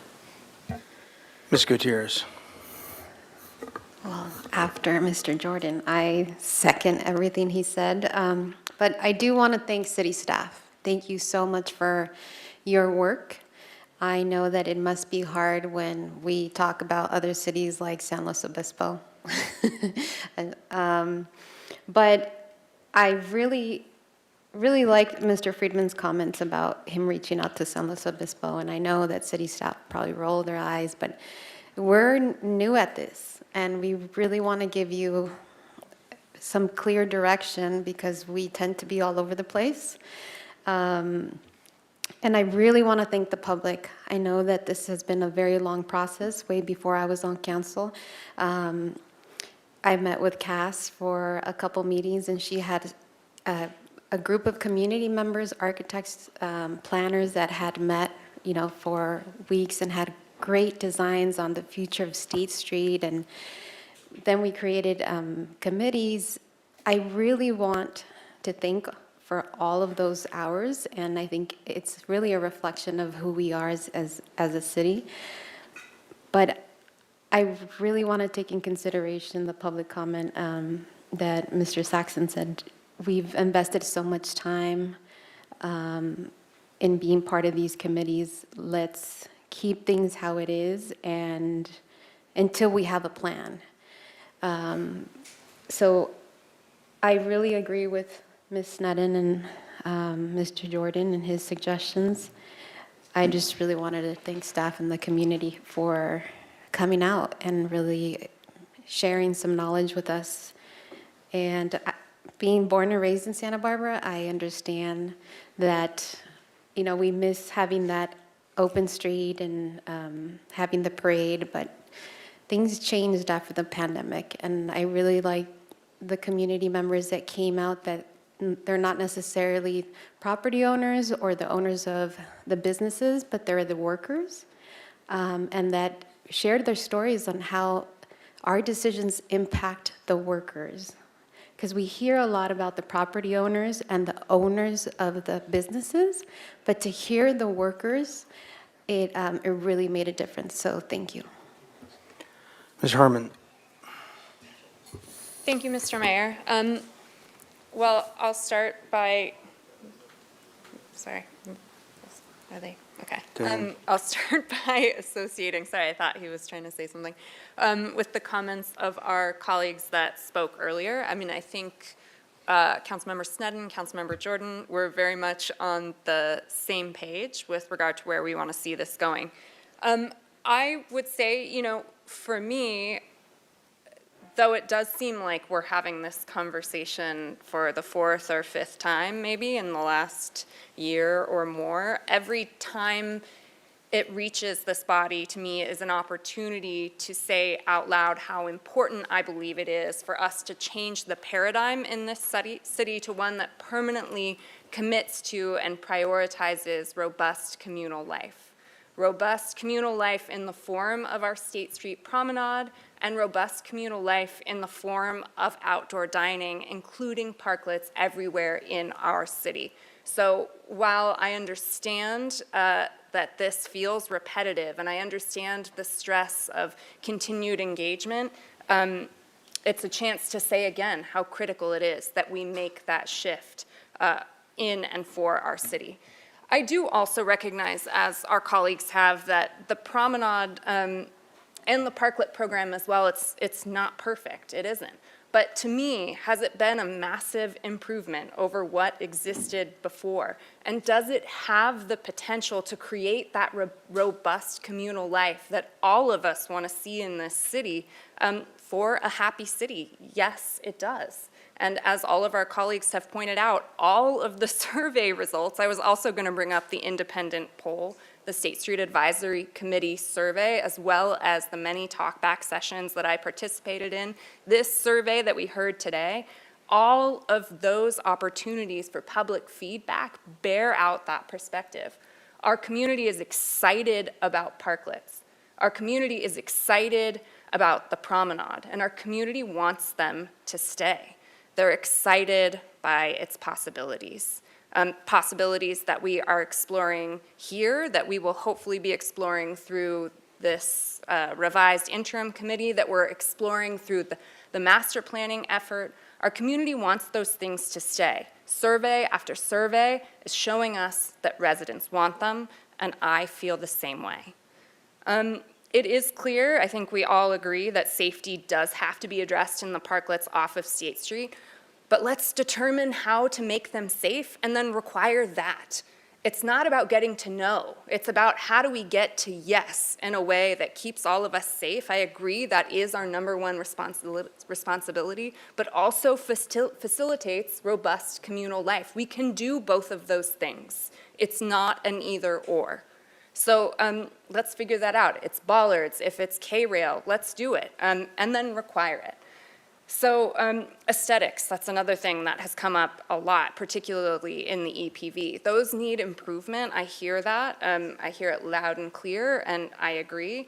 I could even potentially be supportive of implementing more intensive design requirements, which I historically have been opposed to when they've come up time and time again, so long as we are guaranteeing and providing assurance to our businesses that these parklets can and will stay until, say, the end of 2026 or when the master planning process completes its work. That, to me, is the key. I want to see those design guidelines, too, but I want to make sure that we implement those requirements in a way that's fair and sustainable for our community members. So one of the speakers, when they were talking about what we're doing on State Street and outdoor dining in general, called it a grand project. And I really like that framing. I really liked those words. I support continuing with this grand project that we're doing. I believe the majority of our community support continuing with it too. So as to the 4 things that have come up, I think I can be really brief on those. On the new ordinance, I think that was A. I totally support creating the new ordinance and to prohibit vehicles. I think that's what it's doing, or to move the ERETO. I'm not sure exactly how it was described in the recommendation, but I do support that action. The parklets in the right-of-way. So this is parklets off of State Street. I absolutely support continuing with these as well. As I said before, requiring safety implements, potentially a rate structure, an application process like we have on State Street, all those things make good sense, and going to ordinance committee is fine with me if that's the correct path for them to move forward. But I strongly support them continuing and support their allowance in the city. I'm not sure where the right place to include this is in this set of 4, but I wanted to also state specifically that I support West Victoria in particular to remain as is. And certainly I think the other blocks that Councilmember Jordan mentioned, I couldn't write them down as quickly as he spoke them. But you know, I whether it's through ordinance, whether it's through some other mechanism, I support these blocks having the opportunity to continue in a way that's safe, in a way that allows us to get design immunity. I think that's doable, and I'd like to see that move forward. On the 3rd item, private property, I absolutely would like to and would support allowing these to remain in place as these private property parklets go through a permitting process. I also just want to acknowledge that from what I've heard and what we've read in numerous emails, that permitting process can be very onerous. So I would really like us to think about streamlining that as well. As we streamline for some of these other parklets and think about robust communal life, let's include all elements of this plan in our effort to be more communally oriented. So let's keep them in place, let's think about permitting, but if we could be as considerate as possible of streamlining, I think that's to the benefit of our whole community. And then finally, on the interim committee suggestions. So I had always understood that ad hoc committee to be the place where ideas can be really borne out, a place where things can be piloted, a place where things can be innovated and iterated, to try out a trolley, to try out different block closures. I mean, I think it was explicitly with that direction in mind that we created the ad hoc. So whatever needs to be done to clearly empower that committee to do so, I think is the right move. If converting that committee to a public committee would allow them to take those stands and implement those different concepts and ideas, then I think we should do so. What I don't want to see, though, and I say this, I don't know if it's a cautionary note or what it is really, but what I think could be extremely detrimental to our shared purpose is if we move forward making this a public Brown Act committee and still all of the big ideas that committee has to come back to full council. So, that is just a huge amount of process that is going to take a lot of time, a huge amount of staff time, that's going to be really expensive. Like, that's antithetical to the purpose of making this a public committee. So if we do this, if we commit to it, let's commit to making it dynamic. Let's commit to making it creative. And I would just say to my colleagues on that committee, that's not easy. It's going to require a lot of political will to even pilot those things. So, I think we all have to be aware of what we're asking when we say, let's make it a public committee, because it is a big investment of staff time and money, one that I'm very willing to support and think is a great idea. And by the way, I really think that it would be to the benefit of the master planning process as well. We talk about this a lot at the master planning committee level. What about these various ideas? What's going on at the interim committee meetings? So I think it would only benefit the broader work of our long-term visioning as well, but we've got to actually do it. And so that would be my caveat there, but I would support doing that as well. Thank you. Mr. Gutierrez. Thank you, Mr. Mayor. I have a question for Ms. Connect or maybe Ms. Irely. So at the start of the pandemic, we gave the city a manager emergency authority to make decisions that surpassed the regular checks and balances, you might say. Is that correct? Councilmember Gutierrez, in the ERETO, the ordinance and the predecessor ordinances to the ERETO, the city administrator was given authorities pursuant to this ordinance, correct? And Yeah. for what's the time period? Does the city administrator still have that authority, or has it lapsed? No, the city administrator has the authority under the current ordinance until the end of this year.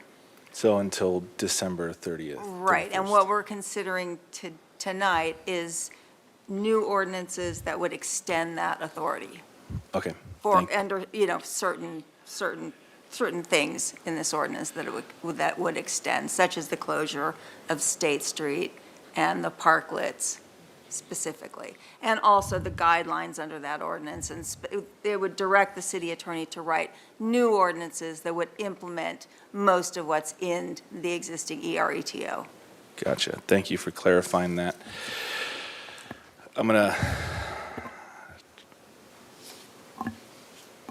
try to control my frustration. I too am really tired of just talking, and the lack of action. We, as a board representing the people of this community, gave our city administrator authority to act quickly, right? To address a lot of issues that we're facing. So in response to Councilmember Sneddon's proposal of starting a committee, I'm just going to be honest, I don't want to do it if it's just going to be this long bureaucratic delay. Like, I feel like we were given this opportunity with State Street for the last 3 years, and it's been like almost glacial, I feel like, of some of the things we've done. So if we're going to do this committee, I want the city administrator there, and I want her to use the authority we gave her to make these things happen. Because I've heard the phrase, rip the Band-Aid off. Like, yeah, I want to rip it off of everything, you know? So if we're going to go down that route, the only way I'm going to support it is if we actually have action. Another point, I understand the public's urge to want to open up State Street. I just don't understand how some people are making points that it's going to be better open. If you want a real-life, real-time example of what State Street's going to be like if we open it again, look at the 400 block. Go to the 400 block. Talk to the business owners. Talk to the employees there. That is what it's going to be like, the entire street. And I'm really frustrated that for the last 3 years, I've been very vocal about how unfair and unequitable the 400 block has been dealt with. And it's just really frustrating for me, being a person of color who has been elected to represent a part of that street that is there's a lot of people of color that own businesses there, and to see them suffer and having to like beg and yell for just equal treatment is just really frustrating and disappointing. Like, I wish I wasn't the only one. I wish my colleagues would speak up too. And I'm telling you right now, I'm telling you, if we shut down, or if we open State Street to cars, it's just going to be like that. Like, if you stand on the corner of Haley and State, it literally feels like you're standing on, West and East Berlin. Like, that's the way it kind of feels and looks like, and I don't like it. I think it's unfair. I wish that you all would use that same energy you're coming at us to open up State Street again, to go after the property owners that are refusing to rent out their spaces so that business can flourish. There's a business on the 400 block that's been boarded up for 20 years. Where's that energy? Where's that energy to contact them to open it up? Like, let's be equitable here. So I'm against opening up State Street. I'm for allowing the parklets citywide and on State Street. I know what it's like. I used to work downtown. I know how hard it is to make ends meet. I know how these businesses are struggling and how many businesses have been able to hire people of color, hire people to be able to live here. And if we take that back, it's just going to be extremely detrimental to so much that we claim we're for. I mean, we all, I think, at some point have said in our positions that we were going to try to create new jobs. Well, this is it, you know? So we have to be business friendly and allow this to continue. I'm also for having more enforcement when it comes to the pedestrians and the bicyclists and whatever in between. Removing that from State Street is just really short-sighted, because I'm telling you that this technology is not going to stop. It's only going to continue, and we're going to be the one city to be like, nah, we want it to be like how it was back in time. Like, I mean, it's just not realistic, and we just have to embrace the fact that things are changing, and change sometimes is scary and uncomfortable, but that's just the fact of the matter.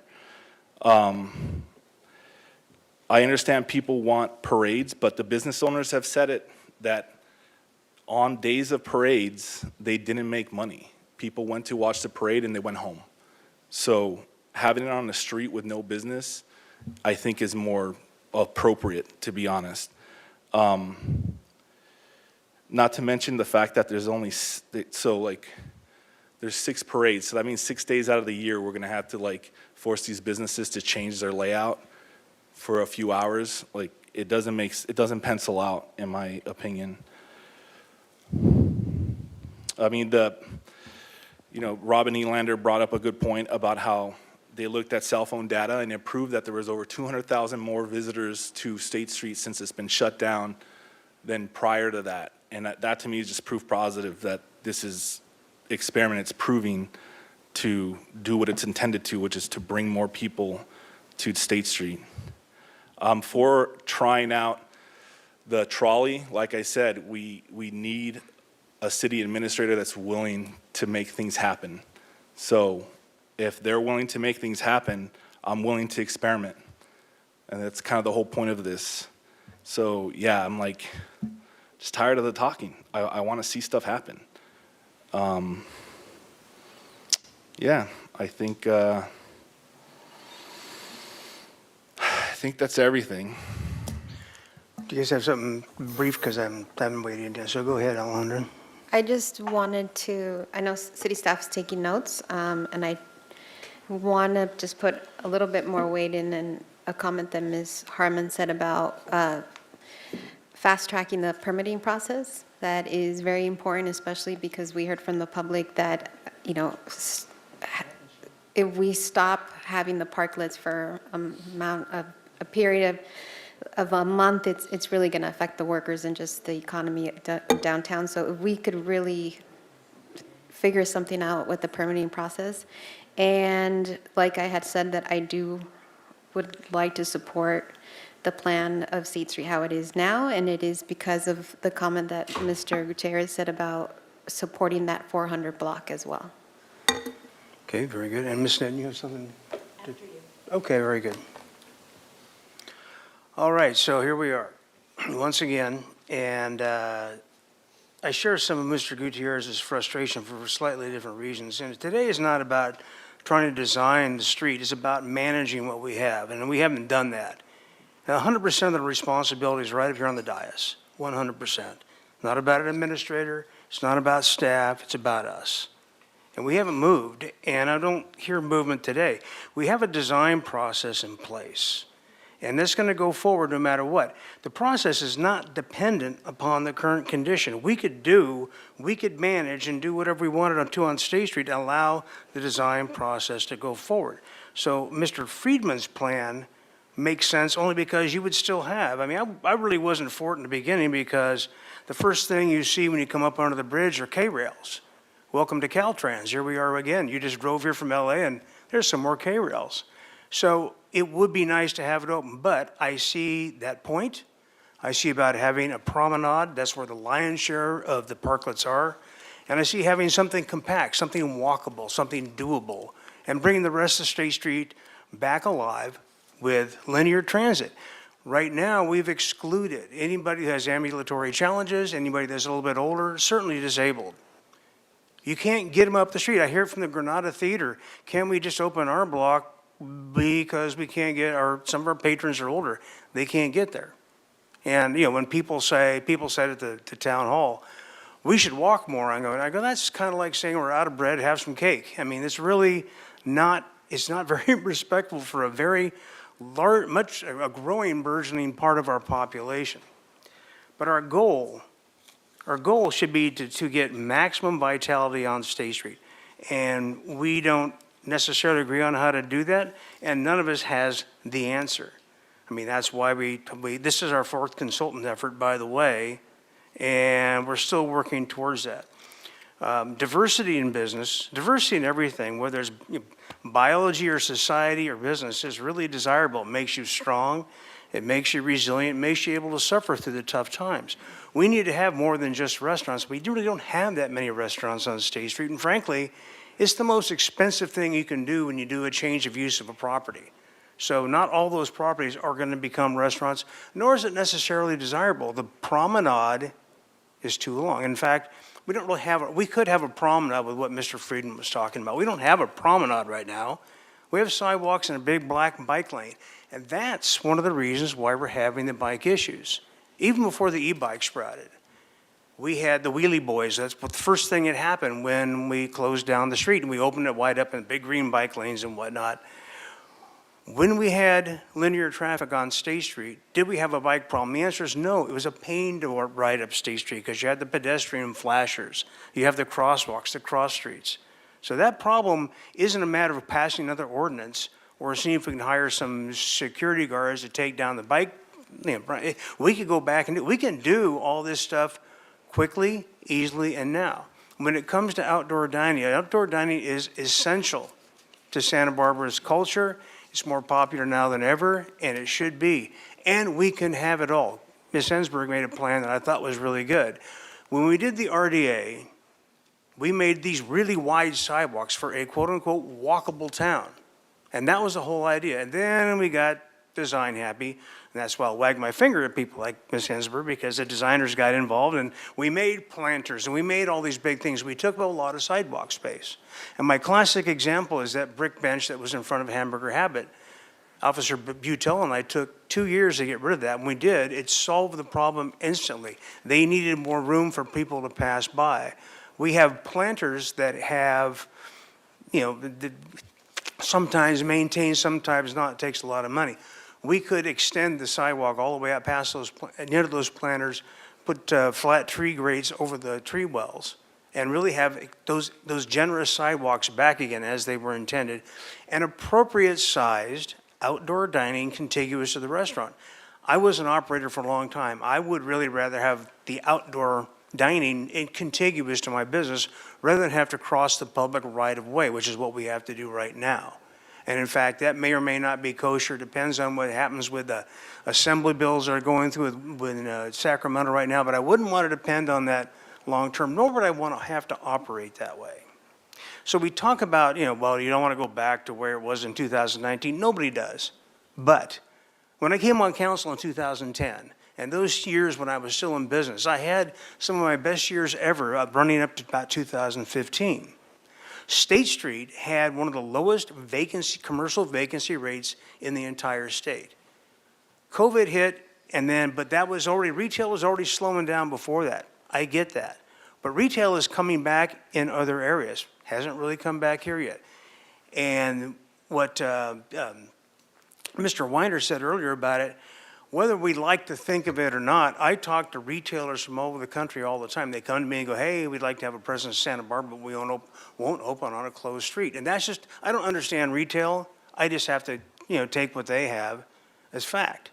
So I'm not saying cars are the answer. I don't know that cars are the answer, but I think the people that do this for a living probably have a better idea than I do. And I think we can have it all. I think we can have a promenade, not 9 blocks or whatever it is now, which exists nowhere in the country, nowhere on a main street, and nowhere in a historical district.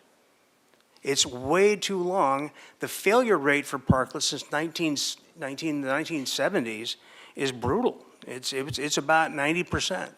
So I don't want to be one of those guys either. I think we can have an active, vibrant city, which is our main purpose and what we should be doing.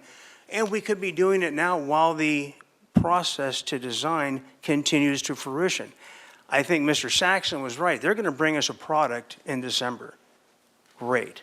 I was part of Plan Santa Barbara. It took about 15 years to do that.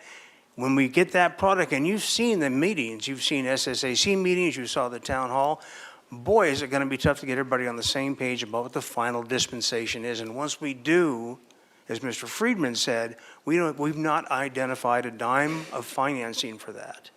And as far as it creating a park or whatever people want to call it, when you create open spaces, you create them in urban areas that don't have open spaces. We have open spaces. It's not Manhattan. We don't need Central Park. We're going to have De La Guerra Plaza. We've got the Library Plaza. We have 60 parks in our inventory right now, most of which we don't maintain up to a standard I think any of us thought would be good.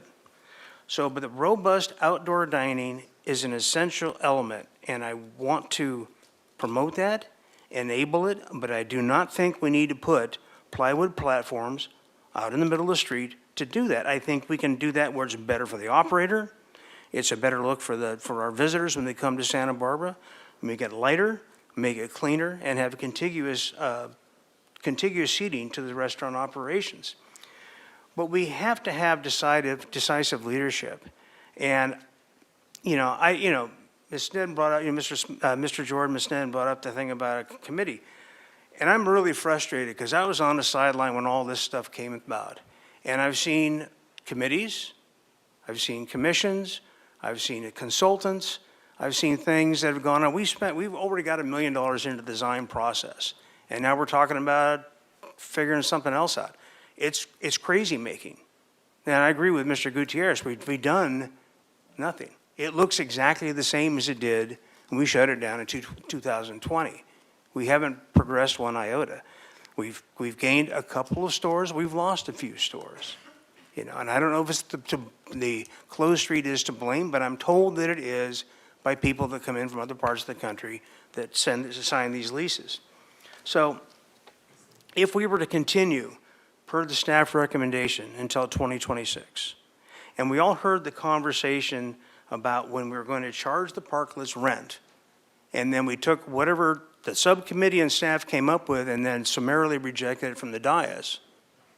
And then if you continue that for 3 more years, we will have subsidized those parklets by over $2 million of general fund money at a time when we're cutting programs that we don't want to cut. Because it is, those expenses, I'm trusting those expenses are really incurable by staff. I checked with them the other day, we confirmed that. And what we're going to collect on the current rent they're able to charge is not going to come anywhere close to what the expenses are. The money's got to come from somewhere. And we put some ARPA money into it during when we got the stuff from the feds, but that ARPA money could have gone to libraries or cops or whatever we want to do. But we have to make sure we maintain and have State Street clean. The civil engineers, when they did the RDA, and I know one's a buddy of mine, he's a little older now, but when they did the original State Street designs, they wanted to design a big walkable promenade, and they kicked around the idea of closing off State Street to linear traffic. This idea has been around for a long time.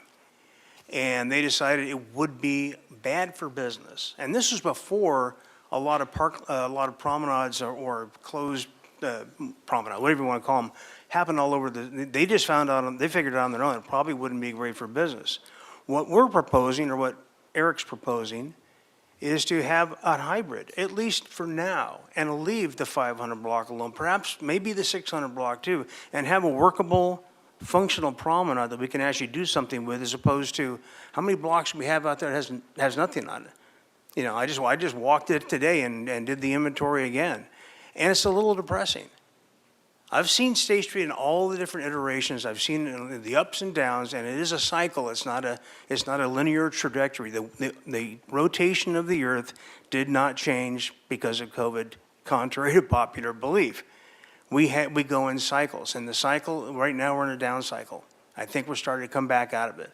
Other places are ahead of us on it right now, and we've lost some of our State Street merchants to those other places.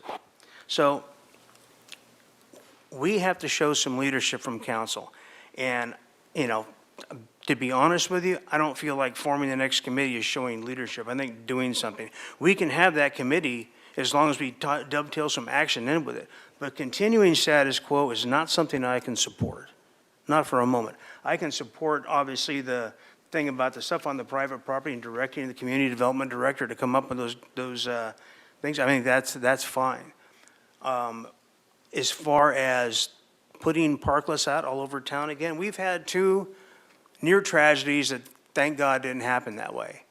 And we can't just bequeath people, we can't just confer public property on people without some justification, some type of remuneration. And then if you look at what it's going to take to do it, and this is a cottage industry all over the country right now. They're developing, you know, kind of K-rail kind of technology to do these things. It's going to take up a lot of room. Those parklets are not going to be very big if they're out there.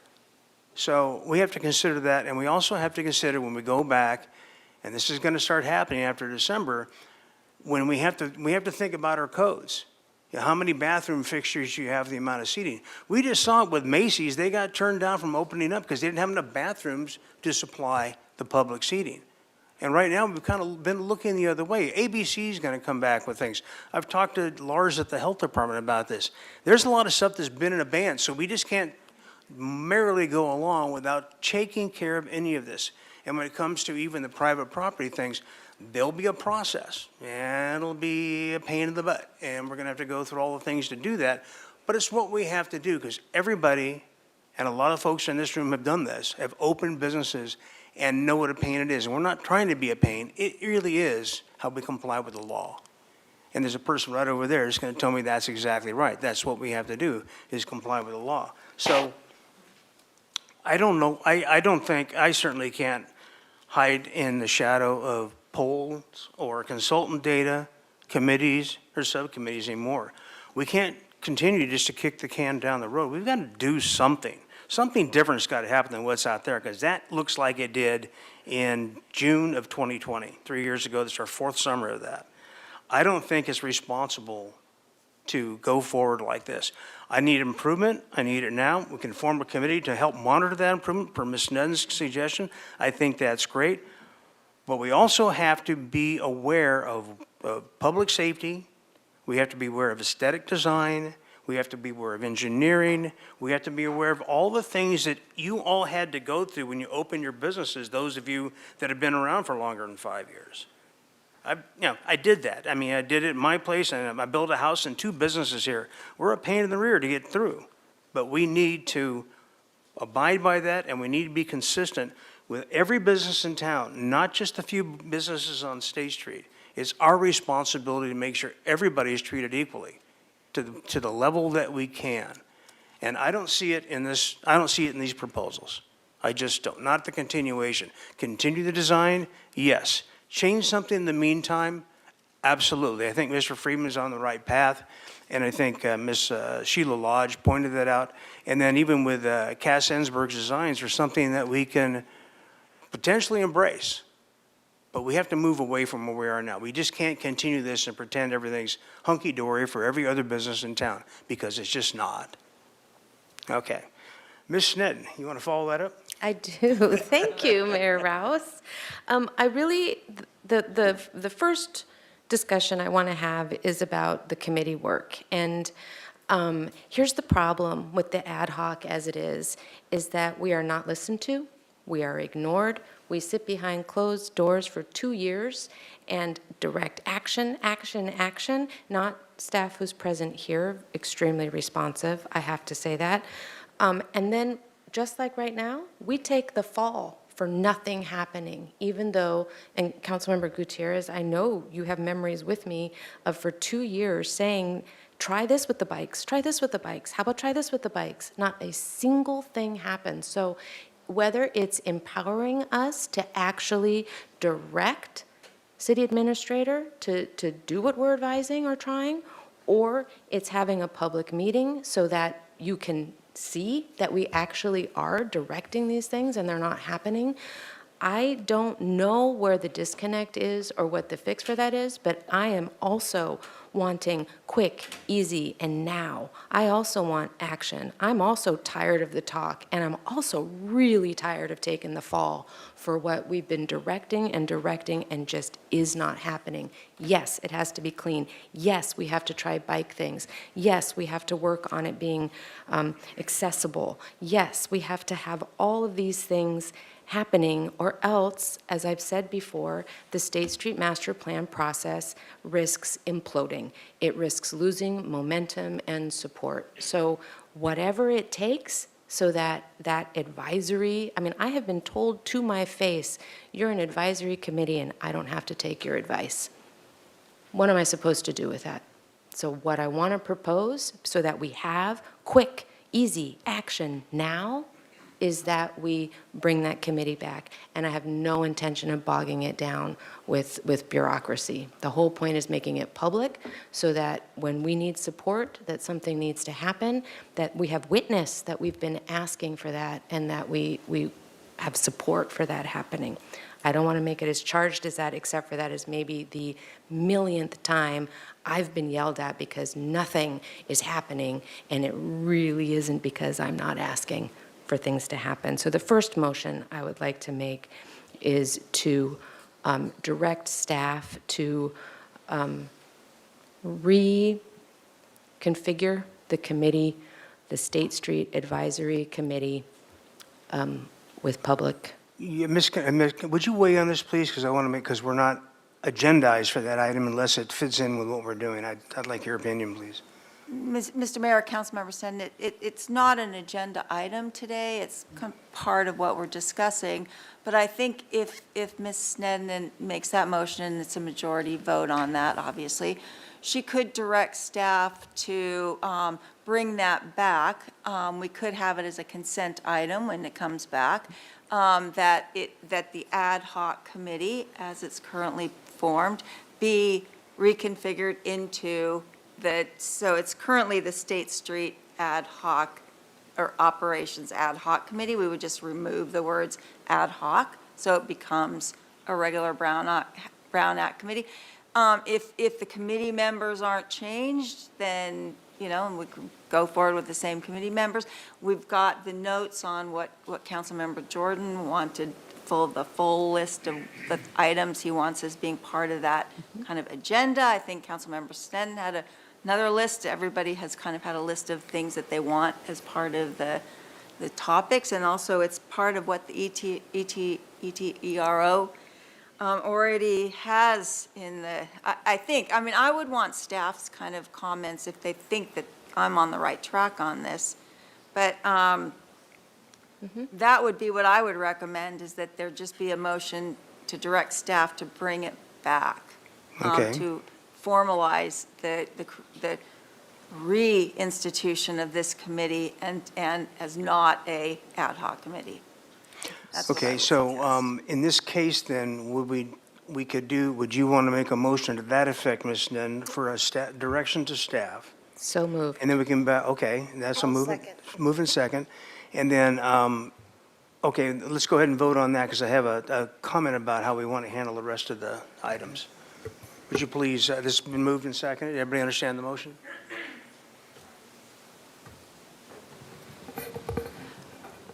And again, please correct me as I go along here, repeating the motion. Can you tell me the name of the subcommittee? So it would be the State Street Interim Operations Subcommittee.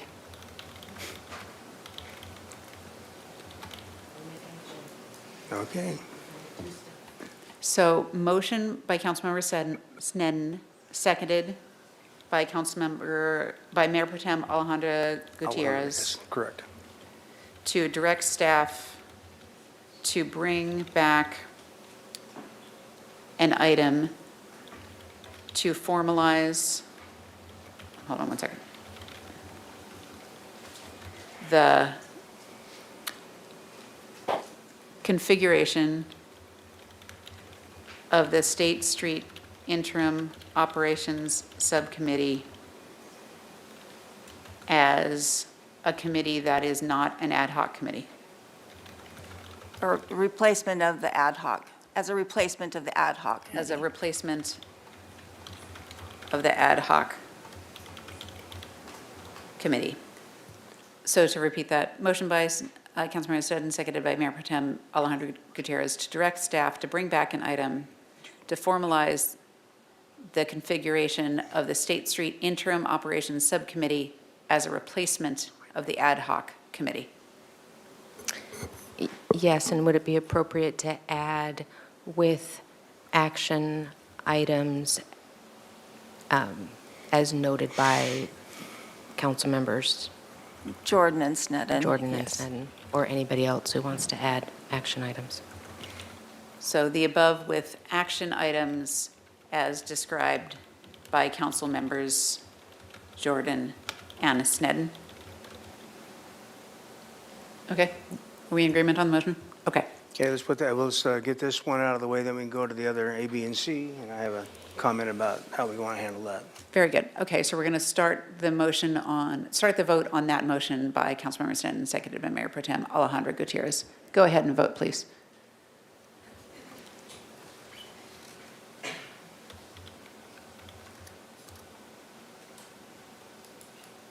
Okay, the formation of the subcommittee passes 6-1, Freeman dissented.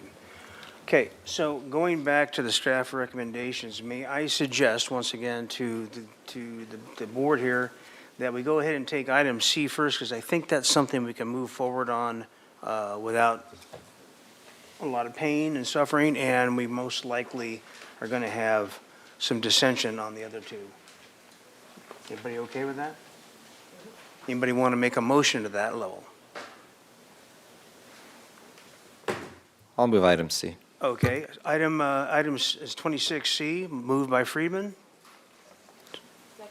Second by Sneddon.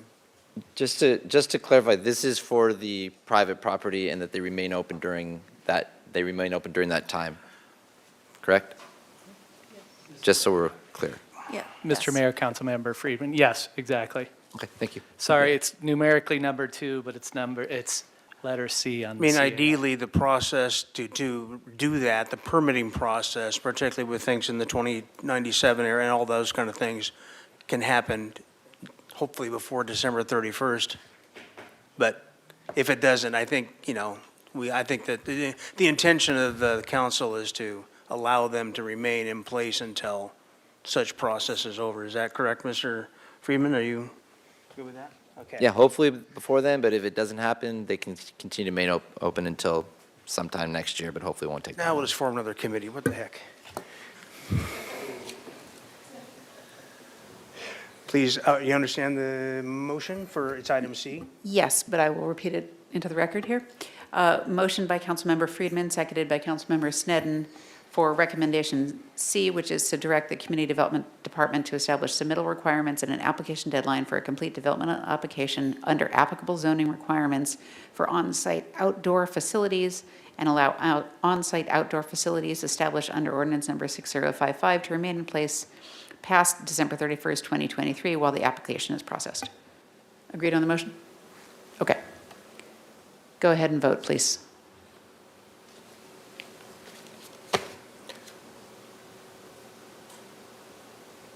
Very good. 26E passes unanimously. All righty. I think we should go ahead and approach the last two items individually, I believe. And I will entertain a motion on, I guess, on item A. I'll move item A. Second?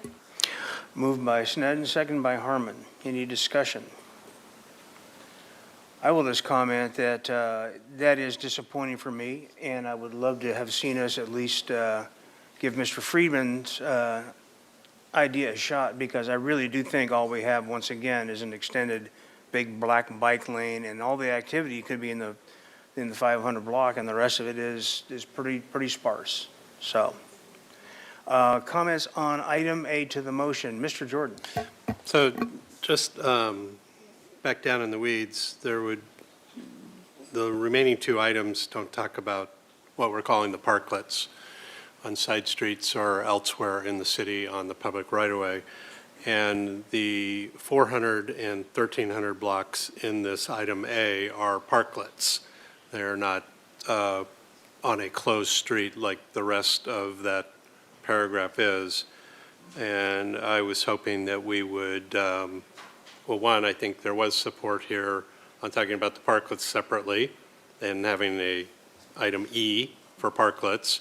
And personally, I just think it would be cleaner to throw the discussion on 400 and 1300 block and West Victoria into that parklet motion, whatever it's going to look like, and just leave A to cover the 500 to 1200 blocks of State Street. I'm going to go back to Does that Ms. make sense to everybody? Okay. Because it doesn't mention specifically the agenda. The only thing off of State Street it mentioned are the private property parklets. Correct. We would need to, because the private, or the parklets in the public right-of-way are not an agenda item Right. on this, or recommendation on the agenda. so that's a I'm little- going to, Wait. when it comes to that discussion, I'm going to say that I would recommend, if council wants to make a motion and there's a majority for that, that there's a direction to staff to perhaps take an ordinance to ordinance committee with regard to parklets in the public right-of-way. I need to confer or ask staff with regard to the 4 and 1300 block question on parklets, and if they want to pull that out of recommendation A, how they want to address that. And once again, with the 1300 block, because it is trafficked, and it's not mentioned in 6055 of the ordinance. It's mentioned, ordinance is, the promenade is the 1200 block through Victoria, Haley to Victoria, so.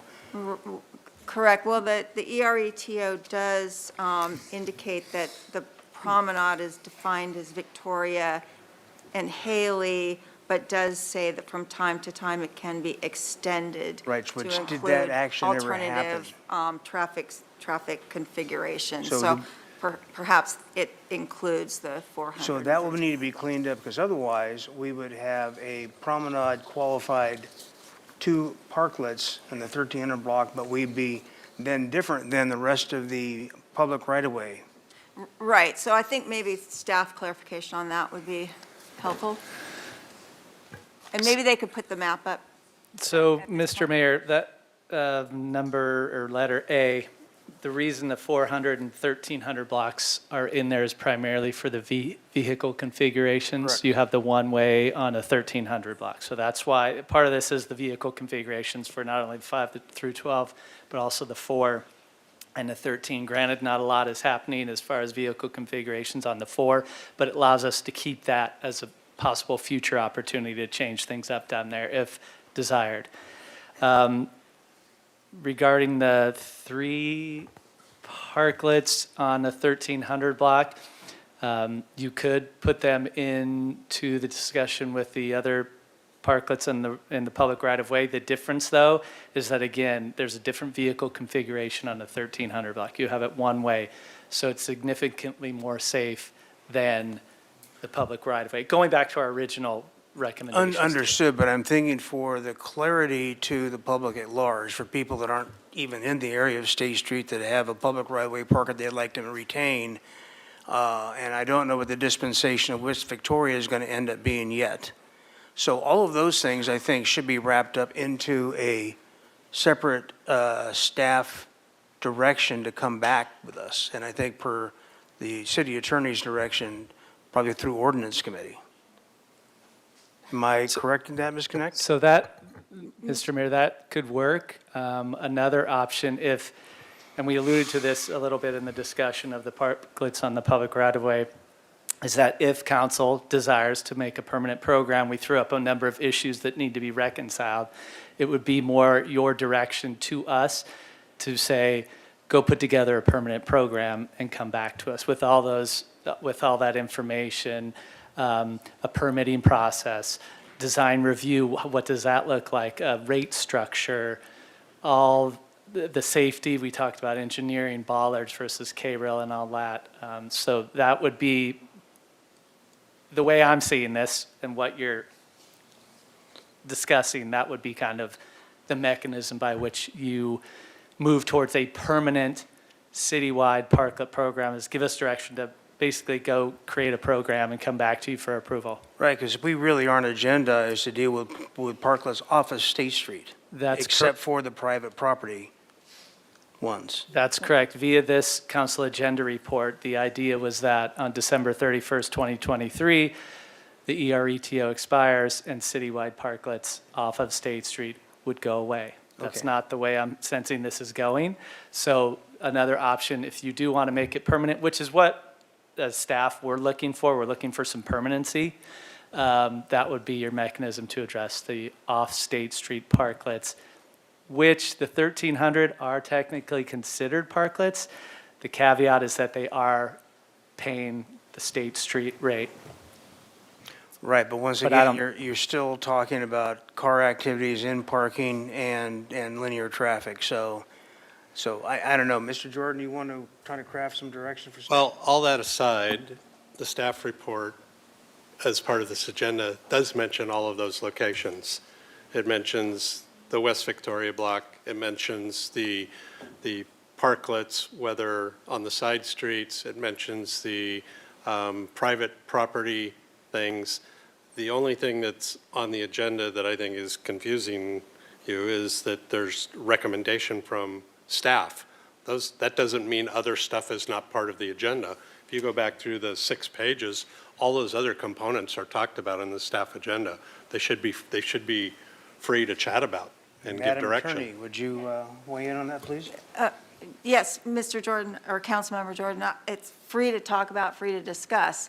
But I'm just suggesting if you want to make a motion and a recommendation on the public right-of-way parklets off of State Street, that you should direct staff to craft an ordinance or however you wanted to do that, and to return to ordinance committee with that That was ordinance. my fourth bullet, Yeah. ABC. Right. Which is not D, A, B, or That C. was We the did not fourth agendize item. an action Right, item not to to do those. vote That on conversation it, went vote sideways on and we it. couldn't have a fourth A item. direction to staff to craft Yeah. that ordinance. Yeah, I don't if think we that have was to the just motion. agree with staff's recommendations.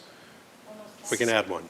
Yeah, Yeah, okay. Okay, so do you want to make a motion, then, Mr. Jordan? So I'm back to my original question Well, was what is the whether the 400 and 1,300 blocks and West Victoria, which are all talked about in the staff report, are really parklets because they're on a street that is not closed. Right, but I still want to make a clarification whether or not we're agendized to discuss those because they weren't they weren't posted as action items. Is that correct? Okay. Mr. Mayor, we're free to discuss those because they are. No, we can part of the- discuss them. I'm yeah. just saying we can't suddenly grant existence for those off-street parklets. No, I don't think we're granting existence. We're making a motion to have staff take action. Okay, very good. Right? Go ahead and craft it then. Okay. Ewan? Can I make an attempt at the motion? To direct to ordinance committee, consider, Sorry to interrupt you, but we have a motion and a second on the floor with okay, regard to. this would be a substitute, I guess. Okay, or- substitute. Yeah, let's withdraw. Okay, so can you read the motion, Madam Clerk? That we're withdrawing? What's that? Are you going to withdraw the Friedman made a- motion? Well, I don't know. But if we're going to make a substitute motion, it might be cleaner just to withdraw and then do another motion. Okay, the maker of the motion will withdraw. The seconder is who? It was me. Okay. It was Sneddon. Very good, okay. And just so that this isn't, surprise, at the very top, and I said there were going to be 4 motions, this was number 4 of what I had already described, was to direct to ordinance committee consideration of a citywide parklet program with considerations of slide 36, which had on there ADA monitoring, liability issues, risk assessment, permitting and design review, staffing, rate structure, program management, and ongoing operating budget. So this would be direction to staff, to ordinance committee for those considerations. To come back with an item for ordinance committee to consider. To consider a That citywide would- program. But that would specifically include 400, 1300, and West Victoria. It would right? indeed. So 'Cause that's we not just- dealing with the ERTO citywide, just those specifically. It's citywide, which would, by definition of not being in the ERATO, include Victoria, the 400 block, and the other blocks that Councilmember Jordan is referring to.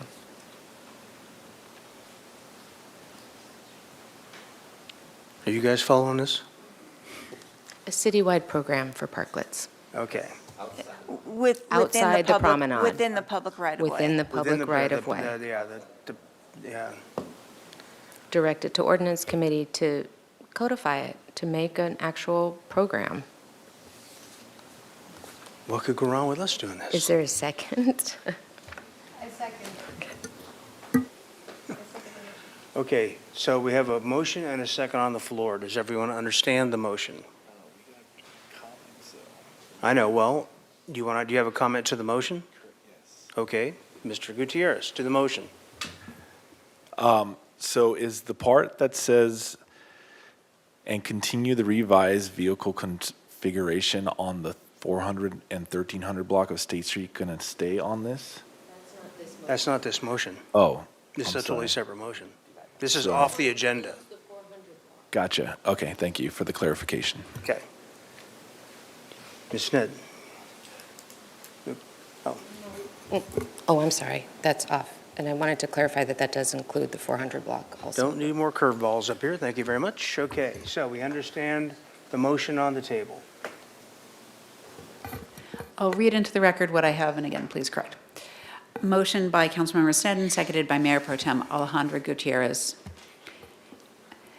to direct staff to return to ordinance committee with consideration of a citywide parklet program within the public right-of-way and outside the promenade. Correct, and addressing issues of slide 36. Can you just pull up slide 36 real quick so we could, for the record, say that we've seen it? And I'll restate the motion here, and I'll read those items in slide 36 into the motion for the record. So, direction to staff to return to ordinance committee for consideration of a citywide parklet program within the public right-of-way and outside the promenade, and addressing the issues of slide 36, which include ADA monitoring and compliance, liability issues, risk assessment, permitting and design review, staffing, rate structure, program management, and ongoing operating budget. Clarifying question for the maker of the motion. Would this include if, for example, we were able to enhance or clear off sidewalks so that it wouldn't necessarily be in the street right-of-way, still be in the public right-of-way on the sidewalk? Would it include that? Yes. Okay.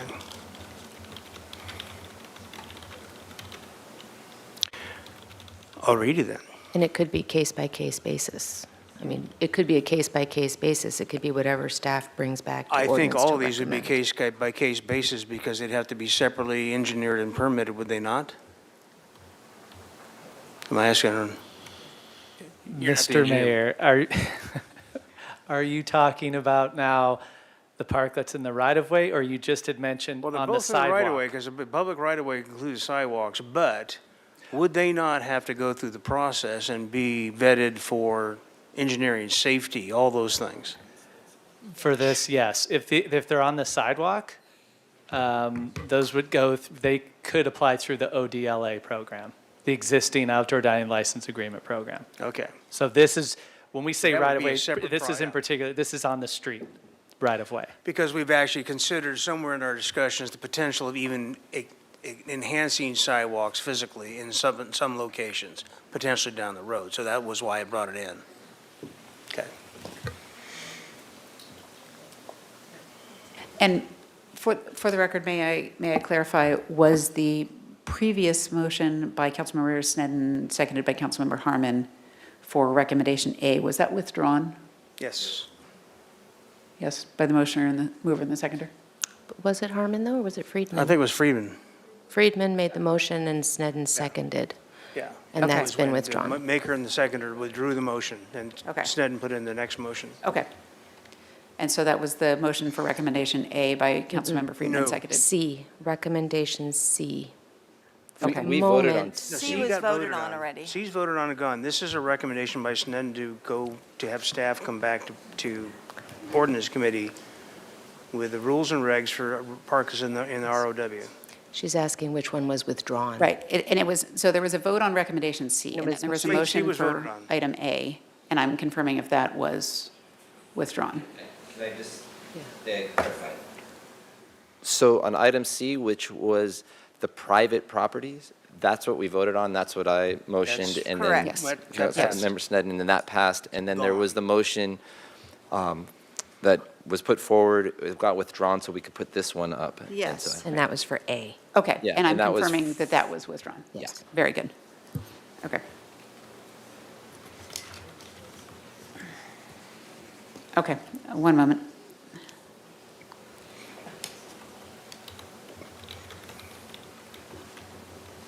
Okay, thank you for your patience, everyone. Okay, this is motion by Councilmember Sneddon, seconded by Mayor Pro Tem Alejandro Gutierrez, to direct staff to return to ordinance committee for consideration of a citywide parklet program within the public right-of-way and outside the promenade, and addressing issues of slide 36, including ADA monitoring and compliance, liability issues, risk assessment, permitting and design review, staffing, rate structure, program management, and ongoing operating budget.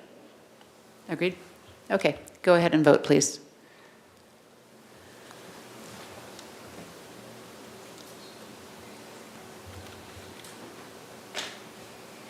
Motion passes 6-1, Rouse dissenting.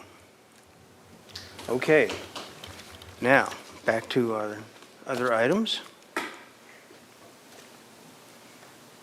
Hey, you gotta do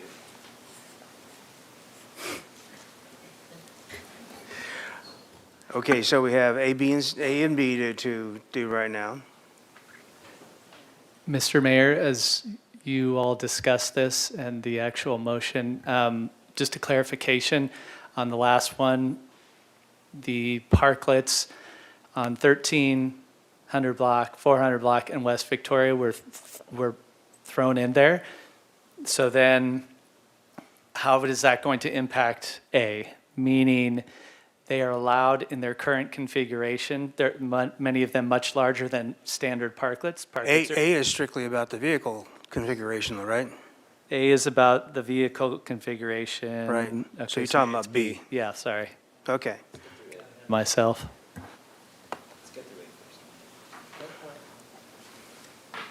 I'll move recommendation A. I thought you would. And second by, first by Harmon, second by Sneddon.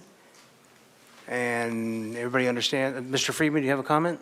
Yeah, I just want to make a comment. I'm not going to be supporting this.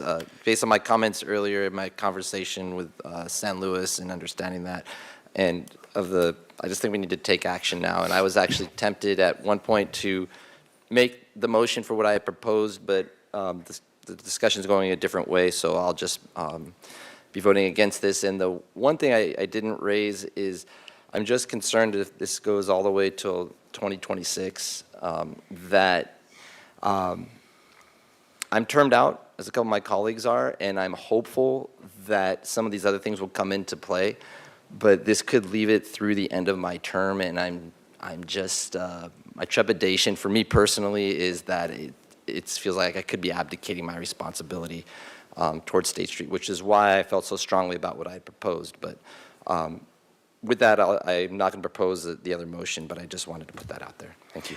And also comment to the motion is I'm really disappointed. We're missing the opportunity to do an experiment. I think we've talked about all this time, and that would be what Mr. Friedman talked about earlier, was doing something and having a real promenade of maybe 2 blocks and 500 and 600 block, and having the rest of it reopened again while the design process continued. So I think we are missing a huge opportunity, and once again, we're just kind of back at status quo. So I will not be voting for the motion. And with that, we have the motion on the floor. Mr. Mayor, I knew I had something to say about this one. I just had to clear my head. So we are talking about vehicle configuration. And that's where you had said West Victoria was now part of the Parklet program, citywide Parklet program. The reason they are allowed on West Victoria is there is a revised vehicle configuration over there. So those parklets are significantly bigger than our standard parklet. Standard parklet only allows 6 feet off the curb. So you've got some structures over there that far exceed 6 feet. I get that, but I don't see it as an action item that's been posted. So can we disconnect? I think we're going off the rail here. Mr. Mayor, I'm not understanding quite if is there a question, Mr. Bossy? It's a clarification. Yes, I want to With clarify. regard to recommendation A, In regards to recommendation A. the parklet recommendation Okay. that was just approved. So 1,300 block, 400 block, and West Victoria were included in that recommendation to be not considered, specifically included. but they're to be considered parklets if I'm not. Okay. That's not what we posted, though. Okay, I'm going We can't to move on. dial it Let's back. go and back to Yeah, that we later. can't move on Yeah, something let's- that let's- wasn't. Maybe let's- let Mr. Bailey discuss this one real quick. But we've already made that motion and it's passed.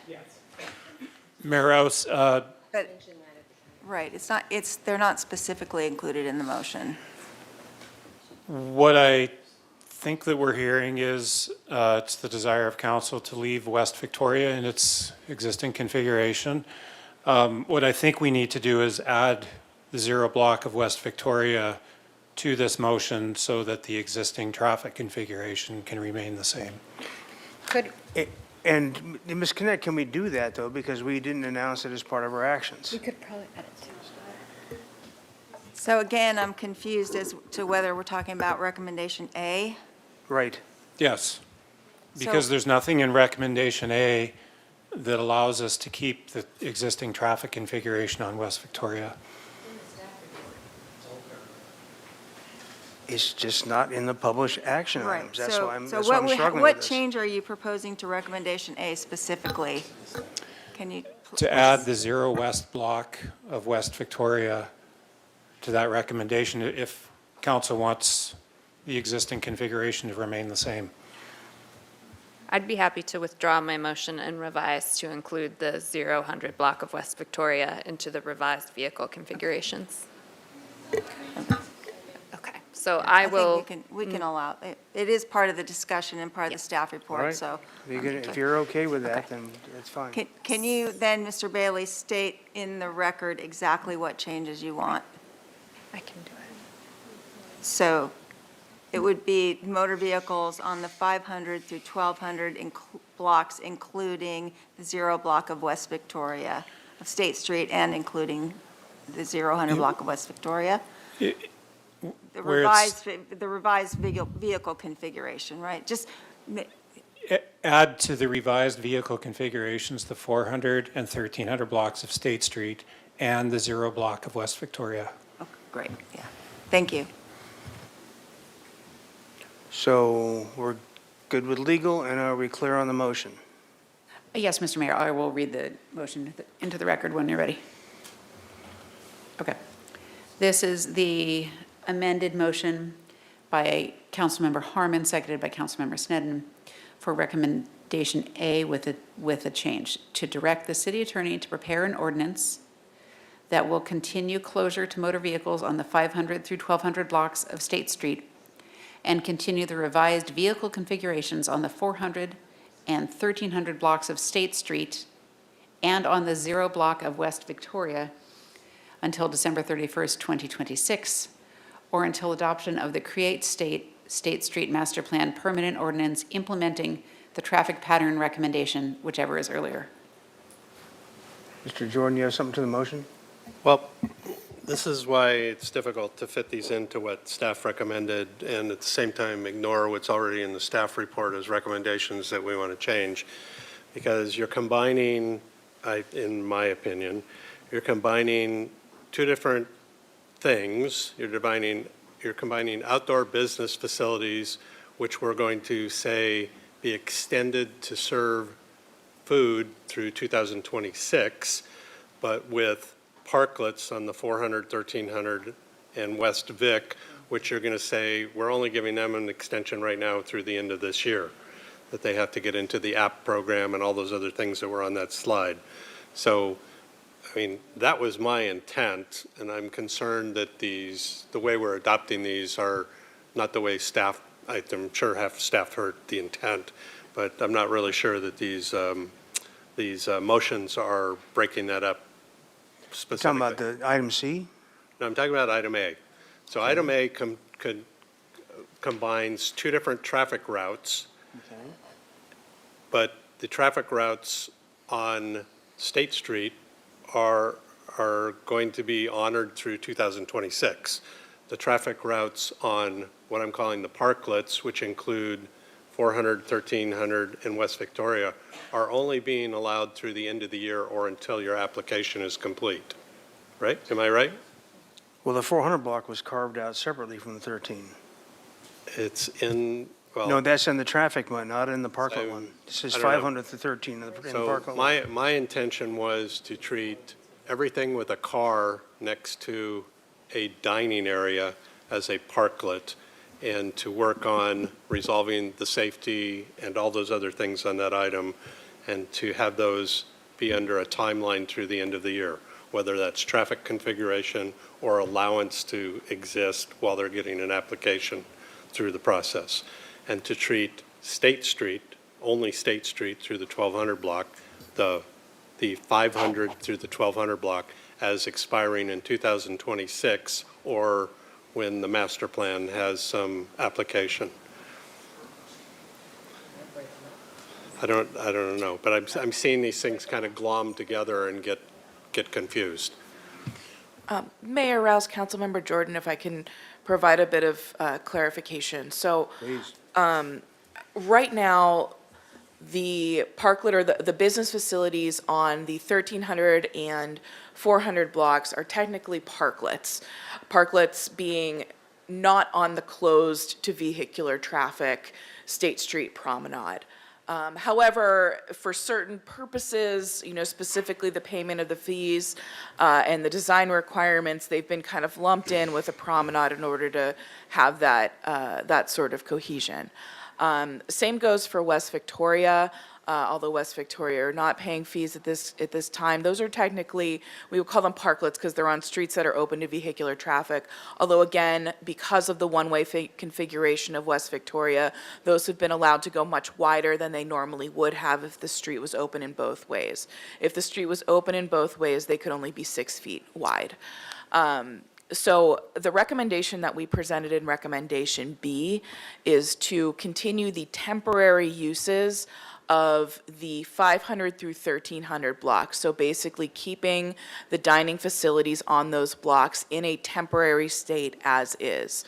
That recommendation omitted the 400 and 0 blocks of West Victoria, so those would be treated more like parklets. So now we've received direction from council tonight to develop a permanent program for parklets. So it could be that the facilities on those blocks go into that permanent parklet program. Excuse me, that's a little bit of a tongue twister. But again, it would be to the discretion of this council how you'd want to act and what Let me you'd take want a to direct stab us. at what you just said then. So really to balance that out, on A, we would add West Victoria, and then on B, we would add the 400 block and West Victoria, and just keep that simple, right? So, Mayor Rouse, Councilmember Jordan, it would depend on whether you want those to become permanent parklets or whether you want to keep temporary facilities. So if you want to say this is just temporary until we get a master plan and then maybe they go away or they morph into something different depending on what that plan looks like, that would be up to you. Or if you want them to be able to apply under a permanent program. Plus, but don't we have to annotate ordinance 6055, because that says Haley through Victoria specifically, with the potential for expansion, but that was never been memorialized anywhere. Councilmember, or Mayor Rouse, 6055 is expiring, so the ordinances we are going to be So directed to to be de develop will novo be then. new. Okay. Right. Mr. Gutierrez, you had a comment? Yes.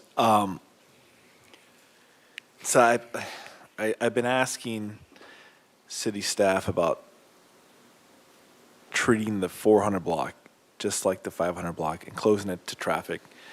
I've been asking for just some sort of proposed plan to address that for over 3 years now. So I don't want to, muck this up any further, but it's just frustrating to hear that we're basically going to keep it the same, or possibly at the end of 2026, they're not going to be the same. I just kind of want to voice my frustration about that, I guess, because I just want to get on with this, to be honest. We hear you, Councilmember Gutierrez. That was actually explained by public safety because they needed both the Haley and the Gutierrez circulation. So that precluded closing off the 400 block as they did the 500. I think we went through that a few times. So, that's why it really physically can't be that way for public safety reasons. So, all right. So where are, you still got your light on? So sir? there was a motion to add West Vic to A, right? Was there? Okay. So I just want to make sure I'm on board with what I heard from staff. So when that's accomplished, then the most flexible business arrangement would just be to add the 400 and West Vic to B also, and then you're just dealing with all of them on the same timeline in the same manner. Does that sound right?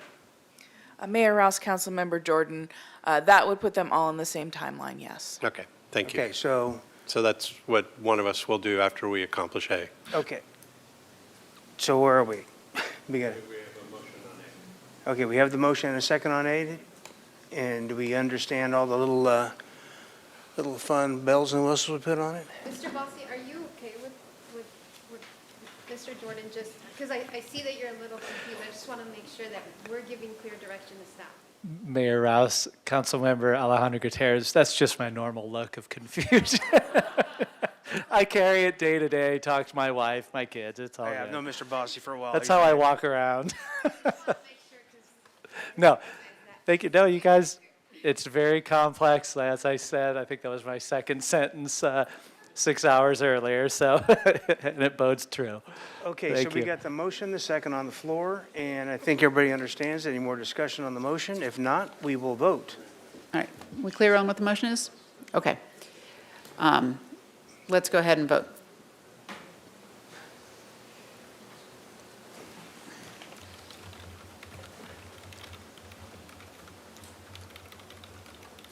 Motion passes 5-2 with Freeman and Rouse dissenting. Okay.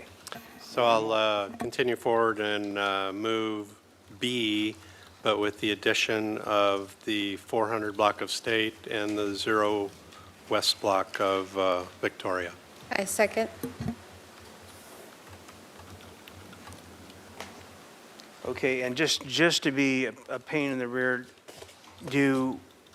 because we do talk about the prominent and we do talk about the 1300 block in the same breath, but we have to make we're just waiting for the RTO to expire in December, so this will be a brand-new ordinance that'll take place post That December is correct, 31. Mr. Mayor. All right, very good.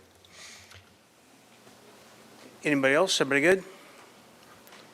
Madam Clerk? Okay. And Mr. Mayor and Councilmember Jordan, forgive me, I just want to be clear on one thing. Well, let me read it this and let me ask you my question. A motion by Councilmember Jordan, seconded by Mayor, No. okay. Seconded by Mayor Pro Tem Alejandro Gutierrez. Very good. One of you guys. To direct this is recommendation B, to direct the city attorney to prepare an ordinance to continue temporary outdoor business facilities on the 500 through 1300 blocks of State Street. Back up and make it 400 through 1,300 blocks of State Street, Okay. plus the 00 or West Victoria block, however the proper way to say that would be. Okay, very good. Let me start fresh. Thank you very much, Councilmember. Motion by Councilmember Jordan, seconded by Mayor Pro Tem Alejandro Gutierrez, to direct the city attorney to prepare an ordinance to continue temporary outdoor business facilities on the 400 through 1,300 blocks of State Street and the 0 block of West Victoria, subject to the rules and regulations under ordinance number 6055, including maintenance of valid outdoor business facility license agreements and payment of required monthly license fees. Correct? Okay, does everybody understand the motion? Any comments? And if not, let's go to the vote. Okay, please go ahead and vote on the motion I just described.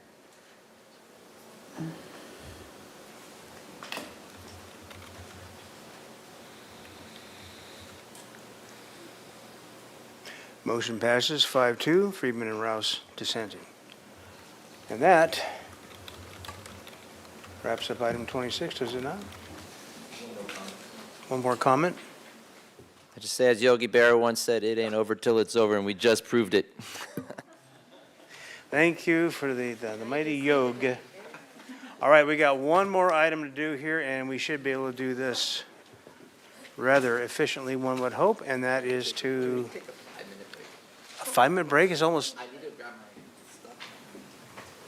Go grab your thing. Take your time, Mr. Lopez. We're taking a 3-minute break.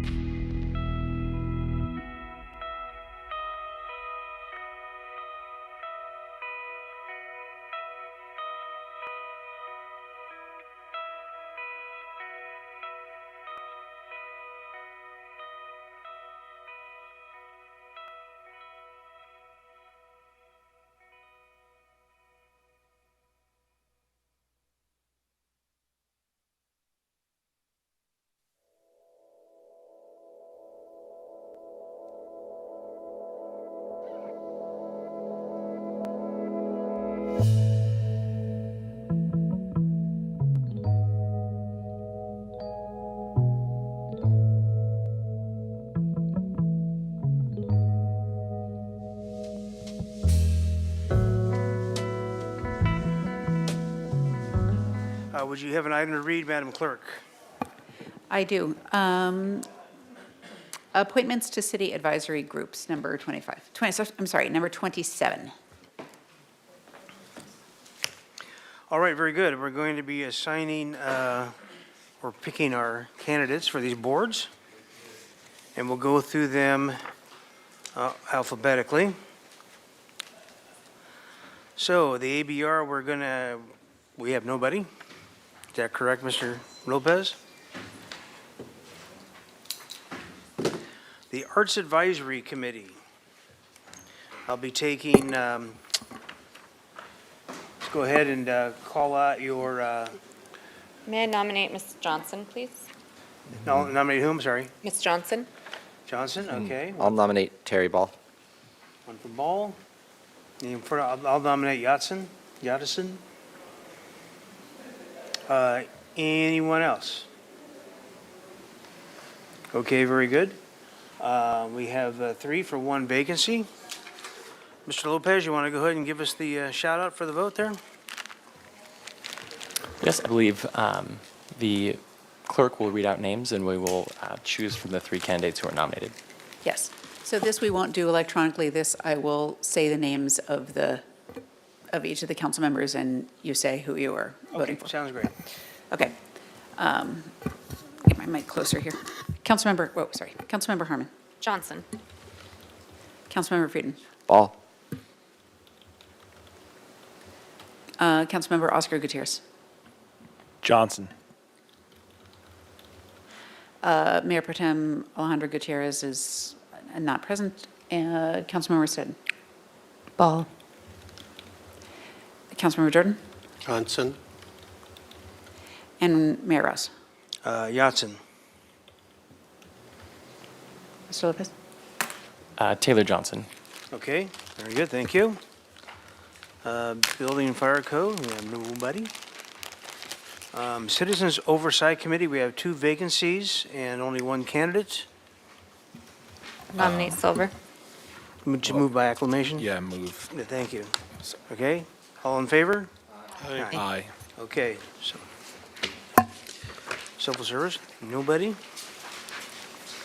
Community Development and Human Services Committee, we have 7 vacancies, 4 candidates, and Mr. Lopez, are all these candidates in their categories, are they all eligible?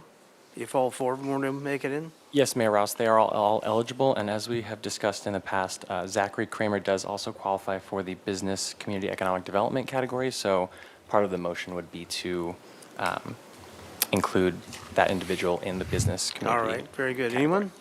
I'll move by acclamation if we put Zachary Kramer into the business development, because I think then they all fit. Okay.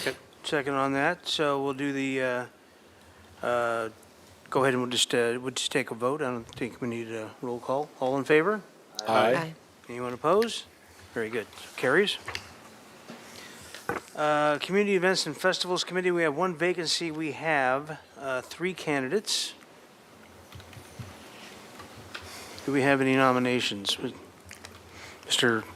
Lopez, or no? Who wants to nominate somebody? I'll nominate Oh, you're Wilder. calling, but, I forget. Yeah. Go ahead. I'll nominate Wilder. Wilder, okay.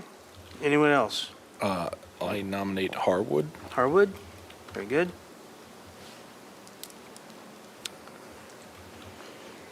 Okay, Okay.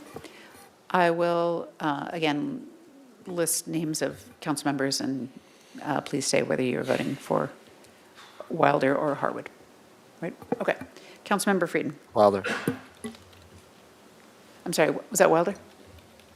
Councilmember Oscar Gutierrez. Harwood. Councilmember Zen. Harwood. Councilmember Jordan. Wilder. Councilmember Harmon. Wilder. And Mayor Rouse. Wilder, It's Wilder. very good. County of Santa Barbara Library Advisory Committee, we have 1 vacancy and 1 candidate. Move by acclamation. Moved by acclamation, Harmon. Second. Second by Gutierrez. All in favor? Aye. Any opposed? No? Good. Very And that's appointing Amber Caldwell. Very good. And on Creeks Advisory Committee, 2 vacancies. Moved by acclamation. Acclamation. Second. Second by Jordan. Everybody in favor? Aye. Anyone opposed? Mr. Mayor, if I may, there are 2 separate term expiration dates, so part of the motion should be determining which candidate is appointed to the individual terms. Where do we go? Where does it This is, say? and this is for Creeks Advisory Committee, I believe. Yes, this is for Creeks Advisory. What's the other, I'm sorry, I just have my old list. What's the other expiration date? So the 2 term expiration dates are December 31st, 2026 and December 31st, 2023. Okay, very good. So we'll take nominations for the longer of the 2 terms. I'll nominate Burdette. For the longer? Which one? There's longer 22, one. yeah. I second that, or, Okay, for Burdette? yeah. I'm sorry, Burdette for the longer Yes. and, Moret for the shorter. okay. And I'm sorry, I have to ask a question. I left my other notes. Which one is which? For the moment, it's escaping my, So Stephanie was the instructor who Yes. taught it at UCSB, and then Ann was her student. okay. Murray, I would like to nominate Murray for the Okay. longer term. Very good.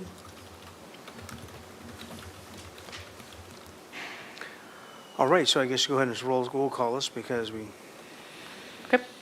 So I will be listing the names of council members. Please list the name of the person that you wish to have appointed to the longer term. longest, right. Very good. Councilmember Oscar Gutierrez. Burdette? Councilmember Stettin. Murray, Councilmember Jordan. Burdette. Councilmember Harmon. Burdette. Councilmember Friedman. Burdette. And Mayor Rouse. Burdette. Thank you. Okay. Burdette is appointed to the longer term. Right. Harbor Commission, 1 vacancy, 2 candidates. I'll nominate Metzenberg. I'll nominate Ford. Okay. All righty. Let's go ahead and do the roll call. Okay, please state whether you are casting your vote for Metzenberg or Ford for the 1 vacancy. Councilmember Stettin. Ford. Councilmember Jordan. Ford. Councilmember Harmon. Ford. Councilmember Friedman. Metzenberg. Councilmember Oscar Gutierrez. Ford? And Mayor Rouse. Ford. And Ford is appointed. All righty, very good. Library Board, 1 vacancy, 2 candidates. May I have some nominations, please? Nominate Amber Caldwell. Anyone else? I'll nominate Barnwell. Okay, can we have the roll call, please?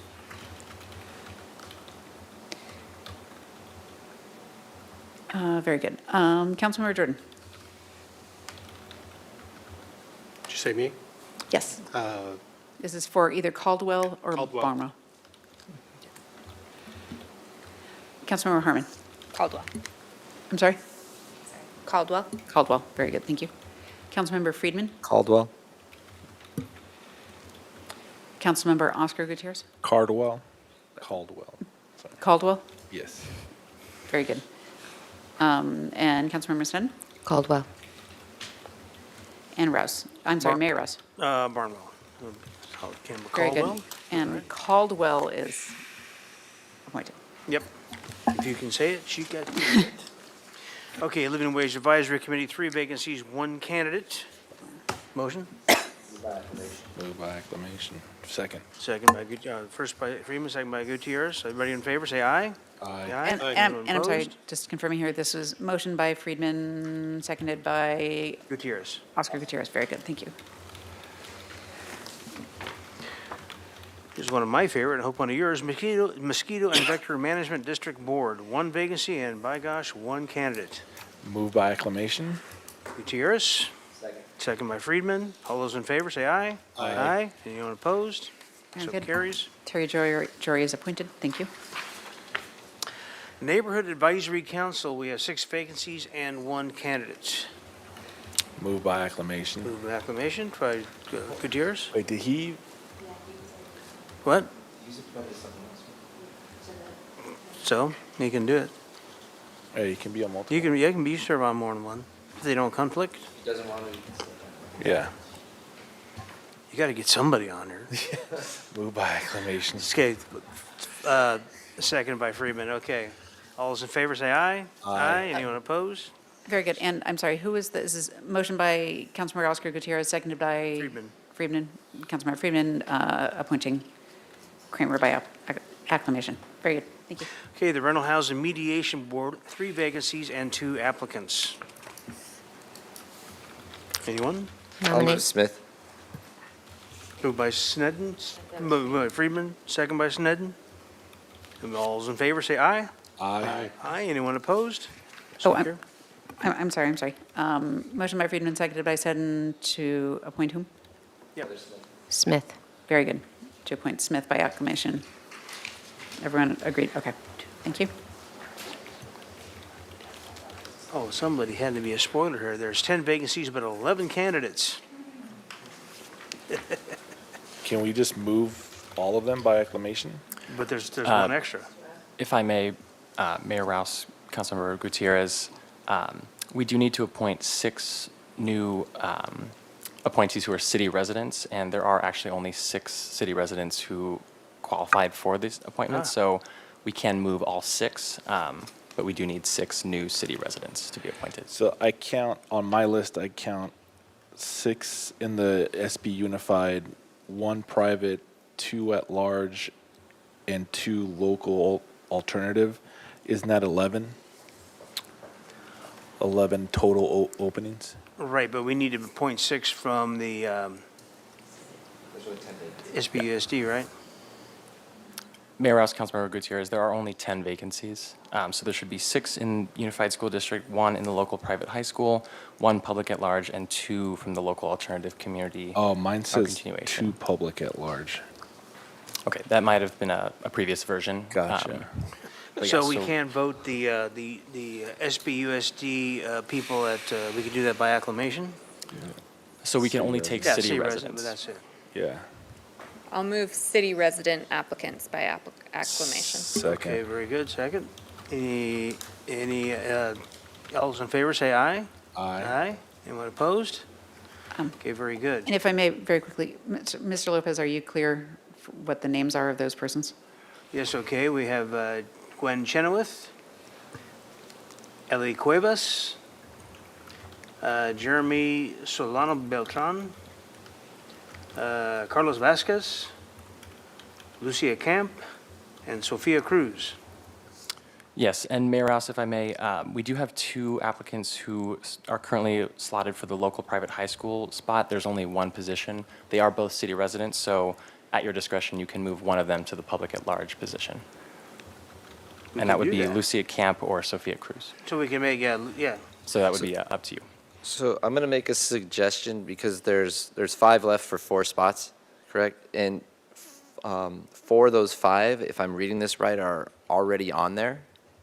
And so I would suggest that since they are on there, they've already served, that they continue to be allowed to serve, and that we make that one switch to the public at large. Second that. Of which person, Mr. Lope, that we need to move? You can choose between Lucia Camp or Sophia Cruz. Lucia, we'll say Lucia Camp would go to the public at large.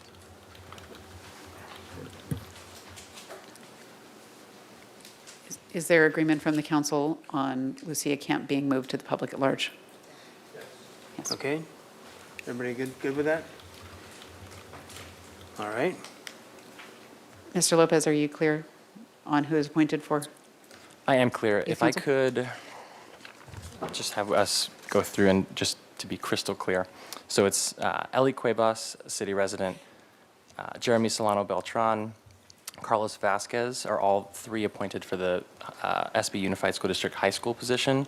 Correct. Lucia Camp and Sophia Cruz are both appointed to the local private high school and public at large positions respectively.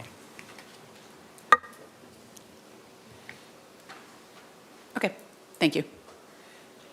So we good on this? Yes, thank you, Mr. Mayor. Okay, Single Family Design Board. One vacancy, one applicant. I don't think we voted. Did we vote for that? Last one? voted on Yeah. Oh, we hadn't youth voted on council? the other We one? didn't I thought actually we vote. had. We just agreed what to do, but we didn't vote. Right. Okay, motion? I'll move what we just discussed. Okay. Second. Second. Friedman, Gutierrez, all in favor, say aye. Aye. Anyone opposed? And Motion and again, carries. Mr. Lopez, you're clear on that motion? Yes, if You don't need to repeat it, but for I'm clear. future minutes taking. Thank you. All right, last one, Single Family Design Board.